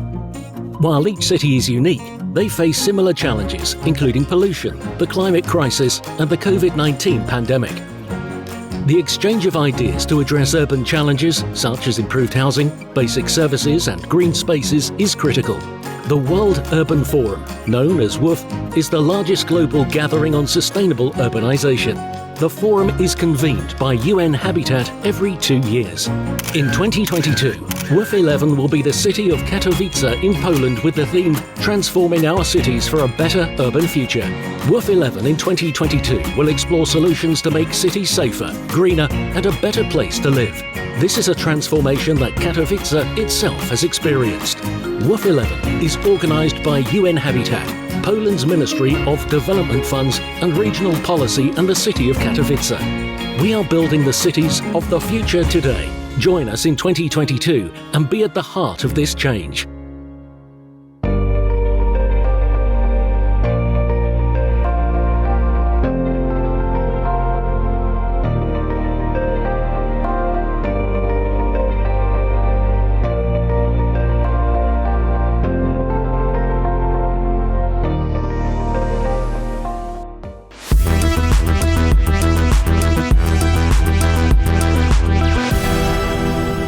Hello, everybody, and welcome to the Global E-Mobility Leader Award. This is the wonderful statuette, and I'm so glad to invite our wonderful presenters. And so Alicja Pawłowska-Piorun is here. Great to have you.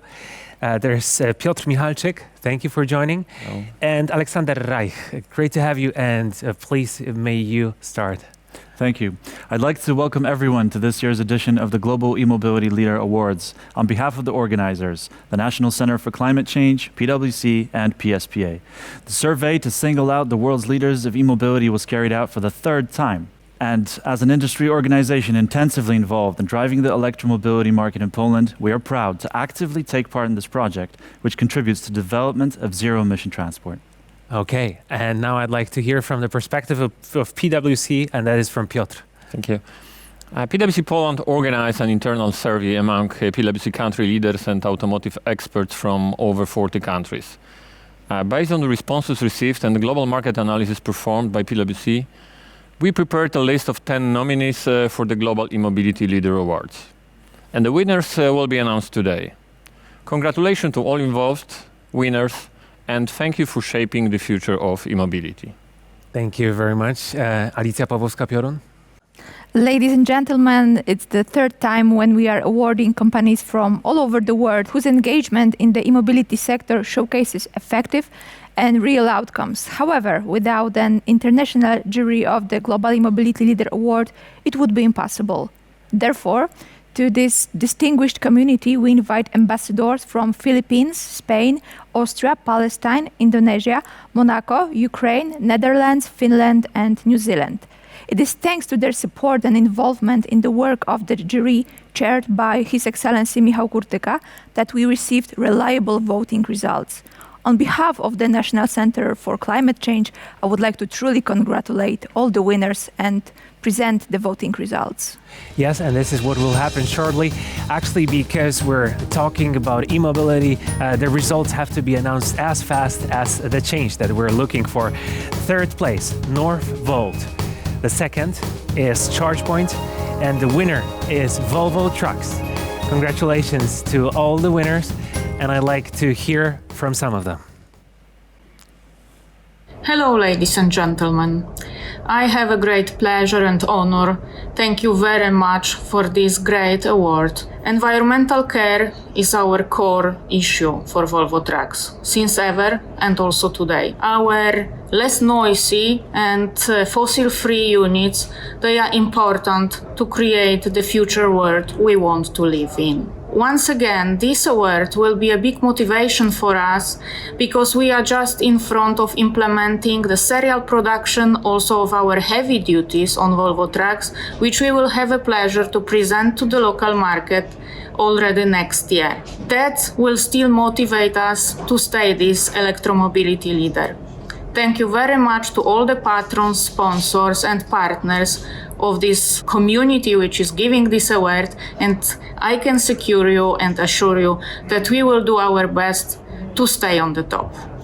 Thank you very much. Welcome from Gdańsk. On behalf of myself and Northvolt, I would like to thank the chapter of Global E-Mobility Leader 2021 competition for this great award. It's an honor for us, and it prompts to increase our efforts and the pace of activities aimed at green transformation and the deliveries of the greenest batteries as well as energy storage systems to enable the future of energy. Congratulations to all the winners, and hope to see you next year during the Global E-Mobility Forum 2022. Well, I'm very looking forward to that in 2022. Hopefully, maybe even meeting in person with all the winners. That'd be great. Alicja, Aleksander, Piotr, it was my pleasure. Thank you. Thank you. Thank you.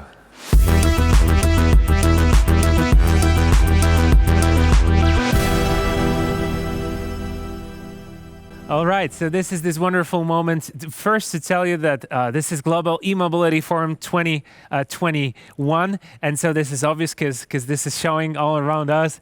But then what is less obvious is the great topics to discuss. And today we're entering the topic of education. And actually, this is the core panel where we're going to discuss how the education should respond to the big shift in the electromobility sector. And actually, our guest is a great example of that because, well, first, it's great to have you, Valisa Tanaya Pramanasari. Is that correct? That is perfect. It's so great to be here today. So you are a native of Indonesia? Indeed. But also a frequent visitor of Poland, and everybody is so happy when you are here, actually. I am so happy to get the opportunity to be here today, of course, but also to be in Poland, in Torun specifically, because I was a student there getting my master's degree. That's quite a story. It was, I think, Uniwersytet Mikołaja Kopernika, Nicholas Copernicus University of Torun. Wasn't it? So Torun is an important place in your life, isn't it? It is, because it was my first place to experience Poland in Europe. Yeah.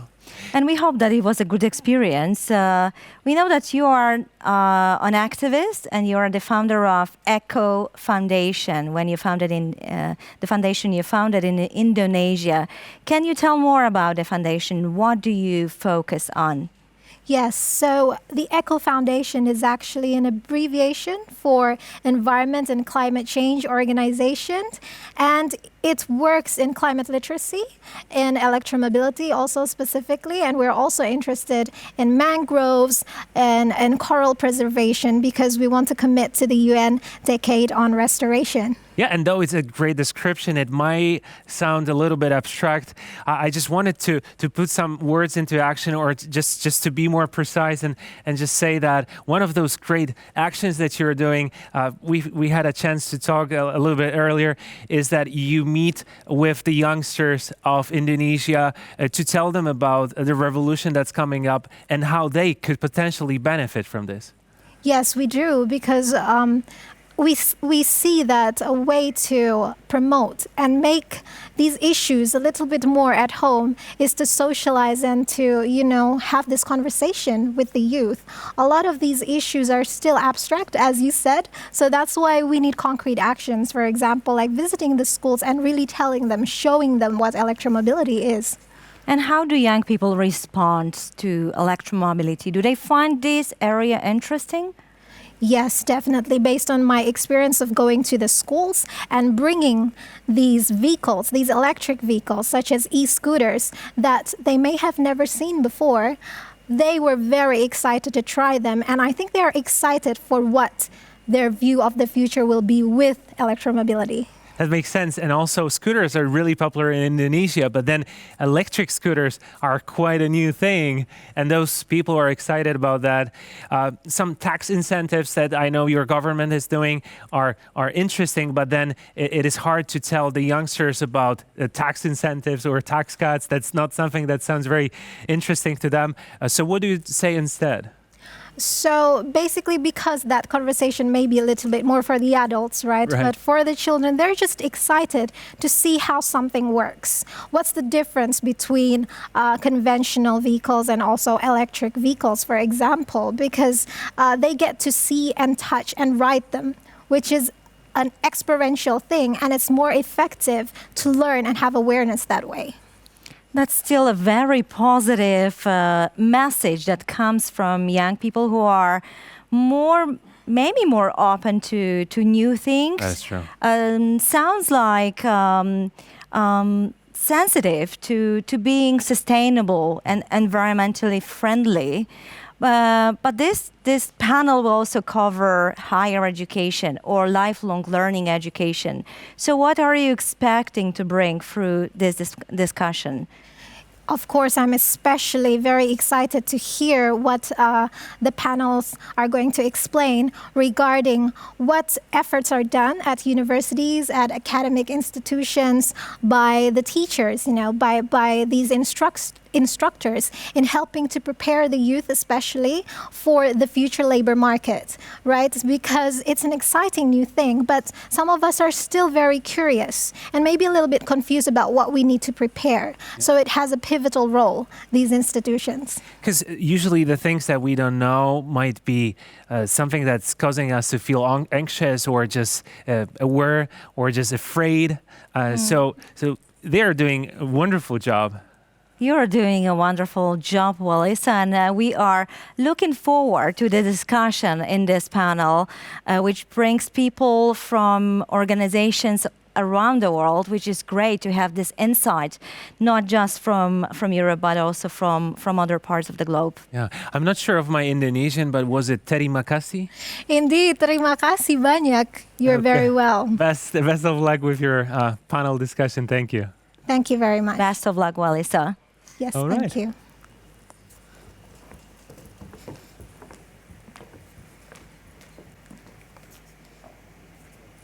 So thank you very much for the opportunity given to me to be here today, and I am going to be the moderator for this third session on driving education together. How does education respond to the challenges and changes in the automotive labor market? And it is such a wonderful surprise that this topic actually coincides with a special holiday here in Indonesia, in my country, which is the National Teachers' Day.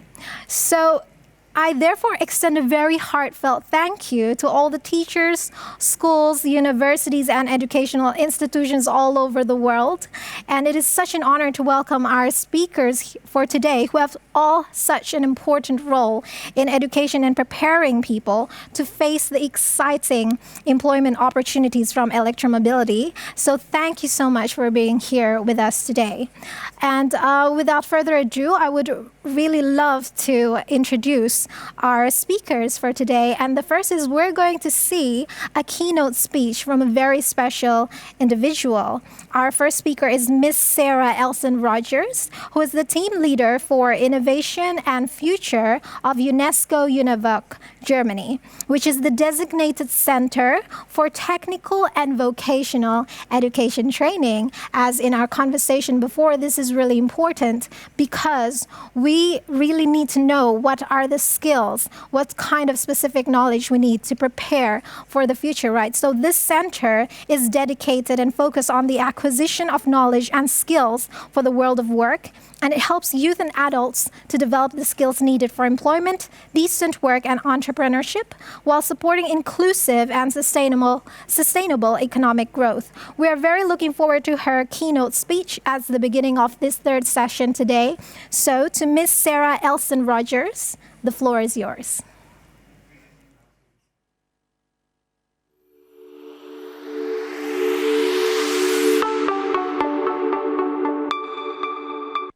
Hello, colleagues. Thank you for inviting me to speak at the Global E-Mobility Forum. My name is Sarah Elson-Rogers, and I am the Programme Manager for Innovation and the Future of Technical Vocational Education and Training at UNESCO UNIVOC in Bonn, Germany. UNESCO UNIVOC is the specific agency tasked with working on technical vocational education and training. I am team leader of the BUILT project. BUILT stands for Bridging Innovation and Learning in TVET. The BUILT project is implemented by UNESCO UNIVOC with BIBB, the German Federal Institute for Vocational Education and Training, and is sponsored by the German Federal Ministry for Education. The topics you are discussing today relate to one of UNESCO UNIVOC's key themes under BUILT, namely how to train our young people and workforces in the new skills and competencies required by labour markets transitioning to greener technologies. In my presentation, I will give you an overview of the BUILT project and will highlight an innovative and learning practice in the automotive sector. Some words on the basis for and basics of the BUILT project. Its core objective is twofold. First, to create a dialogue across Europe, Africa, and Asia Pacific regions on the common challenges we face regarding skills and TVET. Secondly, to exchange information on what we are doing in terms of solutions to address those challenges. This dialogue and exchange occurs amongst policymakers, researchers, and TVET practitioners. The dialogue is both transnational and interinstitutional. It underpins our 4 aims, which you see on the slide, namely to build bridges across these regions through partnerships and networks, to foster innovation through knowledge generation, and to create learning opportunities amongst our partners on key TVET themes.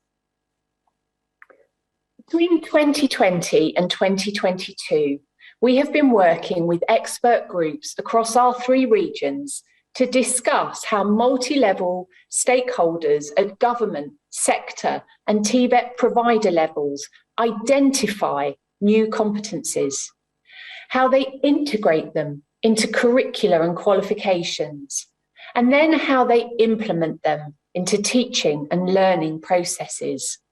What are the mechanisms and practices that different stakeholders apply in different countries?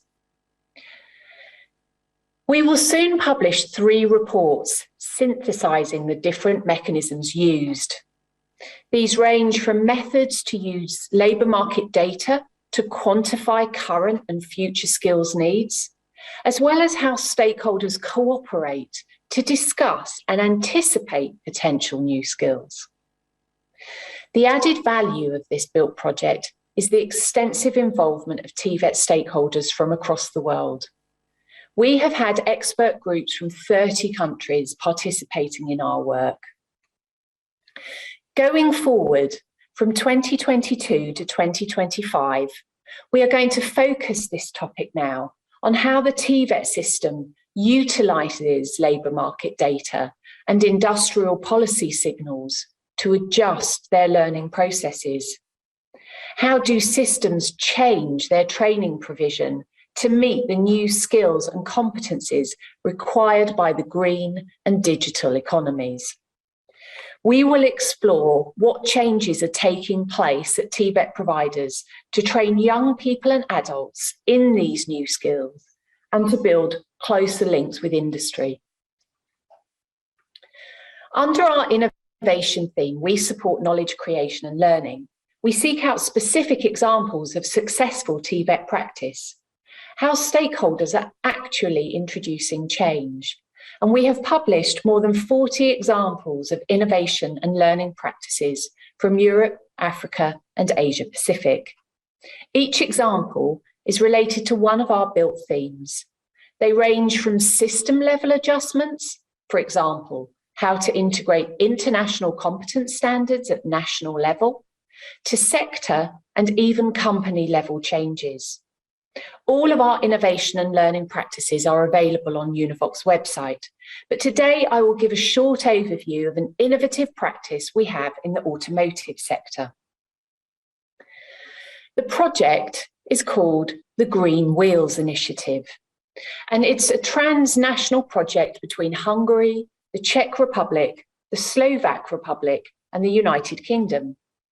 The objective of the project was to help a consortium of training providers to keep up with industry developments in the automotive sector, specifically to develop new training curricula, courses, and qualifications for electric car maintenance. The project had many interlinked strands. First, to design training curricula and courses for teachers and trainers, to build their capacity to train young people, and to ensure they could train learners using diverse pedagogical approaches, including project-based and team-based learning methods. Second, to develop curricula and accredited courses for trainees, which met national and EU standards. The courses had to meet the requirements of the European Credit Transfer System and the European Framework for Quality Assurance. The courses were also designed to be suitable for both young people and adults, and to be integrated into both vocational and higher education qualifications. Third, another aim of the project was to go beyond specific occupationally required skills and to include broader soft skills. And last but not least, to create multiple pathways for a learner who can participate through face-to-face, hybrid, and e-learning options. As a cross-national project, all material had to be available in each language of the country. This is a good example, not just of cross-country cooperation, but also of cross-stakeholder cooperation, designed to provide high-quality, accessible, and portable skills, competencies, and qualifications. The significance of cross-regional learning is at the heart of our BUILT project, and based on our innovative learning practices, we hold quarterly learning labs. These are webinars lasting a couple of hours, and they provide a discussion space for a more detailed exploration of an innovative practice.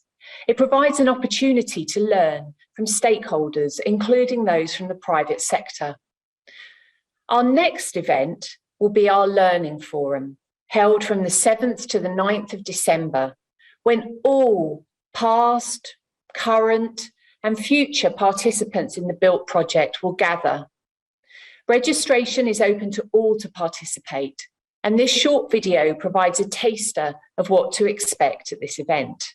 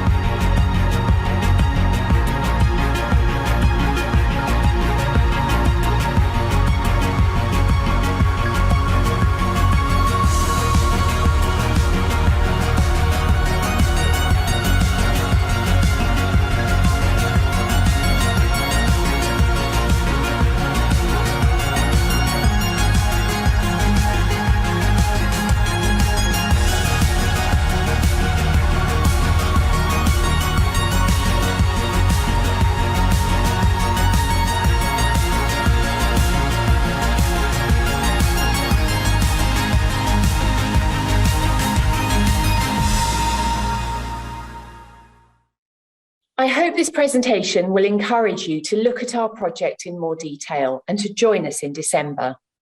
This slide shows our website address and contact details. Thanks again for inviting me to present our project, and best wishes for your panel discussion and for the rest of your conference. Thank you.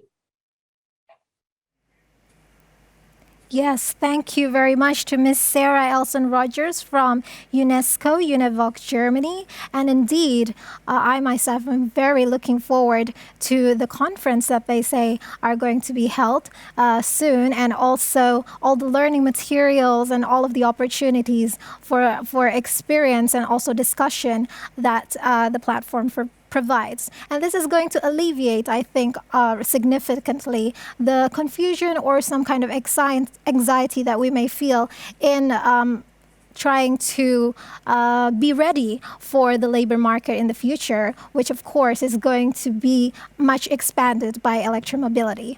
So I am very, very happy to be here to introduce and welcome the distinguished speakers that we have here with us today, and from various parts of the world indeed. So I am going to tell you briefly who these speakers are, and they are going to be in a very exciting discussion with us today about driving education. From Poland, firstly, we have the first participant here is Professor Lech Grzesiak. And second of all, we have from Chile, Ms. Carolina Parra. The third we have all the way from Indonesia is Professor Khairul Hudaya. Fourthly, we have from Italy, Professor Claudio Cavallotto, and also from Italy, Professor Pier Luigi Ballocco. We all welcome you here today, and I am sure it's going to be a very, very interesting discussion. So first things first, we go on to the first discussion with Professor Lech Grzesiak.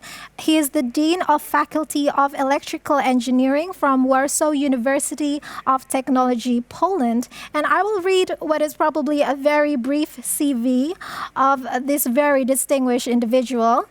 So he completed long-term internships at ETH Zurich and RWTH Aachen. He is a member of many international and national scientific organizations. In 2003, he obtained the degree of senior member at IEEE, and in the 2020 to 2024 term, he is the deputy chairman of the Electrotechnical Committee of the Polish Academy of Sciences, and the chairman of the Power Electronics and Electric Drive section. So to Professor Lech Grzesiak, hello. Welcome to this forum. Hello. It is a great pleasure to thank you very much for thank you very much for invitation to this meeting, and if it is time for my speaking, I can start from some information about the Faculty of Electrical Engineering in Warsaw University of Technology. Since 1921, it is already 100 years, we conduct education in the field of electrical engineering. And from such point of view, I can say that we were well prepared to launch electromobility education. And in fact, 2 years ago, we started, it was exactly 1st of October 2019, to make education in the field of electromobility. And the number of students at the moment is about 30, and but I am talking about the students for 1 year. In total, if we can calculate the total number of students, at the moment it is almost 100. And what is maybe interesting that in February, the first graduates will leave the university because it is 7 semester time to finalize the first step that mean engineering.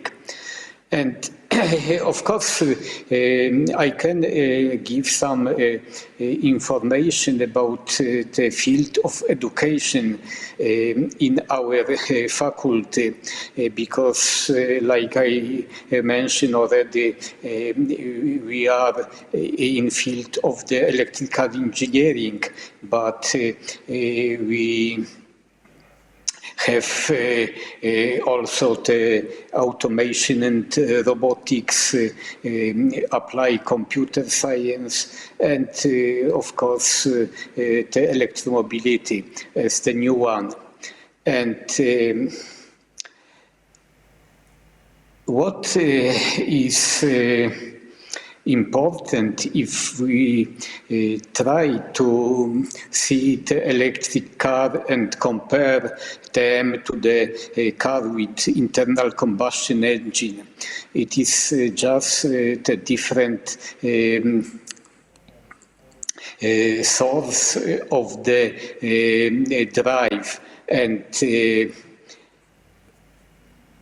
electric car have to consist the energy storage system, power electronics converter, and electric motor. And in such a point of view, we can say that we are well prepared to educate the students in the field of electromobility, because already many years we try, or maybe not try, but we conduct education in fields of electrical engineering. And it was for us quite easy to start with the new education field, that means electromobility. And I hope that our experience so far is very positive. The students are good motivated to achieve success, and I hope the education will be successful. Thank you very much for giving me the time for introduction. Wonderful introduction, Professor, and it's so heartening. You know, it's so inspiring to hear about the great motivation, and also that you have these 100 graduates. I wish the best and congratulations to all of them. And so your university is such an inspiration, I'm sure, to many academic institutions. And in the field of electromobility and preparing human resources for the labor market, this is very significant. But what do you think are still the steps that need to be taken to strengthen the university and the new faculties?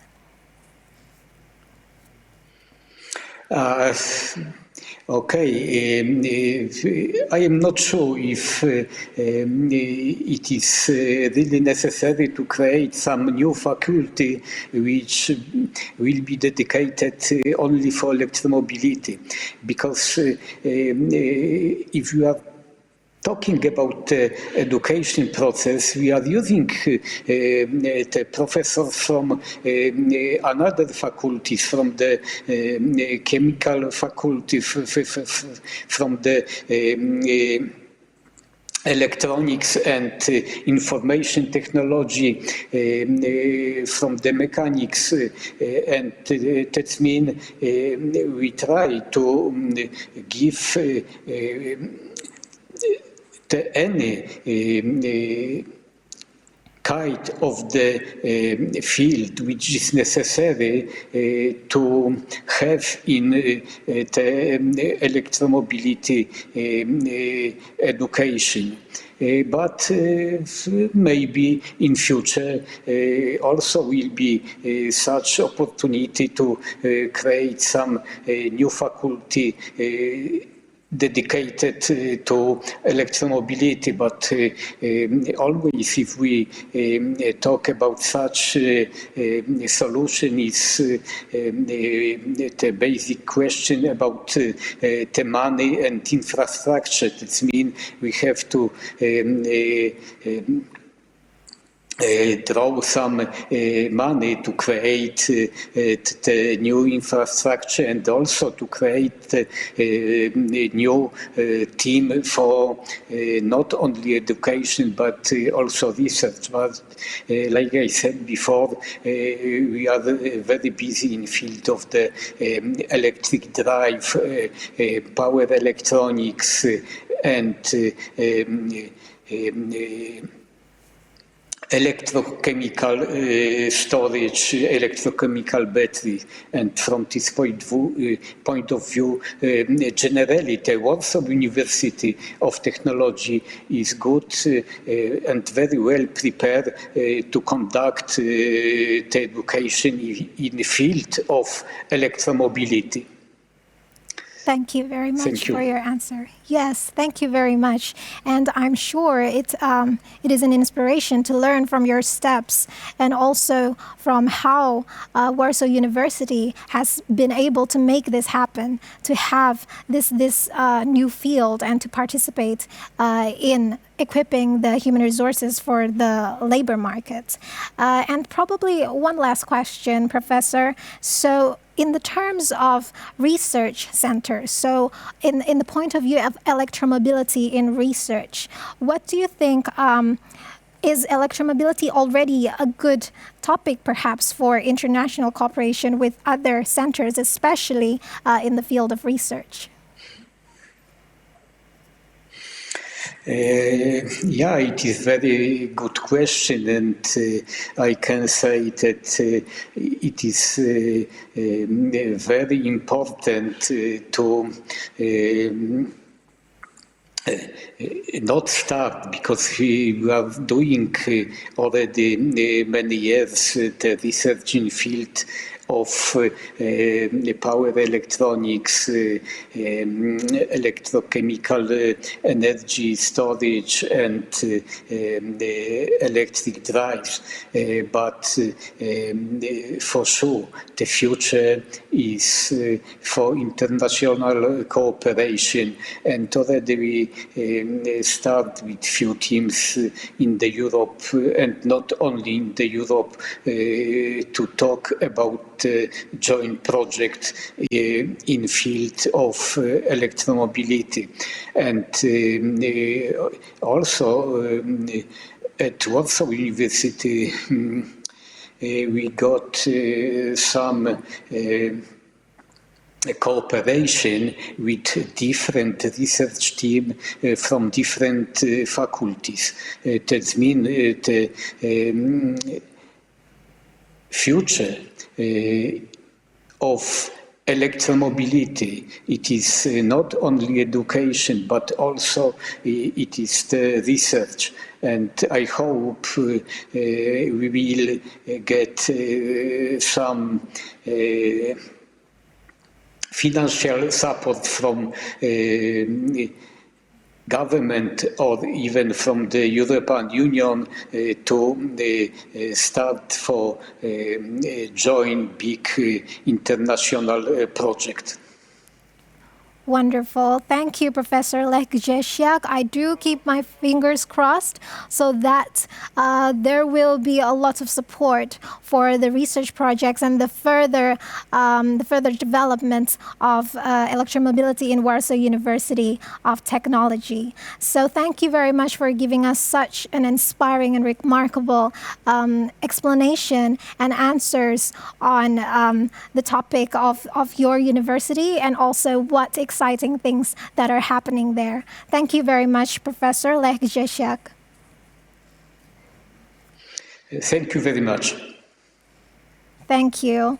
And now we will go over to the second speaker here, which is Miss Carolina Parra, who is an e-mobility specialist at Agencia SA in Chile, the Chilean Energy Efficiency Agency, which is a foundation that articulates public policies of the Ministry of Energy, and her role is centered on creating strategies for sustainable local transport and the implementation of e-mobility solutions under a smart city concept. So it is a great pleasure to welcome you, Ms. Carolina Parra.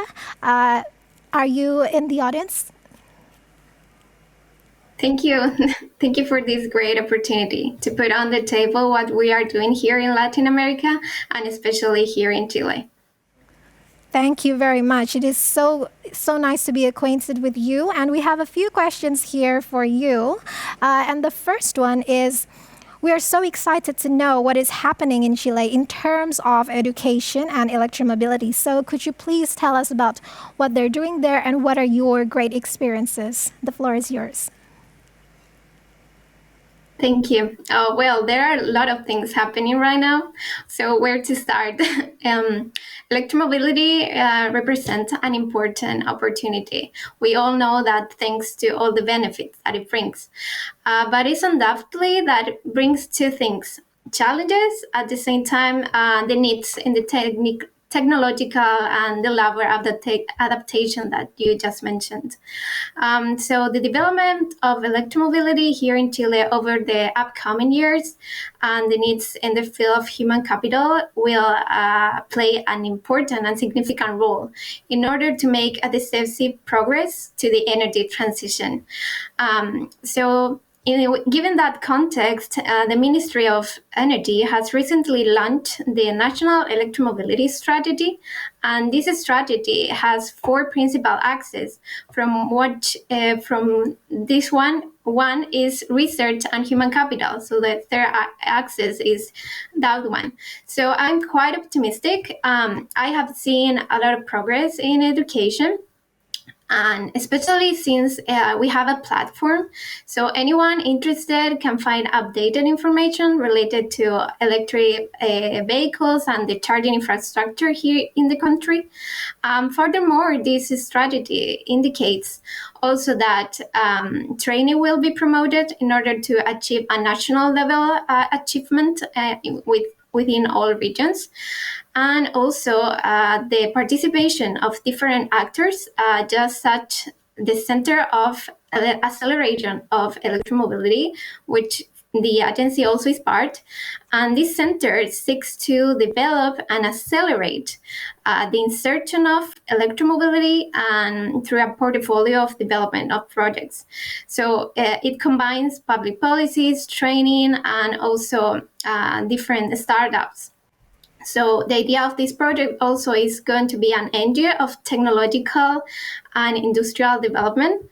So for Latin America, and also to help to achieve the carbon neutrality. So also, there are several diplomas conducted by some prestigious universities. I am part of a diploma as well as Universidad de Santiago de Chile. And this diploma also have three main components. So it has a holistic approach. So in terms of the technological challenges, also the public policies, and combining all of that with new business models that are going to be created. So to sum up, and answering from our experience as a sustainable energy agency, it's about to implement the public policies on energy sustainable issues and to articulate all the public and the private actors. So that's how important to understand how the Chilean context is moving forward. And as I mentioned, I am quite optimistic, and we are facing and moving to all the challenges that are going to come. That is Another so point to consider that I will just to sum up, that the agency this year we prepare a summit with all different universities. 11 universities from Chile participate, and they are developing and creating progress and projects. Just to mention some of them, on topics for example, digital transformation, bidirectional applications, and also the impact of the electric vehicles. So among others. Wow, this is so great to hear, and I'm so excited to hear about the developments and the programs and the platforms that are developing there, and especially about this summit that you mentioned. And I wish you the best of luck for that. And I'm sure a lot of people are going to be very interested in the progress and what's happened there. So I hope that you could perhaps also share to me about that, and perhaps I could try to implement that too in my area. So it sounds like a very good idea. And the second question here for you is about adapting new technologies. Because, as we mentioned earlier, for some people it's a little bit awkward, it's a little bit mysterious. So what kind of working system or framework approach would you recommend, or based on your experience, what you have seen, how to make this approach or framework for education and with government participation to adapt these new technologies to education faster? Great question. So thank you about that, because a study was conducted by the team of the Metropolitan Laboratory Observatory in a joint effort with the Ministry of Energy in the framework of the Roundtable of Human Capital. So what's just mentioned. So the result of these studies states that the main labor profiles required for this transition here in the country with a local solution both are electric and mechanical. So in both cases, those are higher labor profiles.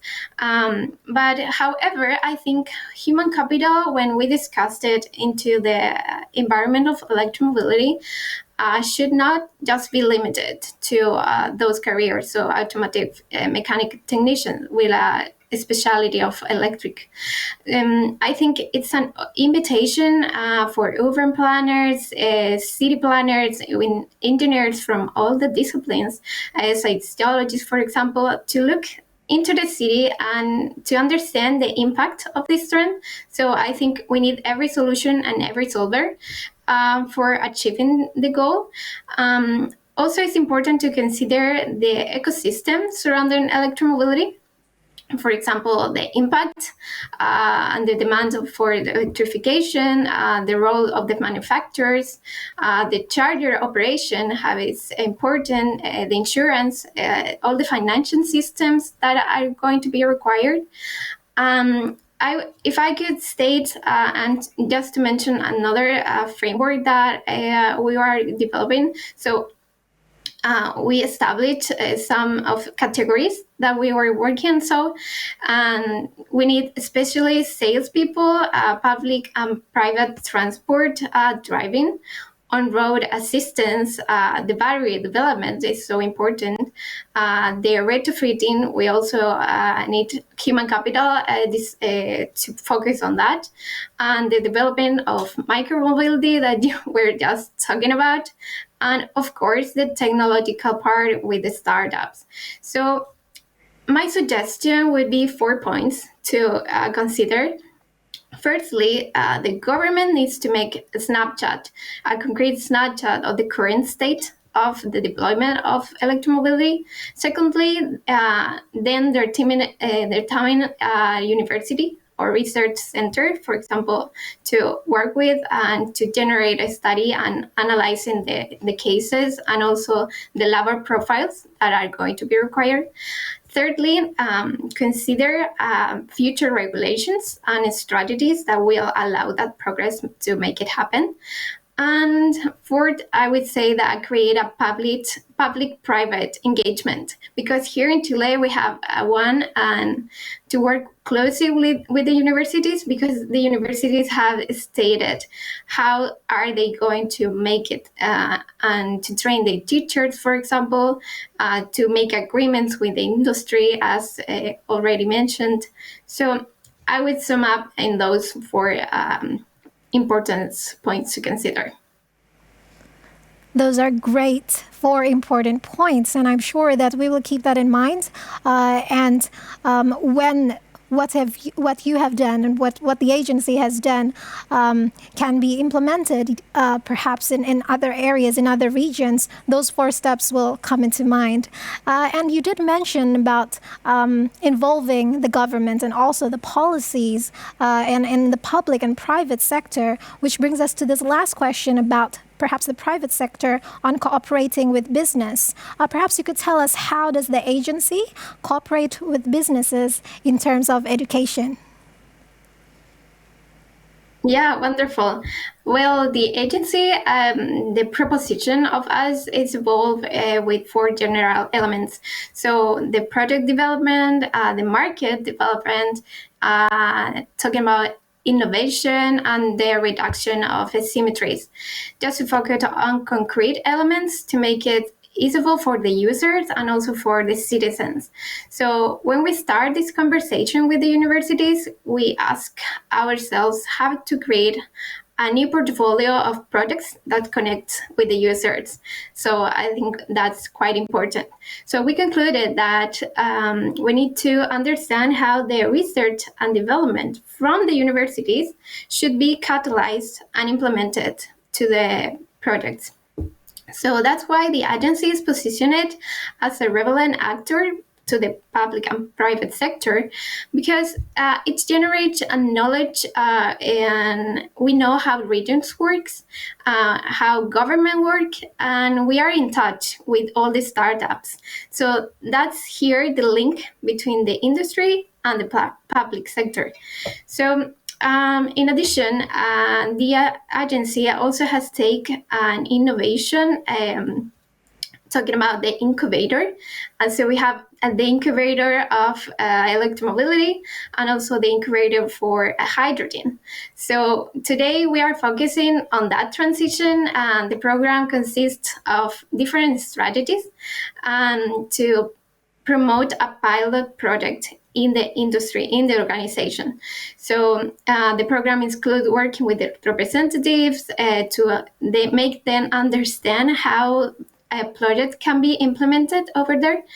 And we are preparing with a technological roadmap for the organization. So I would say that we are combining startups, local governments, and also industries. Wonderful. It's such an inspiring thing to hear how you have managed to get hold of both the governments and also to help these startups in the field of electromobility. And of course, we wish you the best of luck for all of those projects. And and thank you very much for painting a very positive and inspiring picture of what is happening in Chile. So thank you very much for Ms. Carolina Parra, and we look forward to hearing great things from you in the future. Thank you so much. Keep inspiring. Keep inspiring more people. We need every solution. Thank you very much. Yes, that's the core message. We need to keep inspiring. We need more solutions, and we need to reach everyone if possible. There is a key message there in our conversation with Ms. Carolina Parra about how we need to keep looking and expanding, not only isolating ourselves to perhaps only maybe the most obvious kinds of occupations in the labor market, but the possibilities for other kinds of disciplines and also occupations to be involved. So that was a very inspiring message, and perhaps something we can think more of and develop upon. Wonderful. So now we go over to the third speaker, which is Professor Hairul Hudaya from Indonesia, who is the rector of Sumbawa Technology University. So hello for Professor Hairul Hudaya over there in Indonesia. I miss my home a lot, even though I'm in the wonderful, wonderful country of Poland. And I just want to give your brief introduction here.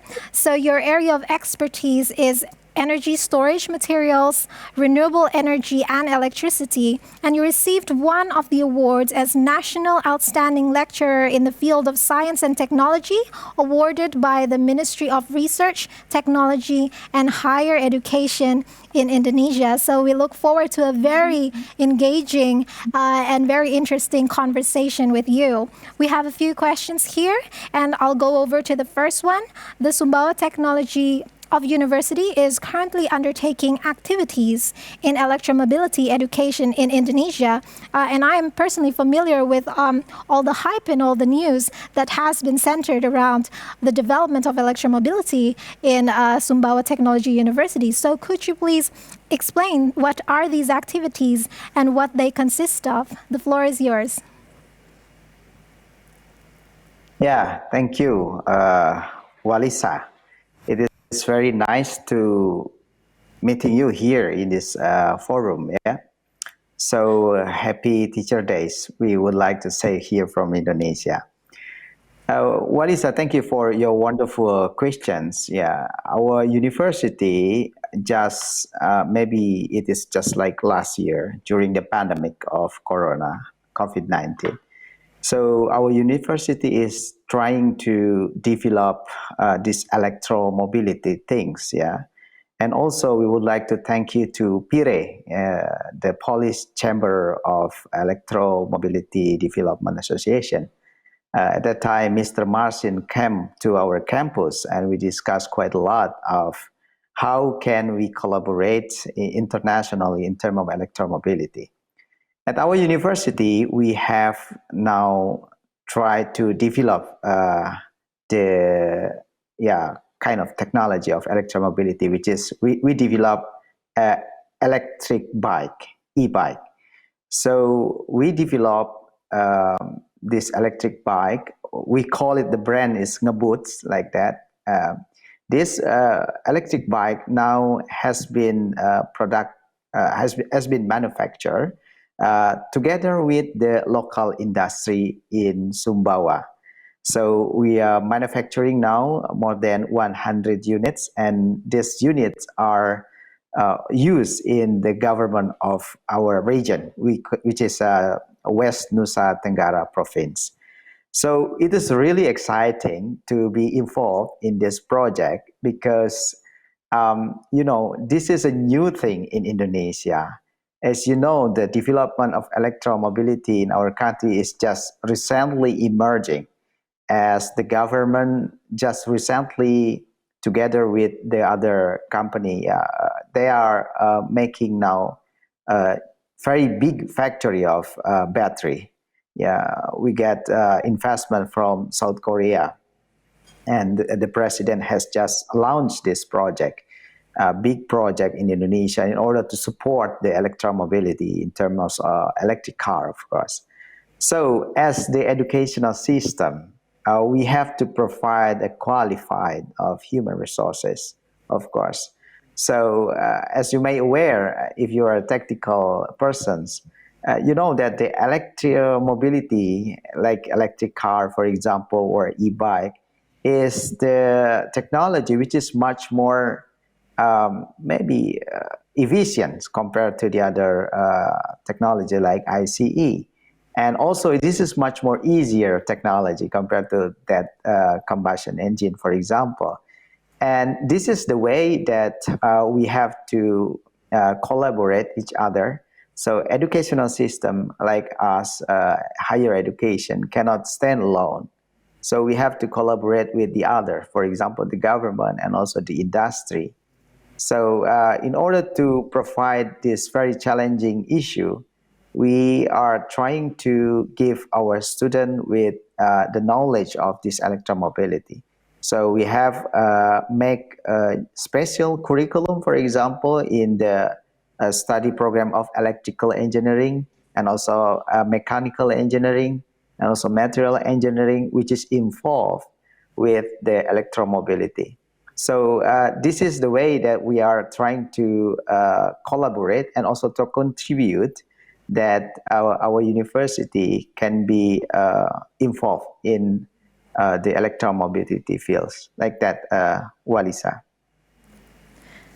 Thank you very much, Professor. Yes, it's very exciting to hear about this curriculum that you are developing. And this is an active form of support for the electromobility that's in Indonesia. We understand that recently, that it has been a recent policy for the acceleration of electromobility in Indonesia. And from somebody who does not actually come from an engineering background, I come from the humanities, this is still exciting for me. And as we have talked earlier, we're talking about opportunities for perhaps people from other disciplines to be involved in this electromobility in the labor market in the future. So my next question to you would be, what kind of the education system support do you think is available? Is there a possibility to expand perhaps this curriculum or the faculty to other disciplines? Thank you for the questions. So this is very interesting part because, university, of course, we cannot make anything. We cannot manufacture. Actually, we can just make like a prototype.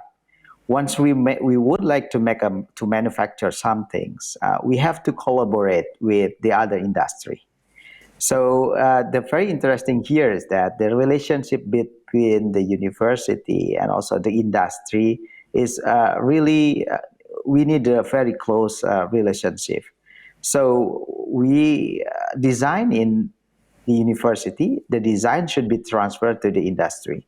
So very interesting here is that we are now involving a very small local enterprise, and we educate them how to make, for example, the e-bike. Of course, like the battery and also the motor and also the controller we are imported from the other country. As in Indonesia, we don't have it at this moment. So we are assembling this kind of technology with the local manufacturer, very local. Previously, they really don't know how to do that. But because we are teaching them and then step by step, equipping them with new tools and also technology. And finally, we can make it by ourselves, the e-bike. And now we are very happy because this e-bike has been popularized in our region here in the province of West Nusa Tenggara, and we are looking forward for the mass production of this e-bike. All the e-bike has been tested with a local government, and then we are trying to find a new opportunity with of course, the international collaboration, for example, for the advanced development of our e-bike. Thank you. Thank you very much, Professor. It's so nice to hear about the cooperation and the local, involving the local businesses and local people in trying to manufacture these EVs. Because as you have said previously, some of the technology we have to rely from outside of the region or outside of the country, but to have at least this grasp at the local level is such an inspiring and happy story, of course, I think, for Indonesia, and especially since the Sumbawa technology is helping this, is aiding this, playing a very significant role in it. It's very inspiring to hear.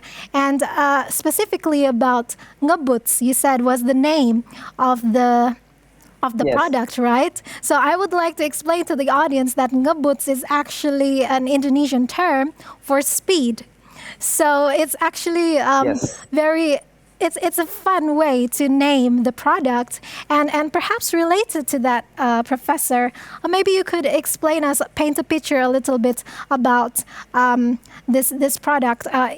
and about the speed. Perhaps some people in the audience, especially the youth, is really interested because some youth especially have some concerns with the experience of riding this electric vehicle be similar to conventional vehicles.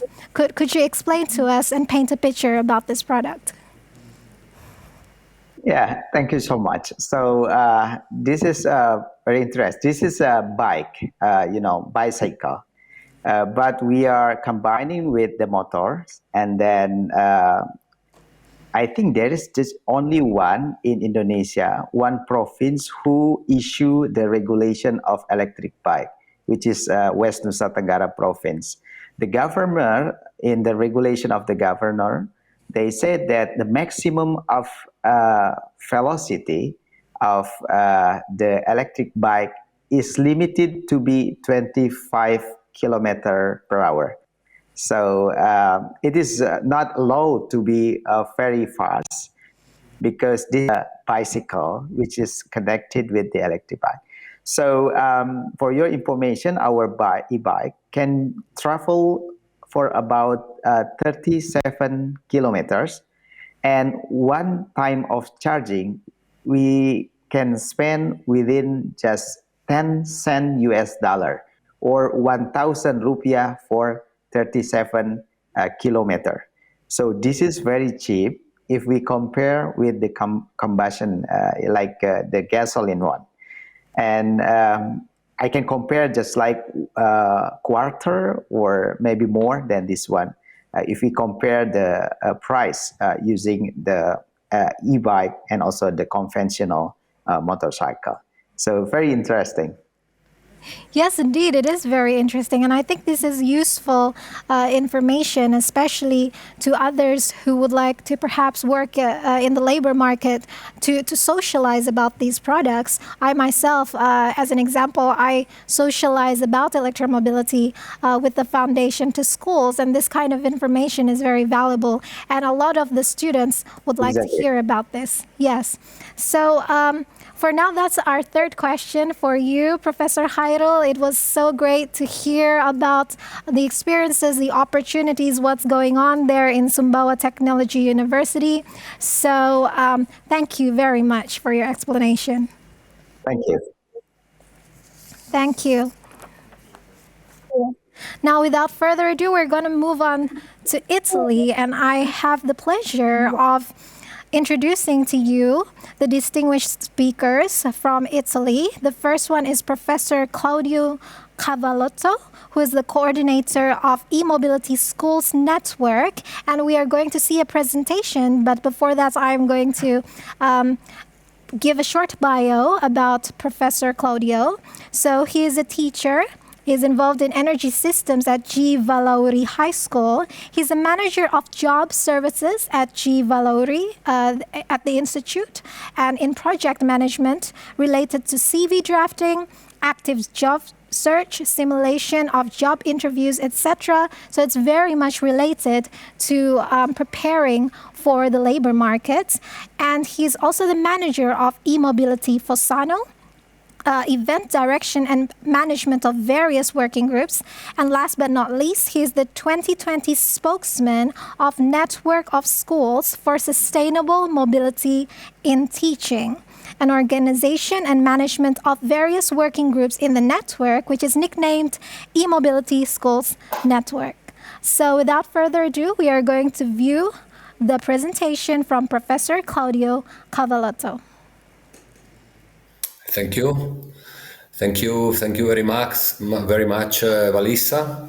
So I brief introduce of our experience. It's here where the idea was born in Italy, in the south of Piedmont. And then here some photo about our institute and some numbers.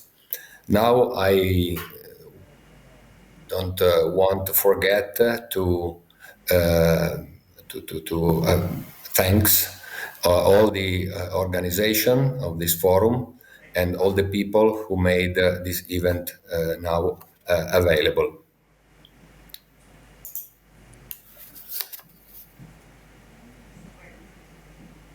Excuse me. Okay, this is. Thank you very much. I see it very well. The Mobility Schools Network is a network of schools founded in October the 21st last year in 2020. And at the beginning, the mobility was founded in here in Italy just 1 year ago. Initially, already 13 schools enrolled not only in our province, but in a much wider area, all our region, the Piedmont. Nowadays, after only 1 year, 37 schools of Italy are belonging to a network from the north, passing through the middle to the south of Italy. We are in a positive way to consolidate the result in Italy, and in the future we think we should evaluate how to establish and extend this association of schools in Europe, and why not in all the world.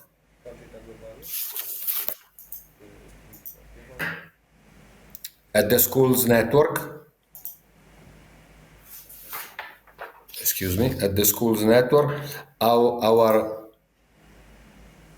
it doesn't go forward. Oh, okay.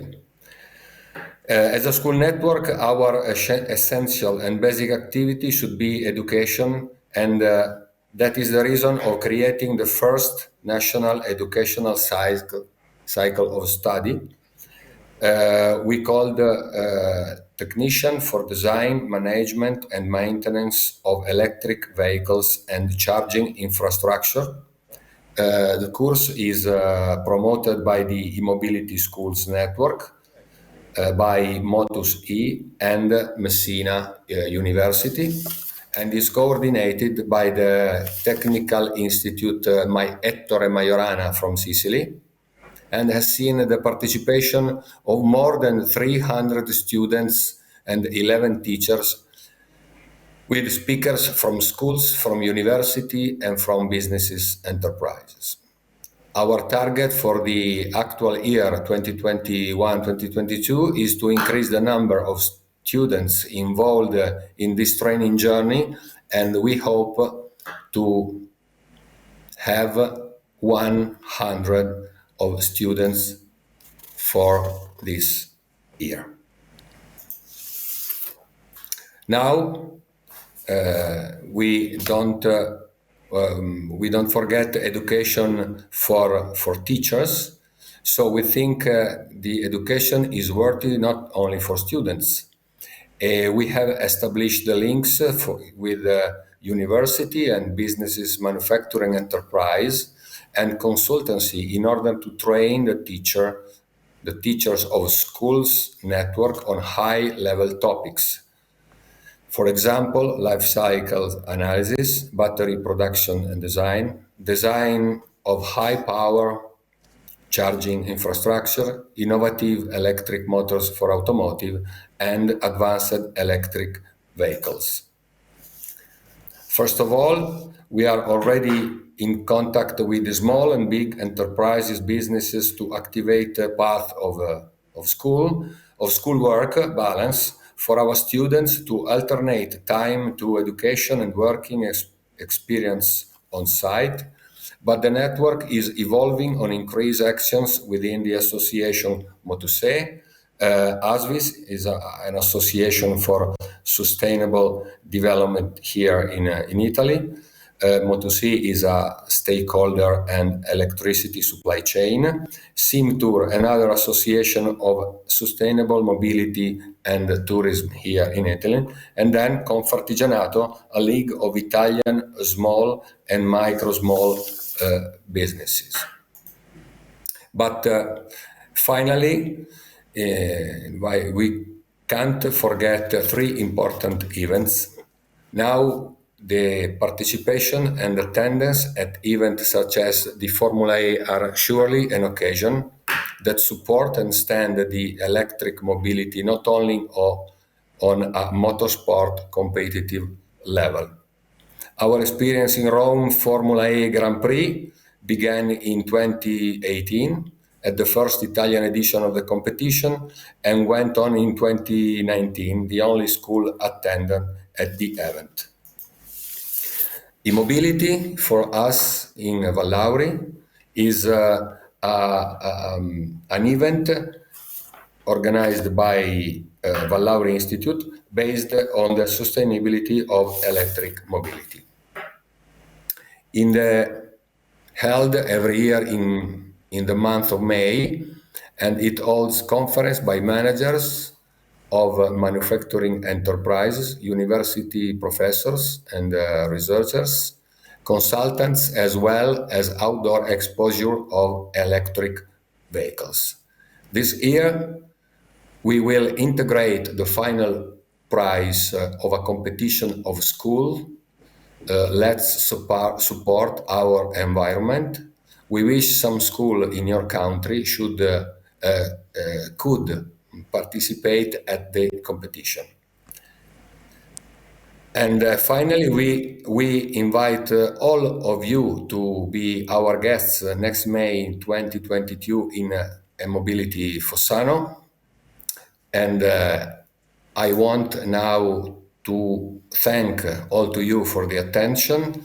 And now I introduce my colleague, Professor Pierluigi Balocco, to discuss with you. Thank you to all of you e ciao, tanti saluti dall'Italia. Ciao, thank you very much for Professor Claudio Cavallotto from the E-mobility Fossano, and for that presentation. That was very exciting to see about the competitions, about the involvement of motorsport, and also about what's happening in May 2022 later. And I do really hope that some schools from my country, for example, from here in Poland, are going to participate in that event. So I gladly welcome Professor Pierluigi Balocco, also from E-mobility Fossano, and here to discuss with us today and further give us more information about the initiatives happening in Italy. So welcome to Professor Pierluigi. Hello. Hello. Great. Nice to meet you. Nice to meet you too. We have a few questions here for you. So the first one is, how does the E-mobility Schools Network work with business? So could you illustrate how you are getting the support from the Italian government or other industry organizations? The floor is yours. Well, first of all, the support that we receive is not directly from the government, but from lobby institution and other suppliers. In particular, from League of Small and Micro Small Business Manufacturers and Enterprise. And what we consider first is the collaboration with a supplier of battery for electric vehicles. Is a startup and has near Turin, so in the north of the region of Italy, and he has received the approval from the European Union to start with a new line of production for battery. That is important for us because it supports us for our project in retrofit. It means converting internal combustion engine to electric vehicles, and that is our first support. We have the support also from lobbies like Motus E, which is a compound of electric supplier in Italy, electricity producer and supplier. So, for example, Motus E is linked to Enel, which is the big and main corporate in Italy. And then we have also the support from sustainability in tourism. As you know, Italy it is not only known for its delicious food and wine, but also for tourism, especially tourism of capital importance, Rome, Venice, and Florence. We asked to our students also the possibility to transport people and goods, not only for the industrial and civil use, but in tourism, leisure time. Okay, I think that the most important thing is to cooperate with like a families. Okay, in Italy, it is really strong this sentiment between people. So. Get involved by approaching an holistic and a system approach is the best way to achieve a result. That is our scope also. Yes, it's really wonderful to hear how the businesses are so open and so involved getting on board to help with this initiative. And you also have other international organizations, regional organizations also helping. So you were mentioning about the systematic approach. So could you dig in a little deeper and tell us about this systematic approach? Is there some kind of formula about, for example, involving all of these stakeholders, whether it is the businesses or institutions or even the players, the individuals such as the teachers? Could you tell us about it, please? Yeah, first of all, we have to say that we are our school is 2,000 students and it is a secondary school. So imagine we have more or less 1,500 families that every day reach our institute. So it is very, very easy to reach entrepreneurs, small business manufacturers, as well as middle-sized manufacturing. The system approach is performed by meaning of focus young boys, by the way, teenagers, on the most important problem, which is climate change. And we have to make an action. The climate change is a reality also in our nation, in our country, particularly in the north. The system approach starts from getting people involved in something that is real and possibly to make a change. So we pursue the idea of sustainability in mobility of people and goods because it is a well-done action for our children. And this is our approach. The second approach is gamification. So let's make things fun, with leisure, attractive, and surely real.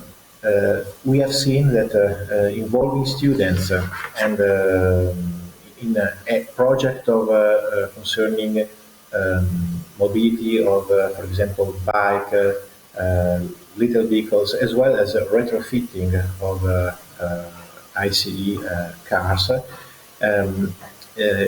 makes them getting proud of what they do. We think that is a main approach to pursue and to follow. That is great. I'm especially very interested in what you mentioned about gamification. I think this fun aspect requires and deserves a lot of attention in the curriculum of us trying to educate and equip people with skills and to prepare them for the labor market. We would like to ask you more about this gamification, as was mentioned in the presentation, and also what you mentioned before about the motorsport with education.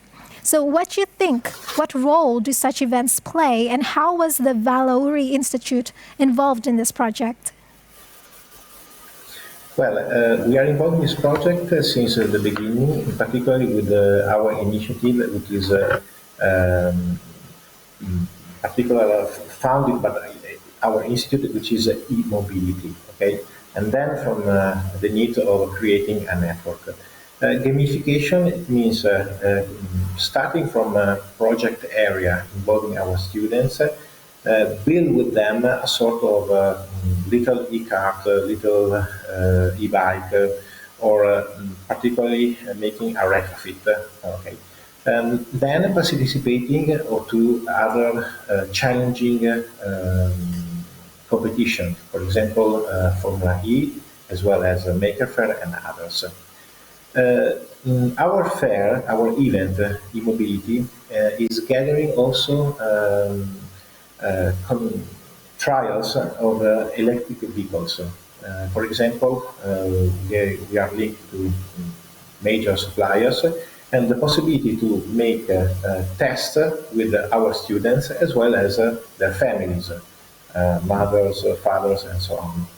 We have seen that these create a sort of fun leisure during the test, and it is also a method to gather people to spread the initiative of electric mobility. Last, we consider that particularly due to the COVID-19 pandemic now enacted, we need to support this kind of initiative because it is better for the well-being of people. So we have lost so many times in front of a camera, in front of working on a computer. We've seen that creating this new area of a project collects people to stay together. And the human touch is a sort of igniting point for building up initiatives. Indeed, yes, that is a very good point about this aspect of humanism, of family, of getting the children involved in something fun, and how the pandemic perhaps has put us into a situation that has been a little gloomy about how we have lost the human touch, and thus such projects, the initiative from Italy is very much an inspiration and setting an example about the possibilities of what can be included in education for e-mobility. Thank you so much for touching upon this very important dimension for education. Thank you so very much, Professor. Thanks to you. Thanks. Okay, wonderful. So we have seen all of the presentations and we have discussed with all of the speakers about the various aspects of education for e-mobility to prepare people for the labor market. So we have almost come to a close, but before that, we would like to ask every one of our presenters, every one of our speakers here, an additional question, just one more question about what you can sum up as the good practices for other countries in the field of education. Just a few words to sum up this tip, for example, or this summary of your message for institutions out there, academia out there, teachers, on what are the best and good practices for education in e-mobility. So perhaps we can begin with Professor Lech Grzesiak. Time is yours. Yeah, I believe, and I think any of us have similar vision of future. The electromobility is definitely the very, very important subject and field of the education and the research. And in case of the education, in my opinion, it's necessary to involve the industry also in the process of education. In many times at university, we try to give only some theoretical information or teach the theoretical aspect of the many more or less complicated problem, but sometimes we need more practical education, and I see in Warsaw that we have to make maybe a better connection with our partner from industry. Okay, in Poland maybe it is some difficult task because in Poland we don't have the factory for the electric car, and it is some maybe limitation, but always we can try to use some partner even not from Poland, and I hope in future it will be very, very important. And I hope that a number of the universities in Poland will increase in field of the electromobility. We are the first in the Poland. We start 2019, but at the moment, also the university in Wrocław, university in Poznań, I'm talking about the University of Technology, start to electromobility education. Thank you very much. Thank you very much. And now the next, this question is also addressed to Ms. Carolina Parra. Time is yours. Wonderful, thank you. I would say four main topics or main things. First, cooperate, create alliances with industry, business. Secondly, try as much to promote experiences, because experiences are the key element to promote and motivate more youth also to be part of this. Work together with governments in order to have a clear pathway to follow. At this point, it's also important to consider which training plans are going to be updated, and also the adaptation of the careers involved.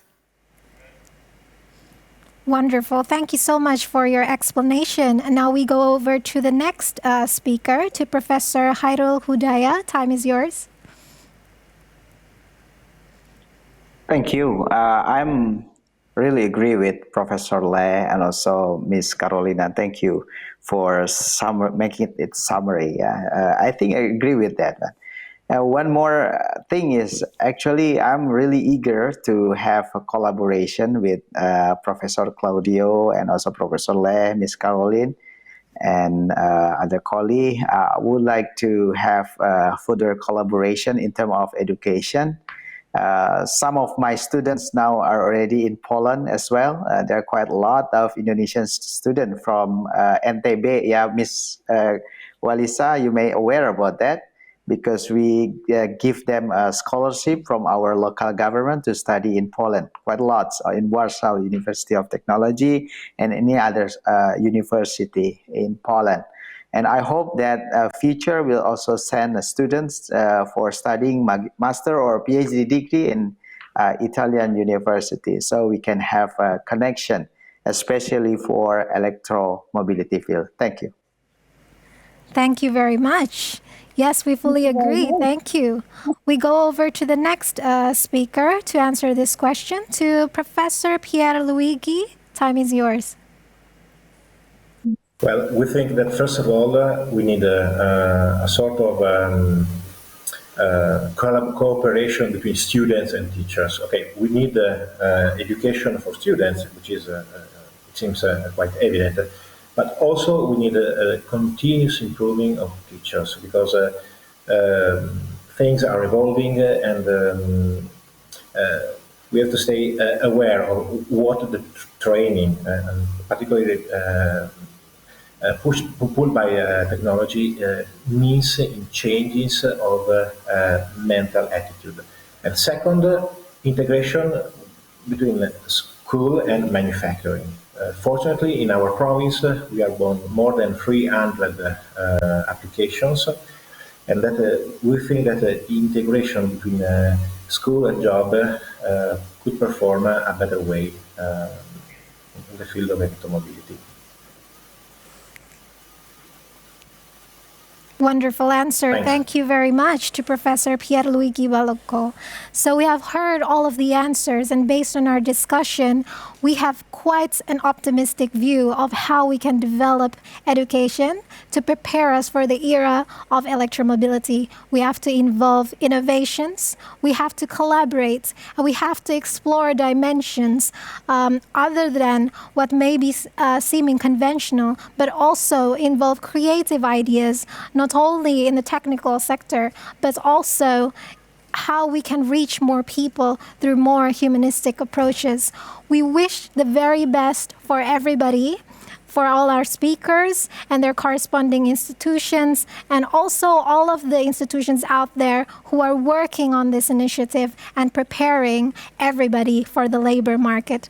Thank you very much. And as moderator, I am so very happy to have been able to moderate in this session and hear directly the wonderful input from various speakers. Thank you.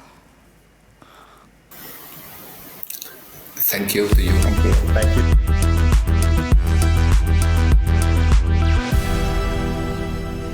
Thank you very much. We're impressed. Well, Lisa, as a moderator, you did a great job Definitely. bring in different voices, people in the academia, people working in creating the network of organizations, but also showing different perspective, different models like gamification. So it was a very brightful. For me, the sentence I remember is that the education in electromobility must be practical. Mm-hmm. Yes. And what does it mean to you as a graduate, as a person who is actually working in facilitating and bringing the knowledge to young people? It has to be practical because people are much more in tune. People can remember more if it is something that they can touch, they can see, and they can experience, right? So that's why when things are practical, it is so important for me, especially for myself, who is not perhaps a major in engineering or electromobility yet, but I think that I want to be in touch with this field. I want to be part of the future. And that is why all the feedback that we have heard today, all the dimensions that we can explore practically are so, so important for us to have new ideas to participate in this initiative. And so you say that you're still thinking of enlarging your education, like you want to go further, because I think I've heard that. Yes, I do, because basically my background is already mixed because I have a finance background, I have a literature background. So if it's electromobility and the opportunity is there, why not? Good. Will it be in Poland or will it be somewhere else? I do not know yet, but Poland seems like a very good option indeed. Glad to hear that. We do, and it's a very positive message also to women who may be kind of excluded from those technical engineering fields. And it also shows that people with a different background, legal, psychological, management, can also find their place in this field, can they?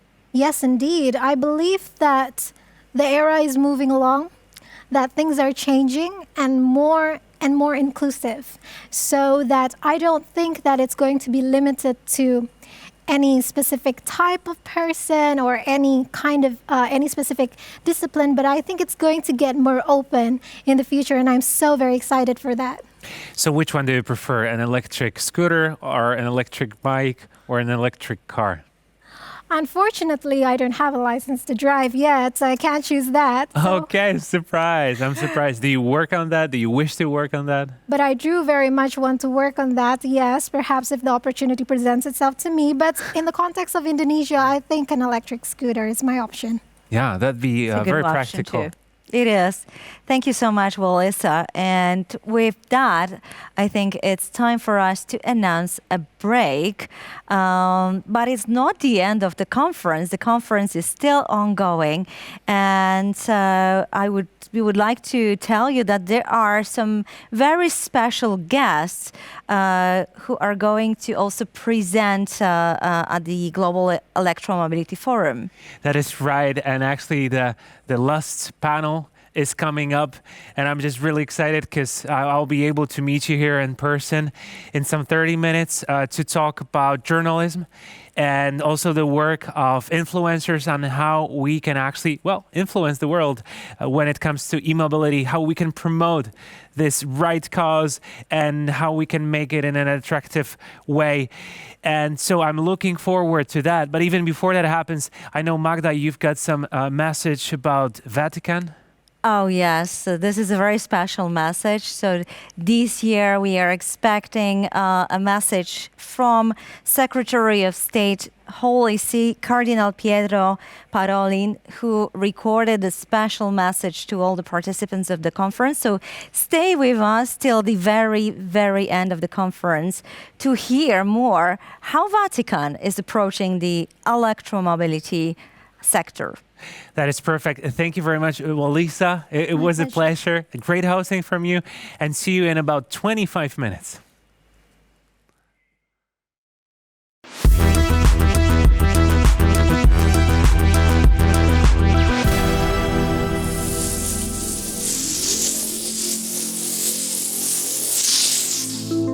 National Center for Climate Change is the first research center in Poland focused on a wide scope of climate change issues, operating within the Institute of Environmental Protection National Research Institute. We provide expertise on climate policy, conduct climate change impact research and analytical works, deliver insights to decision makers in climate policy, support the Ministry of Climate and Environment as well. We focus on low and zero emission transport, adaptation to climate change in cities, just transition, sustainable investments and green cities, circular economy, green finance, business responsibility, as well as education and building social awareness of climate change, both formal and informal. Important part of our work are conferences and webinars for various groups of recipients where we connect public institutions, business and academic work on both local and international level. Global E-Mobility Forum, People and Climate, Solidarity and Just Transition, Human Faces of Climate Change are the titles of the most famous examples of our annual global events.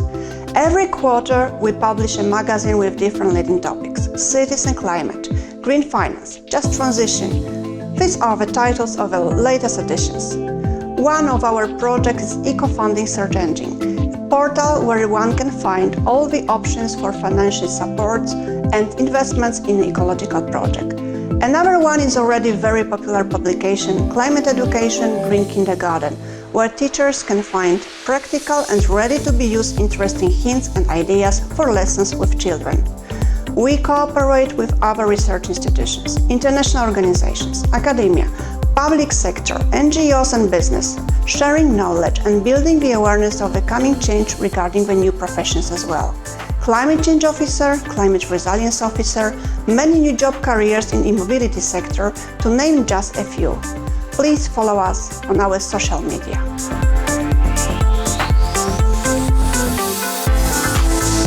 National Center for Climate Change was established in spring 2020, and almost 6 months later we organized our first international event, the Global E-Mobility Forum 2020, with almost 3,000 participants from 116 countries. The forum is a continuation of the Driving Change Together initiative, which was established during the COP24 in Katowice. This year, our big conference, GEP 2021, was preceded with 3 webinars, where we focused on topics regarding education in the e-mobility sector. Huge changes in the automotive labor market required taking action in that field, and we want to be an important part of that change.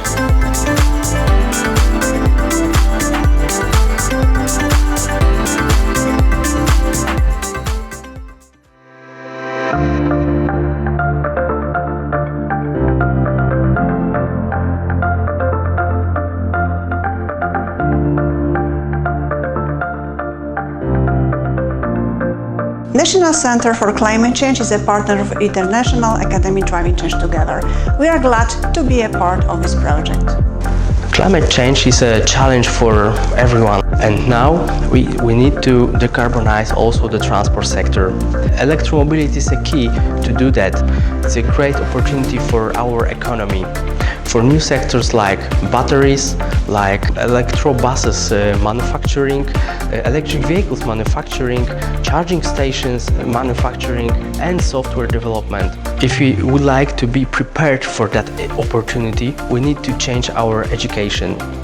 The answer is the International Academy Driving Change Together platform. The platform is a place where we can exchange best practices, new educational programs, new trainings, and on-the-job trainings. International Academy Driving Change Together is inspired by the Driving Change Together Declaration established during the COP24 in Katowice. This declaration said about the massive adoption of electromobility promotion together with our partners like City Council of Zielona Góra, University of Zielona Góra, Ekoenergetyka Polska Company, Lubuskie Voivodeship Marshal Office, Polish Development Fund, and Kostrzyńsko-Słubicka Special Economic Zone, we create a European Electromobility Center. In this center, we create some spaces for the startups and new companies in electromobility, the European Technical School, and also with cooperation with university, new study programs of electromobility.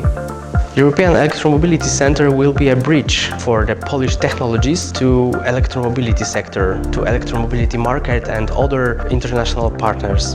In this school and university, we would like to teach the students about the batteries and energy storage, the hydrogen technologies, the software development, and many other areas of electromobility. And now I would like to invite you to become a partner of European Electromobility Center.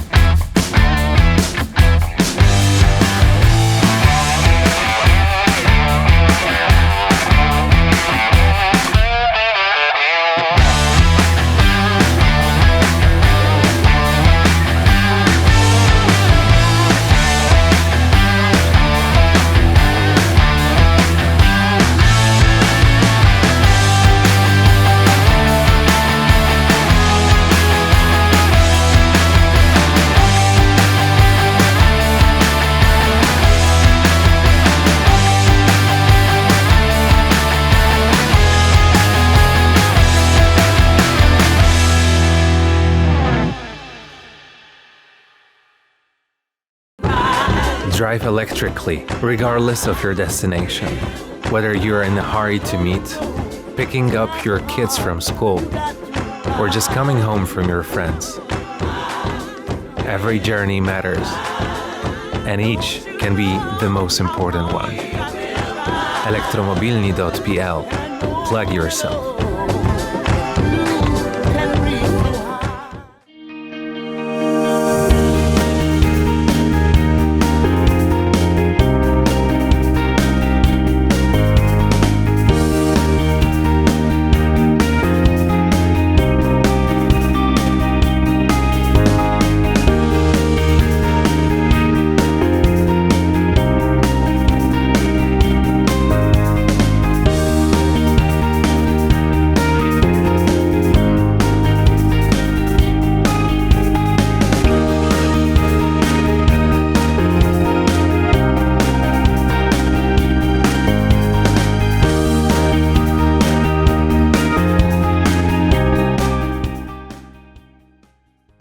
Over half of the world's population lives in cities.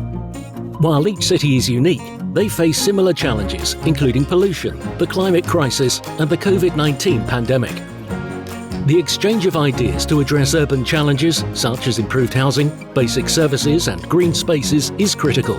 The World Urban Forum, known as WUF, is the largest global gathering on sustainable urbanization. The forum is convened by UN Habitat every 2 years. In 2022, WUF 11 will be the city of Katowice in Poland with the theme Transforming Our Cities for a Better Urban Future. WUF 11 in 2022 will explore solutions to make cities safer, greener, and a better place to live. This is a transformation that Katowice itself has experienced. WUF 11 is organized by UN Habitat, Poland's Ministry of Development Funds and Regional Policy, and the city of Katowice. We are building the cities of the future today. Join us in 2022 and be at the heart of this change.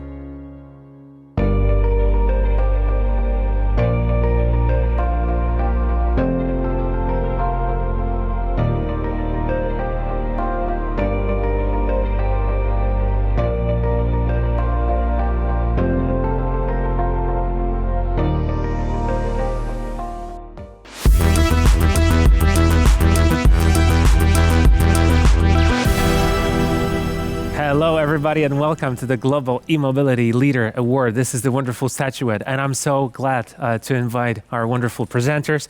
And so Alicja Pawłowska-Piorun is here. Great to have you. There's Piotr Michalczyk. Thank you for joining. Hello. And Aleksander Reich. Great to have you, and please, may you start. Thank you. I'd like to welcome everyone to this year's edition of the Global E-Mobility Leader Awards on behalf of the organizers, the National Center for Climate Change, PwC, and PSPA. The survey to single out the world's leaders of e-mobility was carried out for the third time.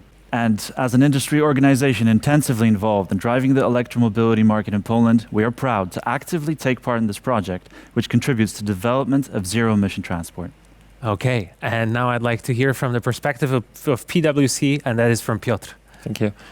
PwC Poland organized an internal survey among PwC country leaders and automotive experts from over 40 countries. Based on the responses received and the global market analysis performed by PwC, we prepared a list of 10 nominees for the Global E-Mobility Leader Awards. And the winners will be announced today. Congratulations to all involved, winners, and thank you for shaping the future of e-mobility. Thank you very much. Alicja Pawłowska-Piorun. Ladies and gentlemen, it's the third time when we are awarding companies from all over the world whose engagement in the e-mobility sector showcases effective and real outcomes. However, without an international jury of the Global E-Mobility Leader Award, it would be impossible.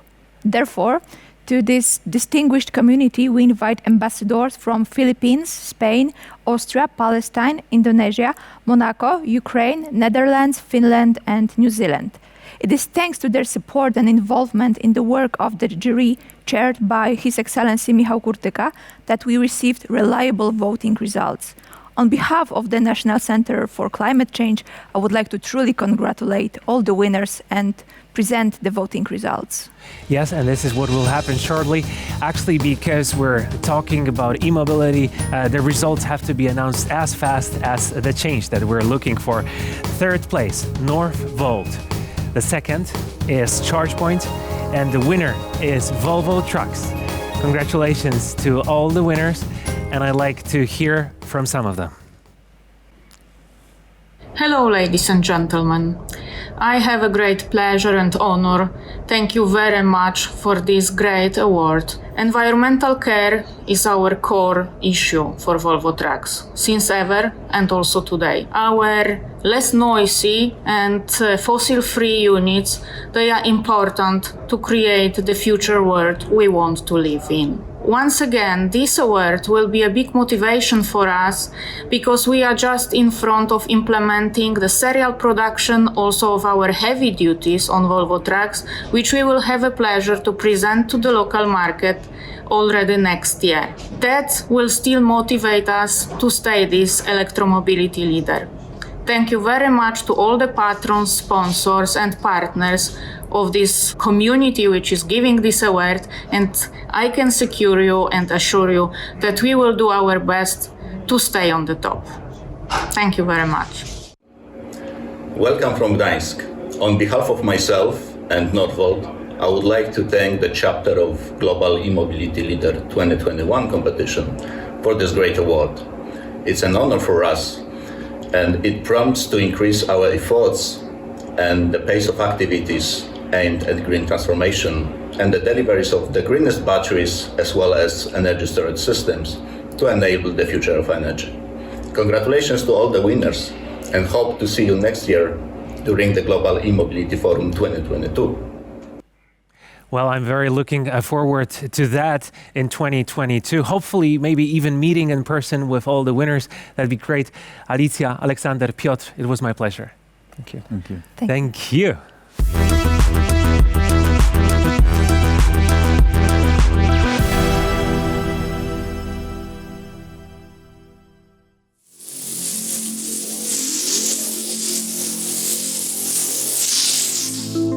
National Center for Climate Change is the first research center in Poland focused on a wide scope of climate change issues, operating within the Institute of Environmental Protection, National Research Institute. We provide expertise on climate policy, conduct climate change impact research and analytical works, deliver insights to decision makers in climate policy, support the Ministry of Climate and Environment as well. We focus on low and zero emission transport, adaptation to climate change in cities, just transition, sustainable investments and green cities, circular economy, green finance, business responsibility, as well as education and building social awareness of climate change, both formal and informal. Important part of our work are conferences and webinars for various groups of recipients, where we connect public institutions, business and academic work on both local and international level. Global E-Mobility Forum, People and Climate, Solidarity and Just Transition, Human Faces of Climate Change are the titles of the most famous examples of our annual global events.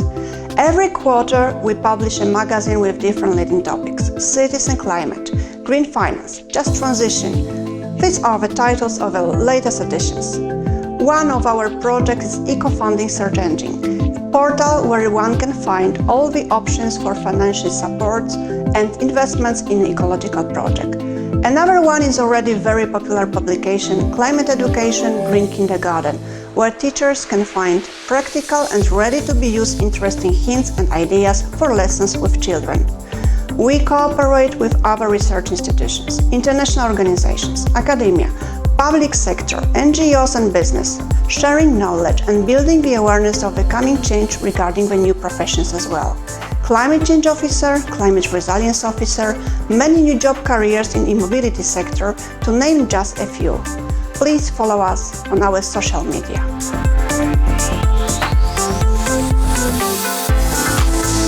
National Center for Climate Change was established in spring 2020, and almost 6 months later we organized our first international event, the Global E-Mobility Forum 2020, with almost 3,000 participants from 116 countries. The forum is a continuation of the Driving Change Together initiative, which was established during the COP24 in Katowice. This year, our big conference, GEP 2021, was preceded with 3 webinars. where we focused on topics regarding education in the e-mobility sector. Huge changes in the automotive labor market required taking action in that field, and we want to be an important part of that change.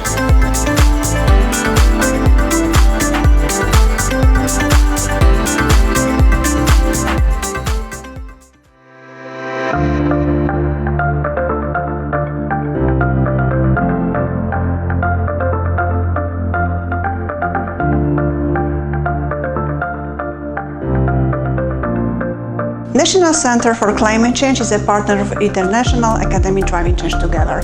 We are glad to be a part of this project. Climate change is a challenge for everyone, and now we need to decarbonize also the transport sector. Electromobility is a key to do that. It's a great opportunity for our economy. For new sectors like batteries, like electrobuses manufacturing, electric vehicles manufacturing, charging stations manufacturing, and software development. If we would like to be prepared for that opportunity, we need to change our education.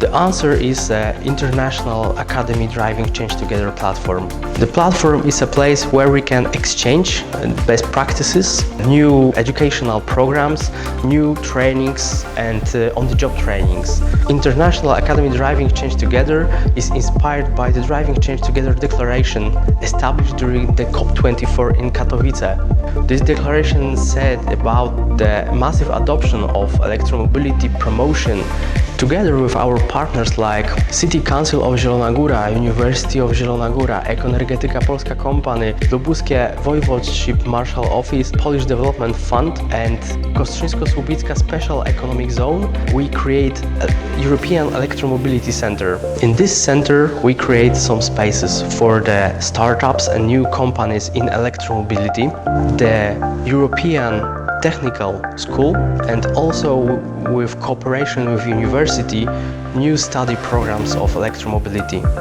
European Electromobility Center will be a bridge for the Polish technologies to electromobility sector, to electromobility market and other international partners. In this school and university, we would like to teach the students about the batteries and energy storage, the hydrogen technologies, the software development, and many other areas of electromobility. And now I would like to invite you to become a partner of European Electromobility Center.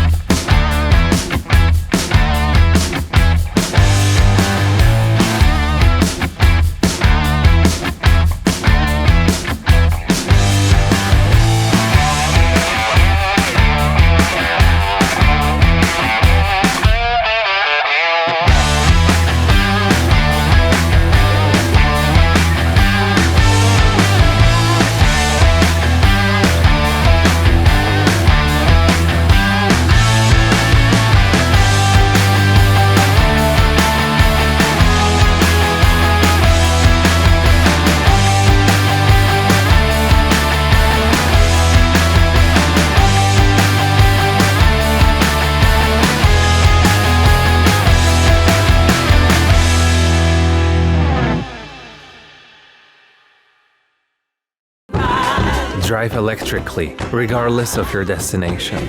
Whether you're in a hurry to meet, picking up your kids from school, or just coming home from your friends. Every journey matters, and each can be the most important one. Elektromobilni.pl. Plug yourself.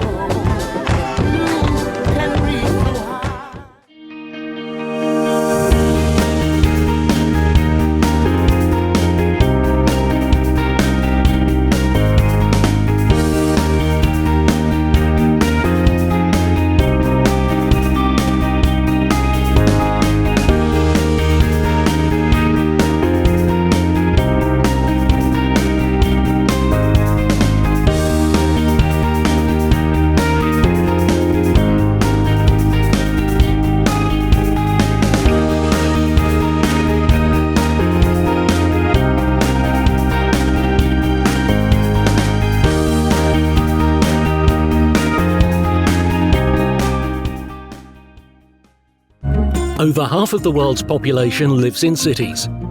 While each city is unique, they face similar challenges, including pollution, the climate crisis, and the COVID-19 pandemic. The exchange of ideas to address urban challenges, such as improved housing, basic services, and green spaces, is critical. The World Urban Forum, known as WUF, is the largest global gathering on sustainable urbanization. The forum is convened by UN Habitat every 2 years.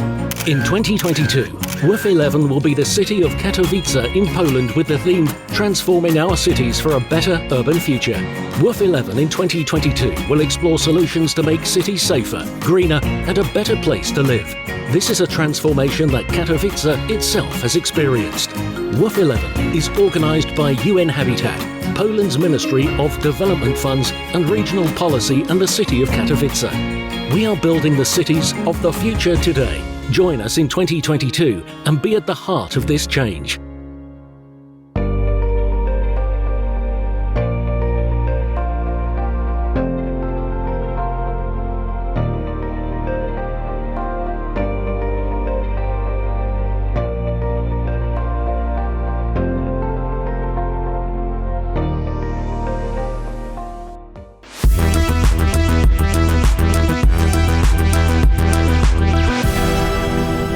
Hello, everybody, and welcome to the Global E-Mobility Leader Award. This is the wonderful statuette, and I'm so glad to invite our wonderful presenters. And so Alicja Pawłowska-Piorun is here. Great to have you. There's Piotr Michalczyk. Thank you for joining. Hello. And Aleksander Reich. Great to have you, and please, may you start. Thank you. I'd like to welcome everyone to this year's edition of the Global E-Mobility Leader Awards on behalf of the organizers, the National Center for Climate Change, PwC, and PSPA. The survey to single out the world's leaders of e-mobility was carried out for the third time. And as an industry organization intensively involved in driving the electromobility market in Poland, we are proud to actively take part in this project, which contributes to the development of zero-emission transport. Okay, and now I'd like to hear from the perspective of PwC, and that is from Piotr. Thank you. PwC Poland organized an internal survey among PwC country leaders and automotive experts from over 40 countries. Based on the responses received and the global market analysis performed by PwC, we prepared a list of 10 nominees for the Global E-Mobility Leader Awards. And the winners will be announced today. Congratulations to all involved, winners, and thank you for shaping the future of e-mobility. Thank you very much. Alicja Pawłowska-Piorun. Ladies and gentlemen, it's the third time when we are awarding companies from all over the world whose engagement in the e-mobility sector showcases effective and real outcomes. However, without an international jury of the Global E-Mobility Leader Award, it would be impossible. Therefore, to this distinguished community, we invite ambassadors from Philippines, Spain, Austria, Palestine, Indonesia, Monaco, Ukraine, Netherlands, Finland, and New Zealand. It is thanks to their support and involvement in the work of the jury, chaired by His Excellency Michał Kurtyka, that we received reliable voting results. On behalf of the National Center for Climate Change, I would like to truly congratulate all the winners and present the voting results. Yes, and this is what will happen shortly. Actually, because we're talking about e-mobility, the results have to be announced as fast as the change that we're looking for. Third place, Northvolt. The second is ChargePoint, and the winner is Volvo Trucks. Congratulations to all the winners, and I'd like to hear from some of them. Hello, ladies and gentlemen. I have a great pleasure and honor. Thank you very much for this great award. Environmental care is our core issue for Volvo Trucks, since ever and also today. Our less noisy and fossil-free units, they are important to create the future world we want to live in. Once again, this award will be a big motivation for us because we are just in front of implementing the serial production also of our heavy duties on Volvo Trucks, which we will have a pleasure to present to the local market already next year. That will still motivate us to stay this electromobility leader. Thank you very much to all the patrons, sponsors and partners of this community which is giving this award, and I can secure you and assure you that we will do our best to stay on the top. Thank you very much. Welcome from Gdańsk. On behalf of myself and Northvolt, I would like to thank the chapter of Global E-Mobility Leader 2021 competition for this great award. It's an honor for us, and it prompts to increase our efforts and the pace of activities aimed at green transformation and the deliveries of the greenest batteries as well as energy storage systems to enable the future of energy. Congratulations to all the winners, and hope to see you next year during the Global E-Mobility Forum 2022. Well, I'm very looking forward to that in 2022. Hopefully, maybe even meeting in person with all the winners. That'd be great. Alicja, Aleksander, Piotr, it was my pleasure. Thank you. Thank you. Thank you.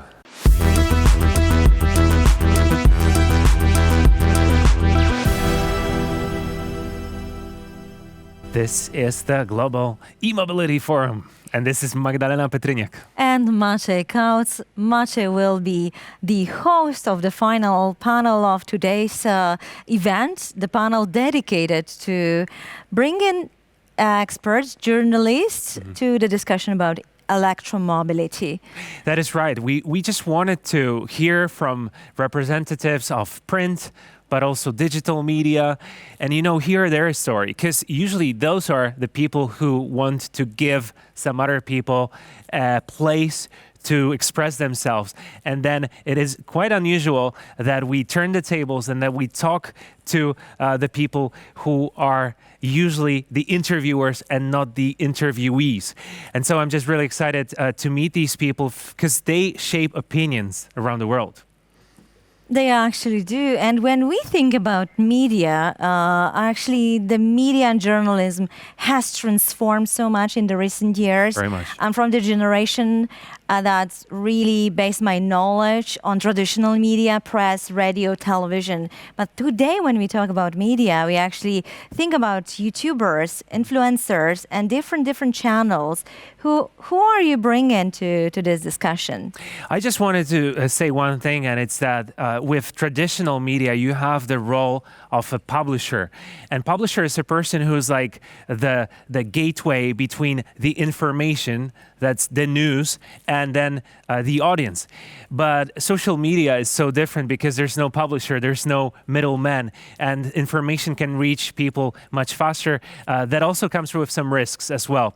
And so we have quite a combination of the two worlds because there are people from places like some online websites, which are Portal Movilidad, for example. This is for the Spanish-speaking countries. There's Electric Felix as well. And there are people who are YouTubers And there's also some people who work for radio, for example, or represent the PR industry.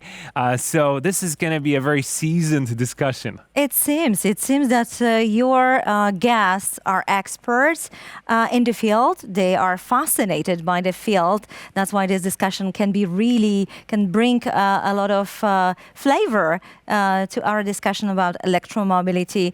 Mate, I have one other question. Yeah. When we watch the statistics, it seems that these days almost everyone globally is connected to internet, which That's right. gives people ability to get access to information very easily. Are you going to discuss this during the panel? So how do we make electromobility a topic that is actually can reach the number of people? Well, that's for sure, because the people that we've invited are actually those who reach big audiences. And they're not just journalists or influencers, they're actually the people that care about e-mobility. And what I mean by that is that they're already writing about this, they publish stories, and they want to hear more. It's not like today they talk about, the football area, and then they talk about politics. No, they actually focus on electromobility. So they, I'm sure, are also the connector between the people who are the change makers and then our audiences. They truly are. So the final question, if you are about to buy an electric car today, your number one source of information and recommendation would be? Well, I know what happened last time. It was 2 years ago when I was searching for a car, and I actually ended up on YouTube, believe it or not. I was thinking that I would be like this professional guy who would look all the professional news and maybe go to some books or ask some experts. And actually I did ask experts, but YouTuber experts, which is quite what is happening here, because YouTube is no longer just a place for fun. It actually is also for some really important content. And I think you'll have a great opportunity to ask for a recommendation, as one of your panelists is actually Felix Hammer. And he is the YouTube channel producer, Electrics Felix. So probably he will tell you more about this, your choices. Yeah. It sounds like a super interesting discussion. I leave you here with your guests. Thank you very much. And have fun. Yeah, it is my pleasure. And thank you, Magda, and see you very soon, because obviously Magda will be coming back. Thank you, Magda. All right.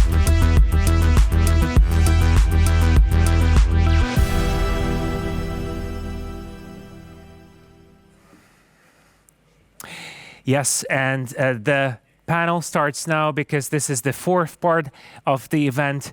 And first, I wanted us to hear from Monica Araya because that is the person that you could hear from last year.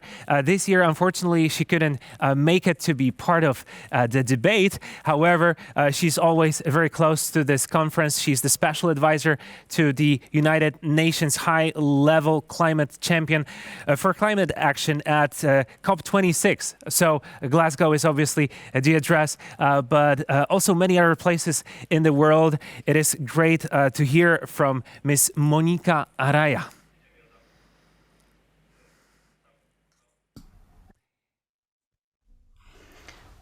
Hello, my name is Monica Araya, and I am recording this from Amsterdam. I wish I could be there with you. It would be my fourth time in Poland, but I could not make it.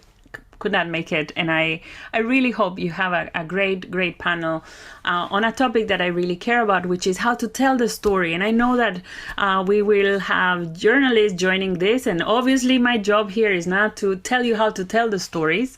And instead, what I'm going to do is to share some insights from my experience talking to people in industry, talking to consumers, climate activists, scientists, skeptics, people from Latin America, from the US, from Europe, and other parts of the world. And what I'll do is to very quickly, because I don't have a lot of time, and I'm sure you want to get to the panel, basically I want to combine all the stories, but then put them into three buckets. One is one big discussion that society is having around transportation, around how to go from A to B, about the different modes of transportation. And in that conversation about cars, about cities, about freight, obviously there is this angle around electrification. Sometimes it works really well when it comes to cities and wanting to have cleaner air, or wanting to have meeting some environmental or climate targets. Then you have a very good story where electrification is a win-win. At the same time, I notice a lot of friction lately between the sustainable mobility story, where some people basically are turning it around, not having cars, not having bikes, and then there is this kind of, hostility towards electric cars, because the argument is not something I agree with, but it's basically the argument is that it gets all the attention. And because of that tension, I have been a very strong advocate, a very passionate advocate to all the people working on e-mobility, that we have to be much better at telling the story of all the segments, much better at telling the stories of electric buses, of electric trucks, of shared mobility, e-bikes, making sure we tell the story of an ecosystem so that we don't get too caught up in this is only about cars, because then it creates, as I mentioned, too much friction. And we should be much better at working together with everybody who is very keen to have a better future, a better Syria, a better and healthier street. So I'm sure some of you are telling those stories, and the summary is, let's make sure we insist on this not being just about more cars in the street. It's a much better story than that. Number 2, I also have a foot in the climate debate. I was a negotiator. I have been working a lot on this idea of electrification from the perspective of getting rid of the internal combustion engine. And I don't mean this to be antagonizing. I don't mean this to put people on the defense side. It's mostly because we have something much better coming up. If you had faxes, now we're going to have smartphones. So when I say the end of the internal combustion engine, I mean it in the context of climate. This is the decade where we are going to have to do many things, but at least 2. We need to make sure we go faster, moving away from fossil fuels to renewables, especially in the energy system, and electrification is part of that.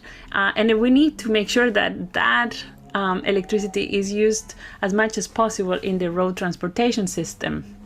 So in the context of climate, the key words, as you know, is speed and scale, are really, really appropriate for the stories we have to tell about electrification. And I really enjoy reading good stories and telling good stories and talking to journalists, sometimes off the record, sharing a lot of insights about what really matters, the structural issues, as opposed to anecdotes about, a story of a specific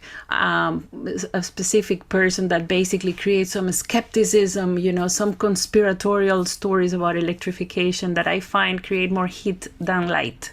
So in the context of climate is very, very relevant right now to make sure the public understands that this is one of the sectors where we have the technologies we need, and they are getting cheaper and they are getting better. So the speed and the scale is actually a very concrete possibility. There is a lot of progress. We know the future is electric, and yet, despite the progress, we need to go much, much, much faster.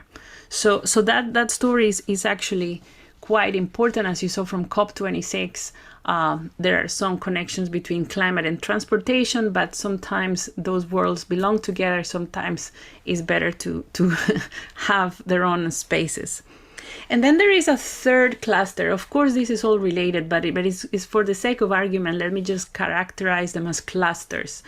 And the third one is actually quite important for people, which is what's going to happen to my job? What's going to happen to my community?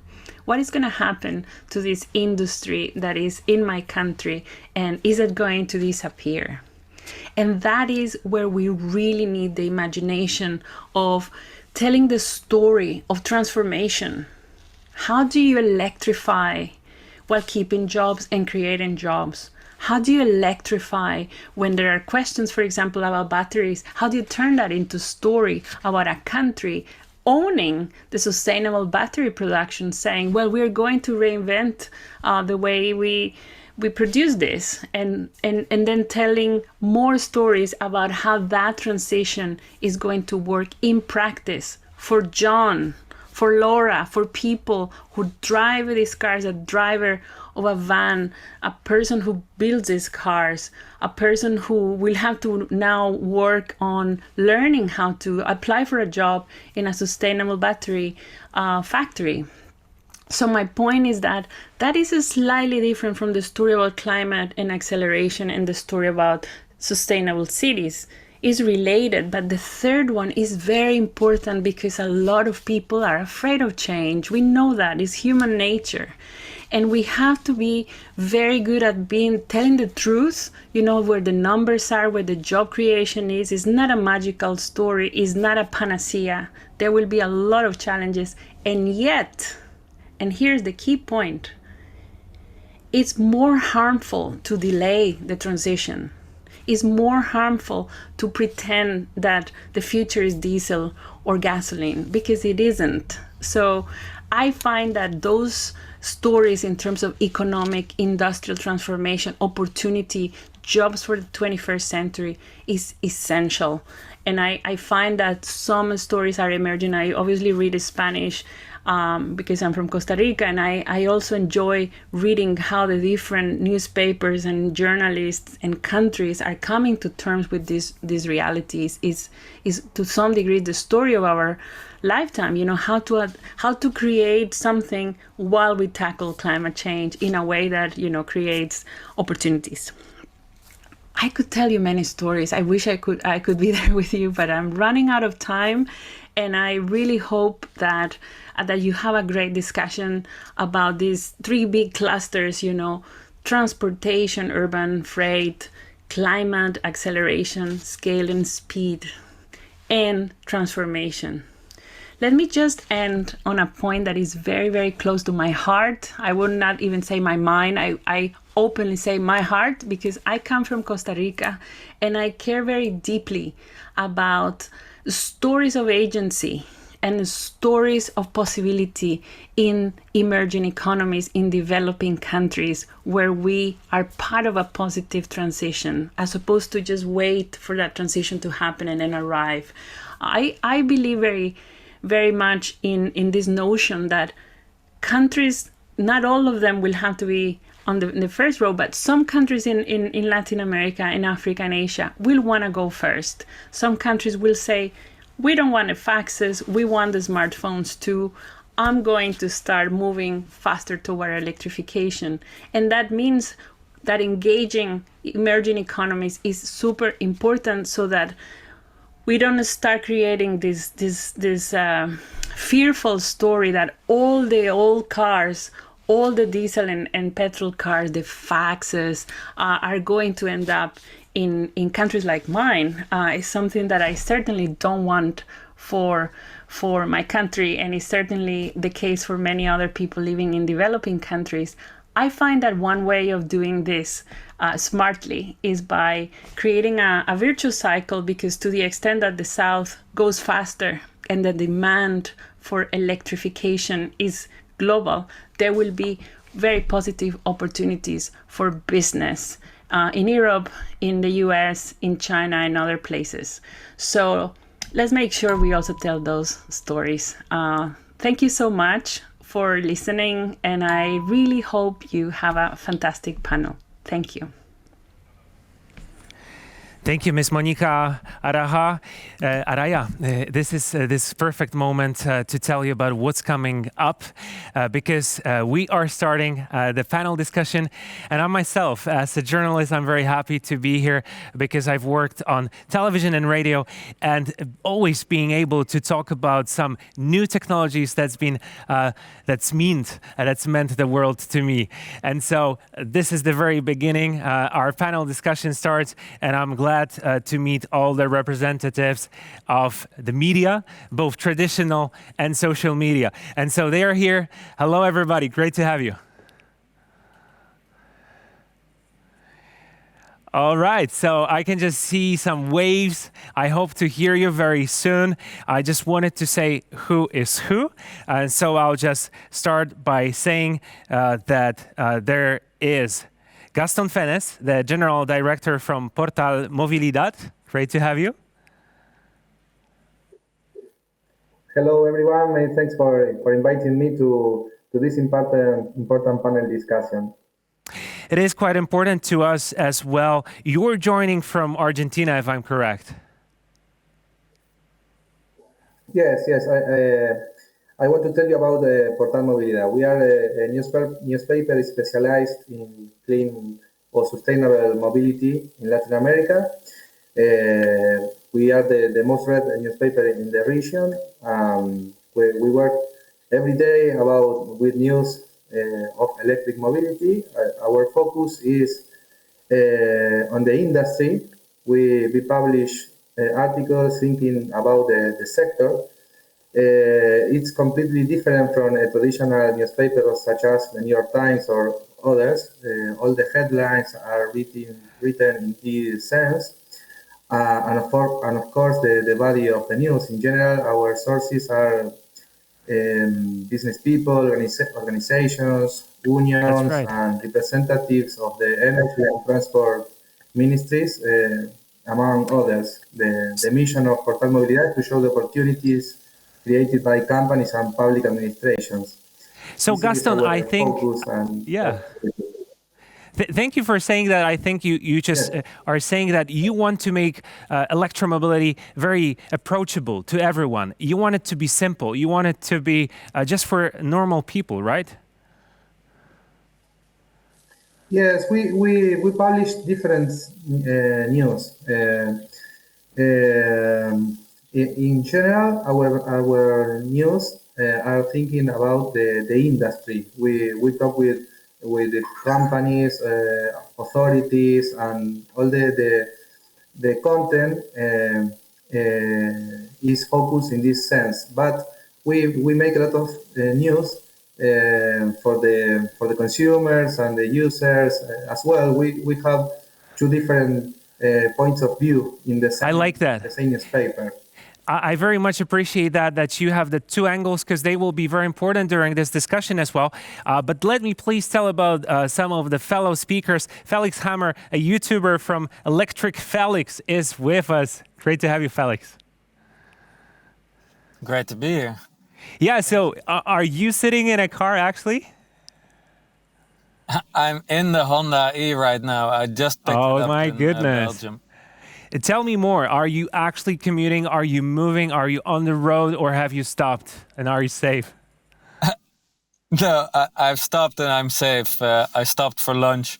Because this is not the autonomous car yet, is it? No. It's not autonomous yet. I wanted to charge, but of course, the AC charger here in downtown Antwerp is broken. Oh my goodness, so that's so sad, because actually maybe you would actually still be on the ride if it hadn't been for the charger. And you are actually the person who is looking for chargers all the time. But I guess there's not just one charger in the whole city of Antwerp, right? No. That is absolutely true. But this is my, I know this lunch place next to this charger. And there was already a Tesla charging, but one of the charging points of one and the same machine, it only delivers energy to one side. I'm so sorry for that. Well, I hope that there will be some good news, maybe from this panel discussion or maybe just a little bit later. You are joining us from the Netherlands. You are not the only speaker from the Netherlands, which I'll talk about a little bit later. But I like this quote that you used in your website, which is, ever since I hopped on an electric motorbike back in 2017, I've been hooked on electric vehicles. So it started with an electric motorbike. What was that like? Yeah, it was totally amazing. I won one day on an electric motorbike, and I had never seen one even in real life, and I could just drive it for a day. And to experience that, the power of these, it's an Italian machine from Energica, and to experience this 4 years ago, it was so powerful. It was so fluent. It was ridiculous. And then I could stop at a Fastnet station for 15 minutes and then go full speed home. And yeah, when it happened, I didn't realize, but later looking back at that moment, I realized that, yeah, this small battery that this motorbike has that can already do this fast charging, and this was many years ago already. Yeah, it really showed me, if you have this combination of this crazy powerful machine with a small battery, and you have some fast chargers around the country, which the Netherlands already had thanks to Fastnet, then you can do anything. It was a real eye-opening moment. It was, and I think what you do is also eye-opening because you document all fast charging stations on YouTube, for example. Recently, I've just seen your Instagram, and I've seen that there was this moment when you found probably the longest fast charging cable. That was in Scotland. That was fun. So if anybody wants to visit your Instagram, I recommend doing just that. But before we do this, I wanted to ask all the speakers that they raise their hand if they happen to use an electric car or an electric vehicle every once in a while.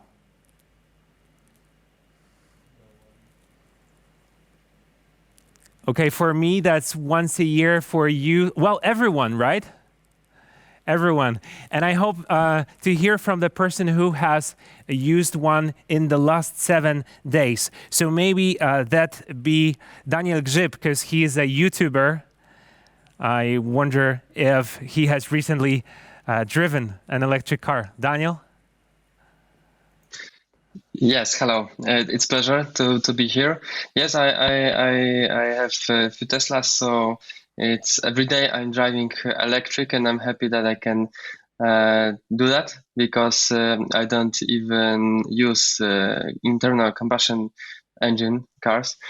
So I'm glad. And you haven't for a while, right? Poland. Yeah, I don't even know how much cost petrol.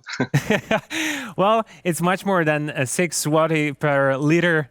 That be, I think, close to €2 or €1.50 per liter. So that's the current price. But I'm glad you don't have to worry about that, because a lot of people worry about that, actually. Yeah, that's a lot. You surprised me. Well, so not only do you drive a Tesla, but you also have your own rental company.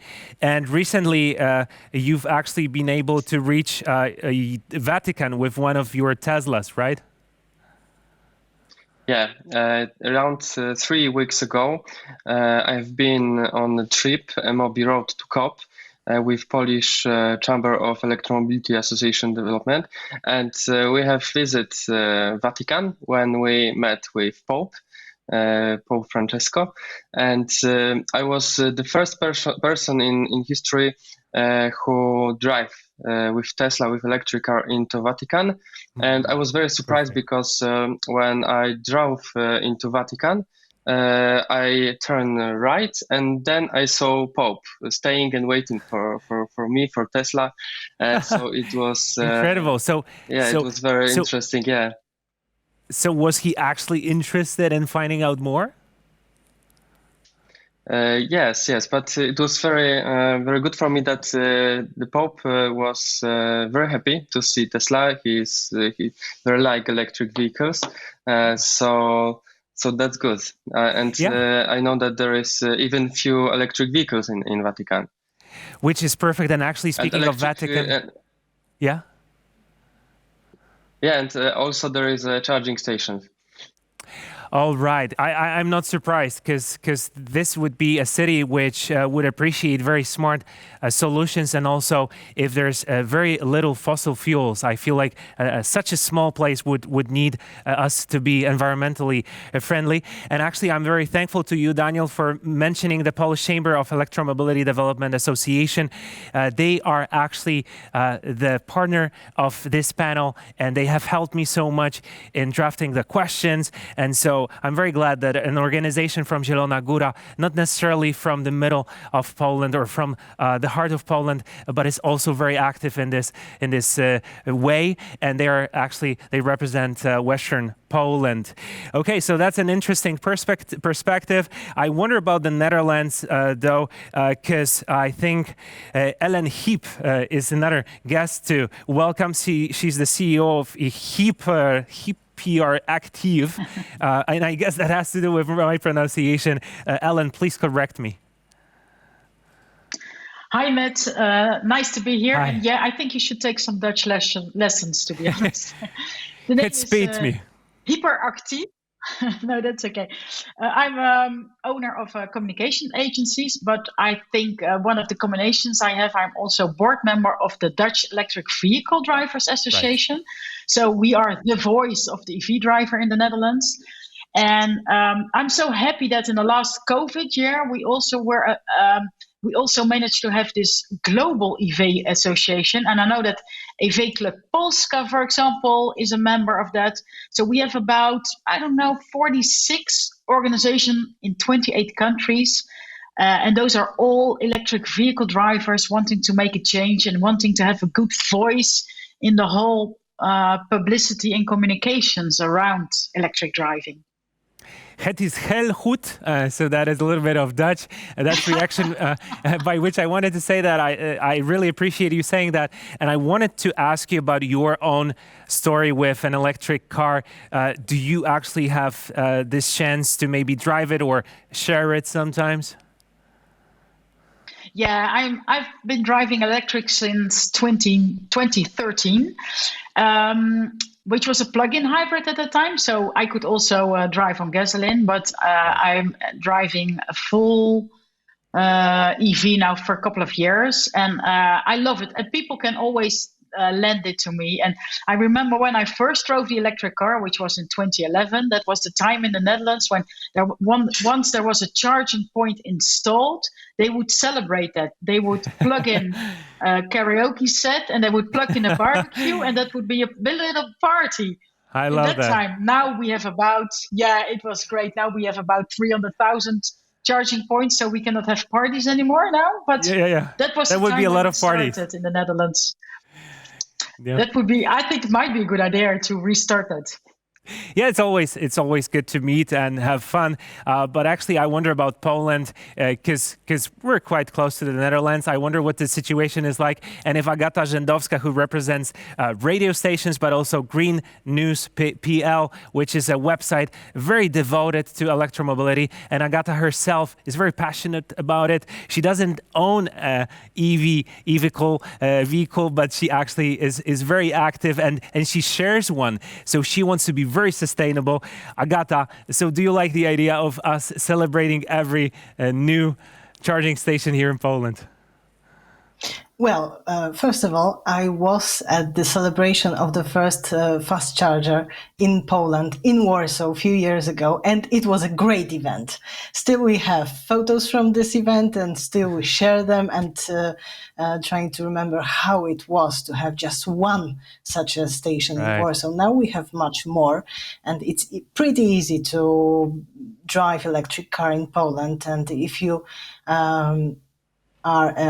if you like adventures, of course, you can drive those ways which do not have yet places to charge, but also you can drive the main roads, the big routes, and travel very fast. I think that's what Felix would like because he is into adventures. So you've gone the whole continent from North Scandinavia to the warm southern Spain, and you've had quite the research done. But I wonder if you've ever made it to Poland, Felix. Electric, not yet. You're welcome. I've had several invites this year because there are some new super fast chargers opening there. Mm-hmm, mm-hmm. That is true, right, Agata? Good looking and very fast charging hub in Zielona Góra. Again, Zielona Góra, which is very close to the German border. And I think that everybody should try to visit those places as well. I think, Felix, I hope that, Poland would be next on your to-do list. How about that? Absolutely. It's high up on the list. Okay, thank you for saying that. I also wanted to welcome a representative of Milano, Italy. This is Riccardo Schiavo from Sustainable Bus and Bus. Hello, thank you for the invitation. Very honored to be here. Greetings from Milan. Buongiorno, dzień dobry. Buongiorno. And I wanted to say that your website is a young one, but already very popular here in Europe. It's focused on sustainable public transport. And so can you tell me what is your biggest goal in e-mobility, Riccardo?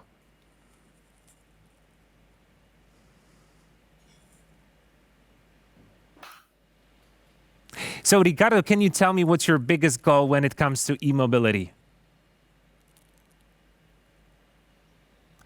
All right. It seems as though Riccardo is temporarily unavailable, but that doesn't make us scary because we have quite the amount of electricity needed to reach everyone else. And so I'm back to Daniel, a YouTuber. Daniel, Agata has just mentioned that we have all these new and shiny charging stations. And so I want to ask you about, do you see that the last few years has been a big change here in Poland? Yeah, definitely. I think that what happened in last 5 years, it's a huge change, because when I started driving electric, when I bought first electric vehicle 5 years ago, it was very difficult, maybe not very, but it needed a lot of planning. And now it's more easier because you can use electric car as normal internal combustion engine. I remember when I first time went with my wife for a trip to Estonia. We had big problem, and it was very.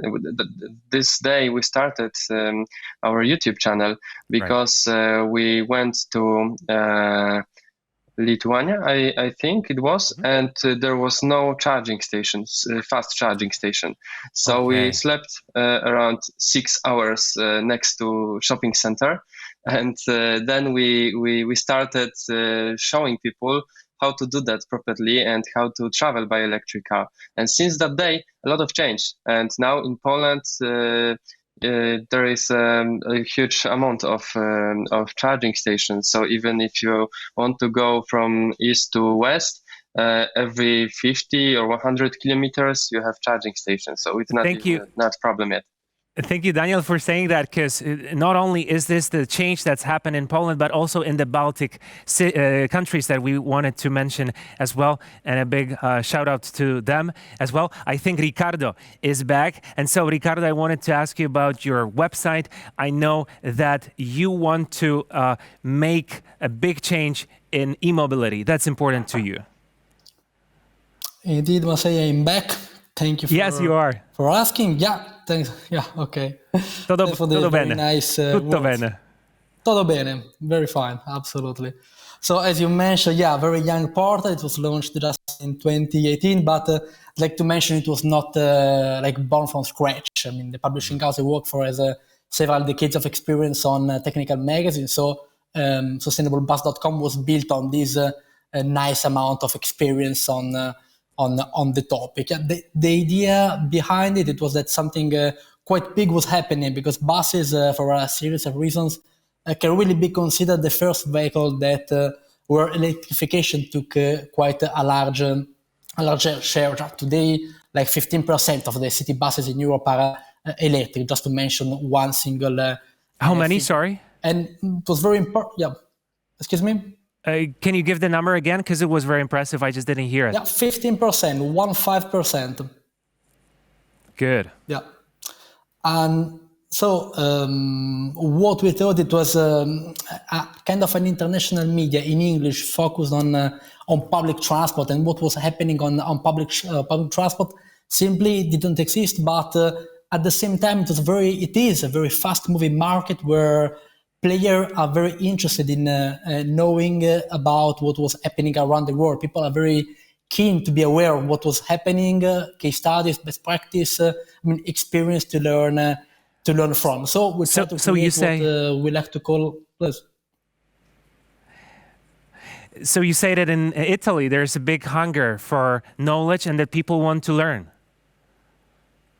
Yeah, but in public transport companies, not in Italy, but in Europe, we are reaching kind of an international audience.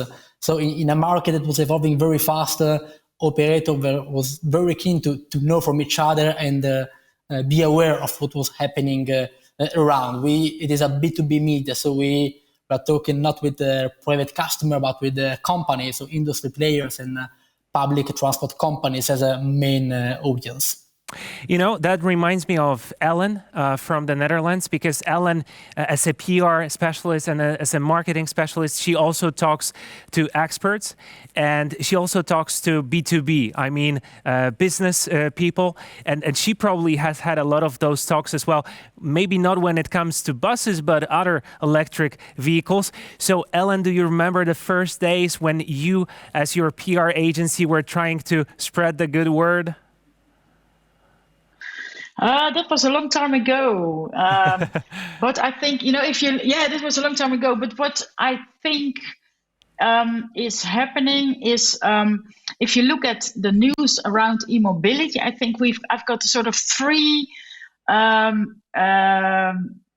goals that we need to achieve. Let's say what you see on the journalism side is that you need to debunk news and to clarify news and to inform people. So it is about people that that have got big interests to spread around fake news around immobility. So you have to have people to debunk that, and then you have to inspire people to try electric driving, because we know when people sit in an electric car, they probably are so enthusiastic that they're going to buy it.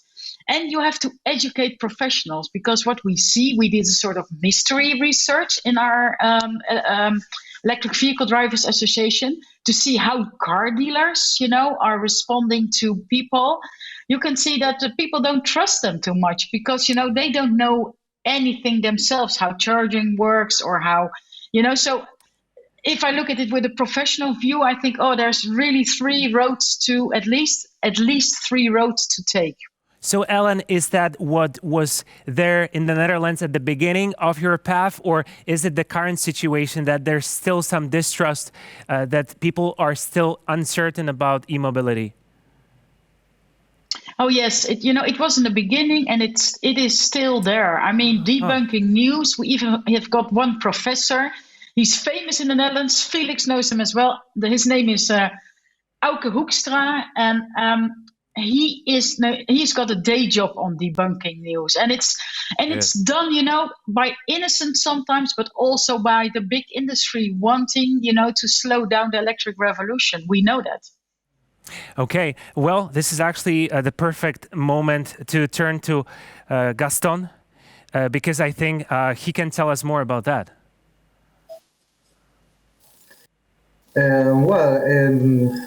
I think that in Latin America is a different context. For example, countries are, like Colombia or Chile, they are making their first steps in electric mobility. And in Latin America, a lot of countries are producers of fossil fuels. So it's difficult to compare, advance in the. Yes, it's really different. But for example, in Latin America, the most important segment that is growing is electric buses. Ricardo, he knows about that. But in Latin America, the most important segment is electric buses, not cars. For example, in Argentina, the last year, only 20 cars indicated the sales in the first quarter. So it's a little. It's insignificant. You know what? The account. I don't know. Yes. Sorry? I think Ricardo just mentioned that buses in some countries, they can be the real driver of change, right? Yes. In Latin America is so clear. That's the most important segment. Only countries like the Dominican Republic in the Caribbean and Colombia are growing in electric cars, but it's not. The sales are very down, very slow. Well, area for improvement, as they say. So the Netherlands also has suspicious people, and it's not a bad thing to be suspicious because we never know what the future holds, and we want to feel safer. It's a natural human thing to have some questions about what's coming up, and so I understand that. But if a country as advanced when it comes to e-mobility as the Netherlands has those problems, then I'm not surprised that they also linger here in Poland. Agata, do you still feel some kind of suspiciousness, some kind of waiting attitude towards e-mobility here in Poland? Well, Elvis Presley once sang a song, Suspicious Minds. So we are suspicious minds, right. And we are very curious what's going on the market. And people are asking in Poland a lot of questions about electric cars, electric buses, electric bikes, scooters and other vehicles. So I think it will be pretty easy to switch into electric mobility one day because of those questions and because we are connected with so many markets and we are open and we have access to news like the bus news all around the world, and we know that countries like Costa Rica, homeland of Monica, is developing very interesting projects with buses, electric buses, and they started from scratch a few years ago, as well as we. And we know that Hauke, who is the one and only person in the Netherlands, as you said, is the guy who knows a lot. And I ask him a question from time to time. I know he's a busy man, and I use the informations which he put on a Twitter or some other medias. They are very useful for me. So because of that, the world is open, I think the switch will finally move very, very smoothly. So you're an optimist, and I can see that. I did want to ask you about electric buses. Do you also share this opinion that they might be the forerunners when it comes to the change making? It's for us in Poland is a difficult subject because public transport have some issues. And it is not easy to just buy electric buses and put them on our routes and be very happy that we done something incredible. We actually need as well trams, trolleys, and trains and buses, and less cars. And this is the biggest issue. And yes, buses are a very, very good example that we can actually do amazing things, and I think that all the awards for our bus manufacturers and that we can actually meet and drive around a lot of cities around the world in buses from Poland. It's very, very good beginning of the path. Totally agree. This is the beginning. I feel like the middle point, or maybe even past the tipping point, is the Netherlands. I'd like to hear more from Ellen, because there are surely some things that we can copy here in Poland or in other countries like Italy that we mentioned, or Latin America. So is there maybe something that you have seen work in the Netherlands when talking about electromobility that could be transformed to other media outlets? Yes, I think there's two things. One of the projects that worked in the beginning with us very well was a taxi project near to Schiphol, the big airport. So there was this big subsidize for a lot of taxis to that you could buy. So that means that taxis is like a transport that lots of people use. So lots of people experience electric driving, how it is. It is like buses, but different on a personal level. And I think what was important at the beginning is that you see charging infrastructure on the streets so that people are sort of, they trust if they buy an electric car that at least they can charge. That was important for us. We are a very small country, so most people don't have their own space to have a charging station. I think maybe in Poland that's different, but it's important that people see cars in the street and see charging in the street, so that they sort of trust it. And I think one other thing is what we did is we asked people why they buy an electric car and what was the most. Of course, we know that it's convenient and it has to be cheap, and now it is still a bit expensive. But one of the most important reasons or most important stimulators was they find online news sites about electric mobility. You know, that was by far the most important reasons, the most reliable source of information on why they would buy an electric car. So I think it's about making it visual and making it heard, and I think that's what happened in the Netherlands. But maybe Felix, as an entrepreneur and an adventurer, maybe he can add something to that. Yeah. Yeah, I mean, what happened to me is that I had this crazy experience with the motorbike, and that I won it by accident because it was thanks to a newsletter that was from a rental company that had the Teslas. And this introduced me to the electric motorbikes that I had never seen or heard about anywhere, which made me realize I have to find out what's going on here and show it to some people, because how can it be that nobody is telling me that this is going on and it's totally amazing? So Felix, did it all just start with a newsletter in your case? Yeah.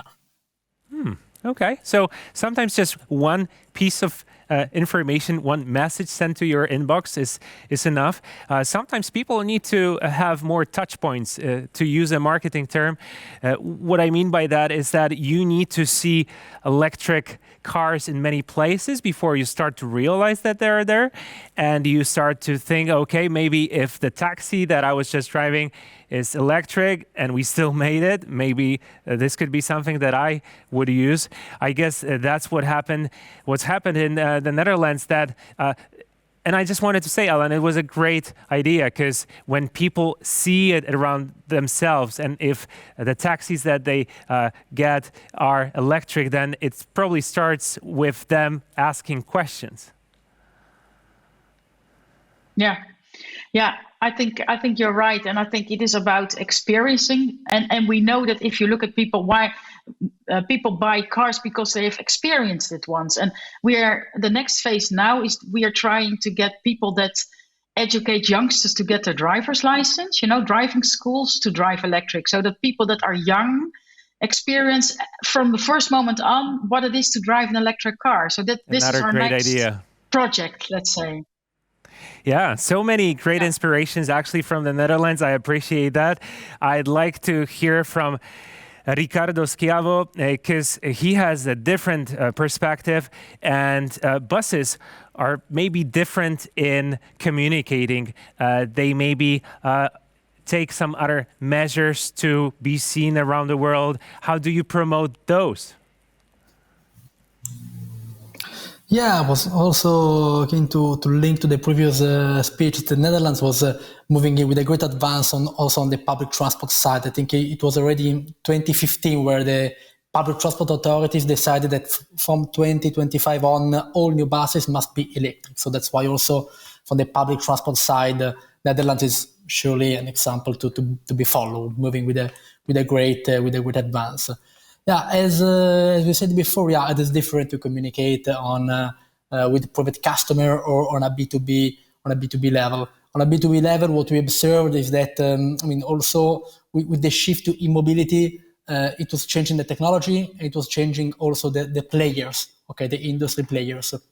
So launching a new media was also for this kind of reason. Players was changing, and the chain was getting wider and quite different. The reason why, I mean, e-buses started before compared to other vehicles, as also Gaston said before with Latin America, is that they are public asset. Okay, so mayors, policymakers are proud to say some e-buses are put on the road. So that is the main reason why they started quite before. So the communication about the topic is it is not easy, but I mean it get along with the trend, which is the trend of energy transition.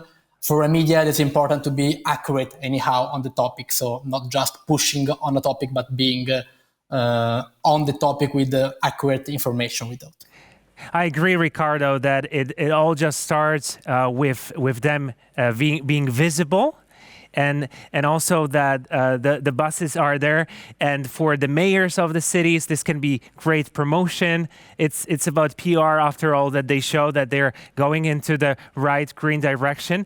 And I'm not just suggesting that they do it from purely marketing perspective, but that they actually care about the planet. That's what we always hope for. Totally, and. Yeah. Right. Totally agree with you. May I add something? My editor-in-chief used to say that buses, public transport is, carry the image of the city they are operating in. So people, tourists, that come to a city, they see public transport, they see buses, they see subways as a first place. So yeah, it is a good way to start. You know, it might be much easier to market an electric car because it's very trendy, it's fashionable, it looks good, it has this perfect acceleration. But then when it comes to electric buses, I feel like reliability is the most important feature, so that your bus is here on time. And then obviously the fact that it's more eco, and that it doesn't have the huge part coming out of it. I mean, the fossil fuels and just polluting the city. So I feel like from your perspective, and that is a question to Gaston Fenes from Argentina, this could maybe be important in your country, just to promote how reliable public transportation is also with electric. Yes, well, the point is in general, in Latin America, the companies which operate the buses are from the government. So they start with the investment and they help with the transition. That's the reason why electric buses are growing faster than other electric vehicles. I think that the financing is another point to compare why in Latin America it's difficult for the people to buy an electric car or another electric vehicle, and it's all about the money. Electric mobility is the reason is the money and the financing, and the lobby of the sectors. The petrol sector is so big, is so heavy, because we are in Argentina, Mexico, Colombia, Ecuador, Brazil. They are producers of fossil fuels, so the lobby of the petrol companies is so heavy in this region. That's another point to analyze. Which is why it's such a big chance for the region, and why I so much hope for that. I'd like to talk about the individual level. So we've talked about public transportation, but obviously it just feels good to go on YouTube and find out who's driving which car, and like what is the acceleration and what it feels like. And actually Daniel is one of the YouTubers here, and I just wanted to say, from my perspective as a traditional journalist, Daniel, I wanted to say that I think you, both you and Felix and other people, Agata as well, are doing a tremendous job when it comes to promotion, because YouTube is where people are these days. Yes, exactly. I think that that YouTube is closer than another media because, for example, television. I feel that there is a big distance between you and your audience. And with YouTube, I like very much that the people who is watching is very close, and you can keep good contact. And I think that that is the best thing in YouTube. Yeah, Felix, I guess you would agree with that. Yes, I recently, it's really hilarious to see what happens when you do anything Tesla related, because I've been shooting videos of fast chargers all over Europe and driving vans, driving motorbikes, and showing how these chargers work and perform or not work. And now that I was driving the car back from Glasgow, I was hitching a ride with another blogger. We went to Glasgow with many people from all over Europe to show how easy it is to do this electric trip. And on the way home, when we were in England having some trouble at some fast chargers that I also documented, of course, right. Tesla updated their website saying we could now try out superchargers in the Netherlands, even if you don't drive a Tesla. And I was in the car with these other guys who are totally into all these things, and we were in an ID3, a Volkswagen. Right. So the next day, they were supposed to drop me off in Maastricht, and I would take the train home. But we looked up which was the most southern supercharger open to everybody. And we went there and we live streamed it on Instagram. And then I put that live stream on my YouTube channel. And it got way more views than my normal videos do, just because we're trying this Tesla supercharger with a Volkswagen. And people went crazy, so many replies, so many questions. So I did a follow-up and another one. And some American blog wrote about it. And yeah, you notice that when Tesla is involved, everybody's watching. That for sure. There's such a hype attached to it, and you obviously were a beneficiary of that when you made that video. So much is changing, and this is obviously the place to be. So actually, this makes the job of a journalist very exciting, that we can cover some of those aspects. And I also mean electronic journalists, just like you with YouTube, because there really is some mission to what you are doing. I feel like that would be quite a statement. Wouldn't you agree? Because you really spread the news, and you do it very fast. Yeah, and what was also one of the main points is that the crazy thing that Tesla is doing right now in the Netherlands is they offer you a membership in the app. So if you become a member, charging up at the supercharger becomes cheaper than charging up in town on an AC charger where you have to wait all night. So this is really crazy, because when we were charging the Volkswagen, we convinced some guy who came in with his Audi to not plug in on the AC charger, but to go supercharging instead as well. And yeah, you know that when stuff is happening like this, what I think is super interesting, and that we will see so many things happening in, is that you have all this fast charging stuff all over Europe and hopefully all over America and all over anywhere. And when you have that infrastructure, it needs to be used. You want it to be used. It cannot be there and not earn you money if you're a company investing in these machines. So you actually want a lot of people to use them. So you have to do something with the price, become a member, do a cheaper tariff at night when it's quiet, whatever you want to do to attract extra people to use that infrastructure. So I'm sure that we are only seeing the beginning of what will happen in this space. I think so too. Ellen, if you were to promote an electric vehicle, would you go for a YouTuber? Yeah, I love doing all the YouTubers, and especially in this event in Fully Charged, when you see all the YouTubers really in person, I really like it. But but there's one thing I have to say about that. I think if you look at who drives electric cars, we did a survey on that. There's different types, and you see a change in that. So I think we are living Felix and me and all the other people, we are living in an electric bubble where we find it so interesting to learn everything about charging.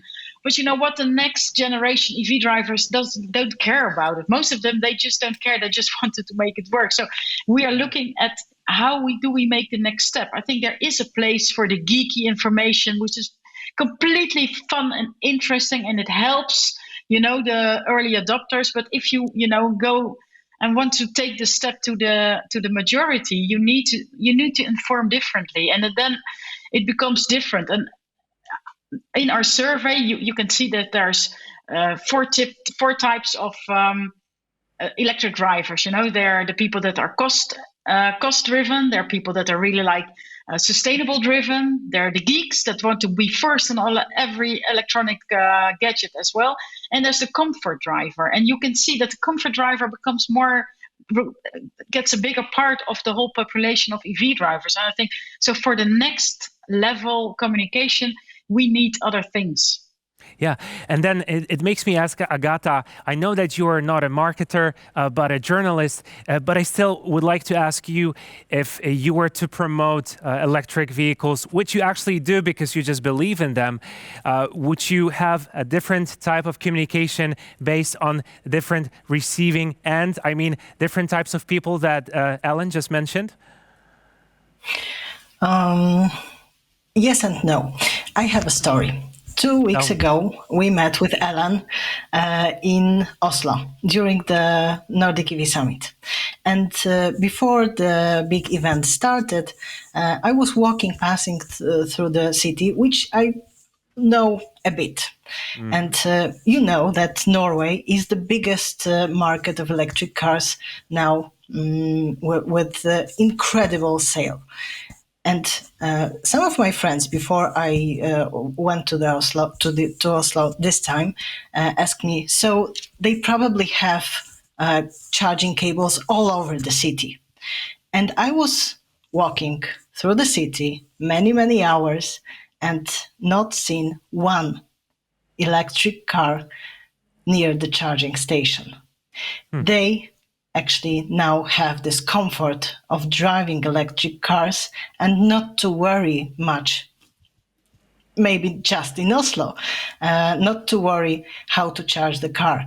And this is something I was trying to Can I ask a question? To tell people.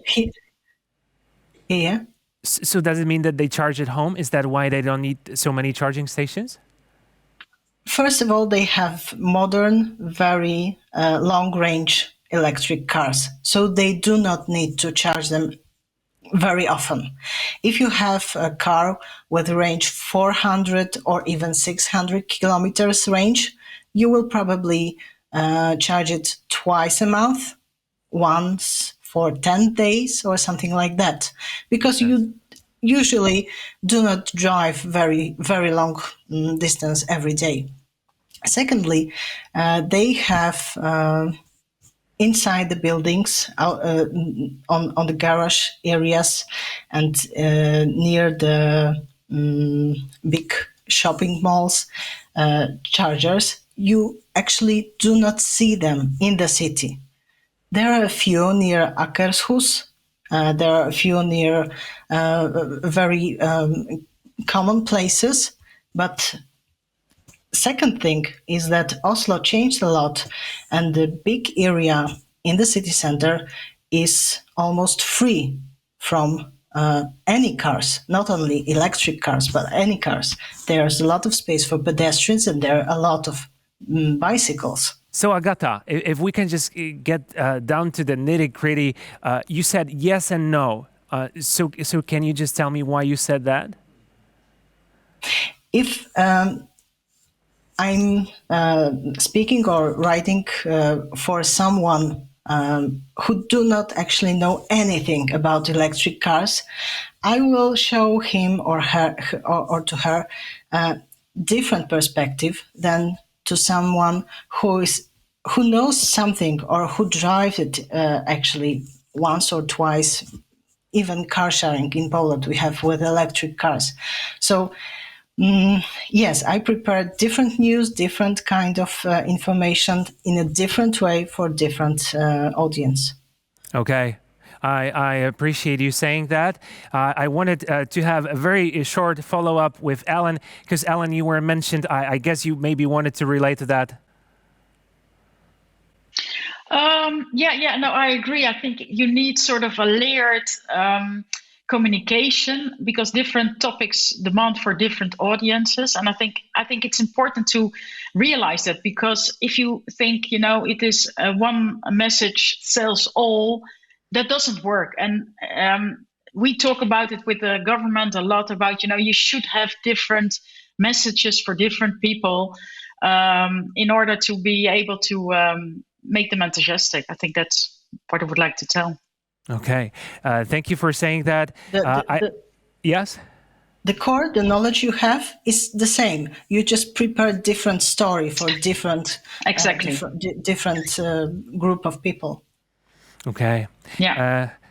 Ricardo, do you have a story in mind that could promote e-mobility, or maybe is there just a story that you recently shared and you would like to tell us about that, and that maybe it can help us in reaching bigger audiences?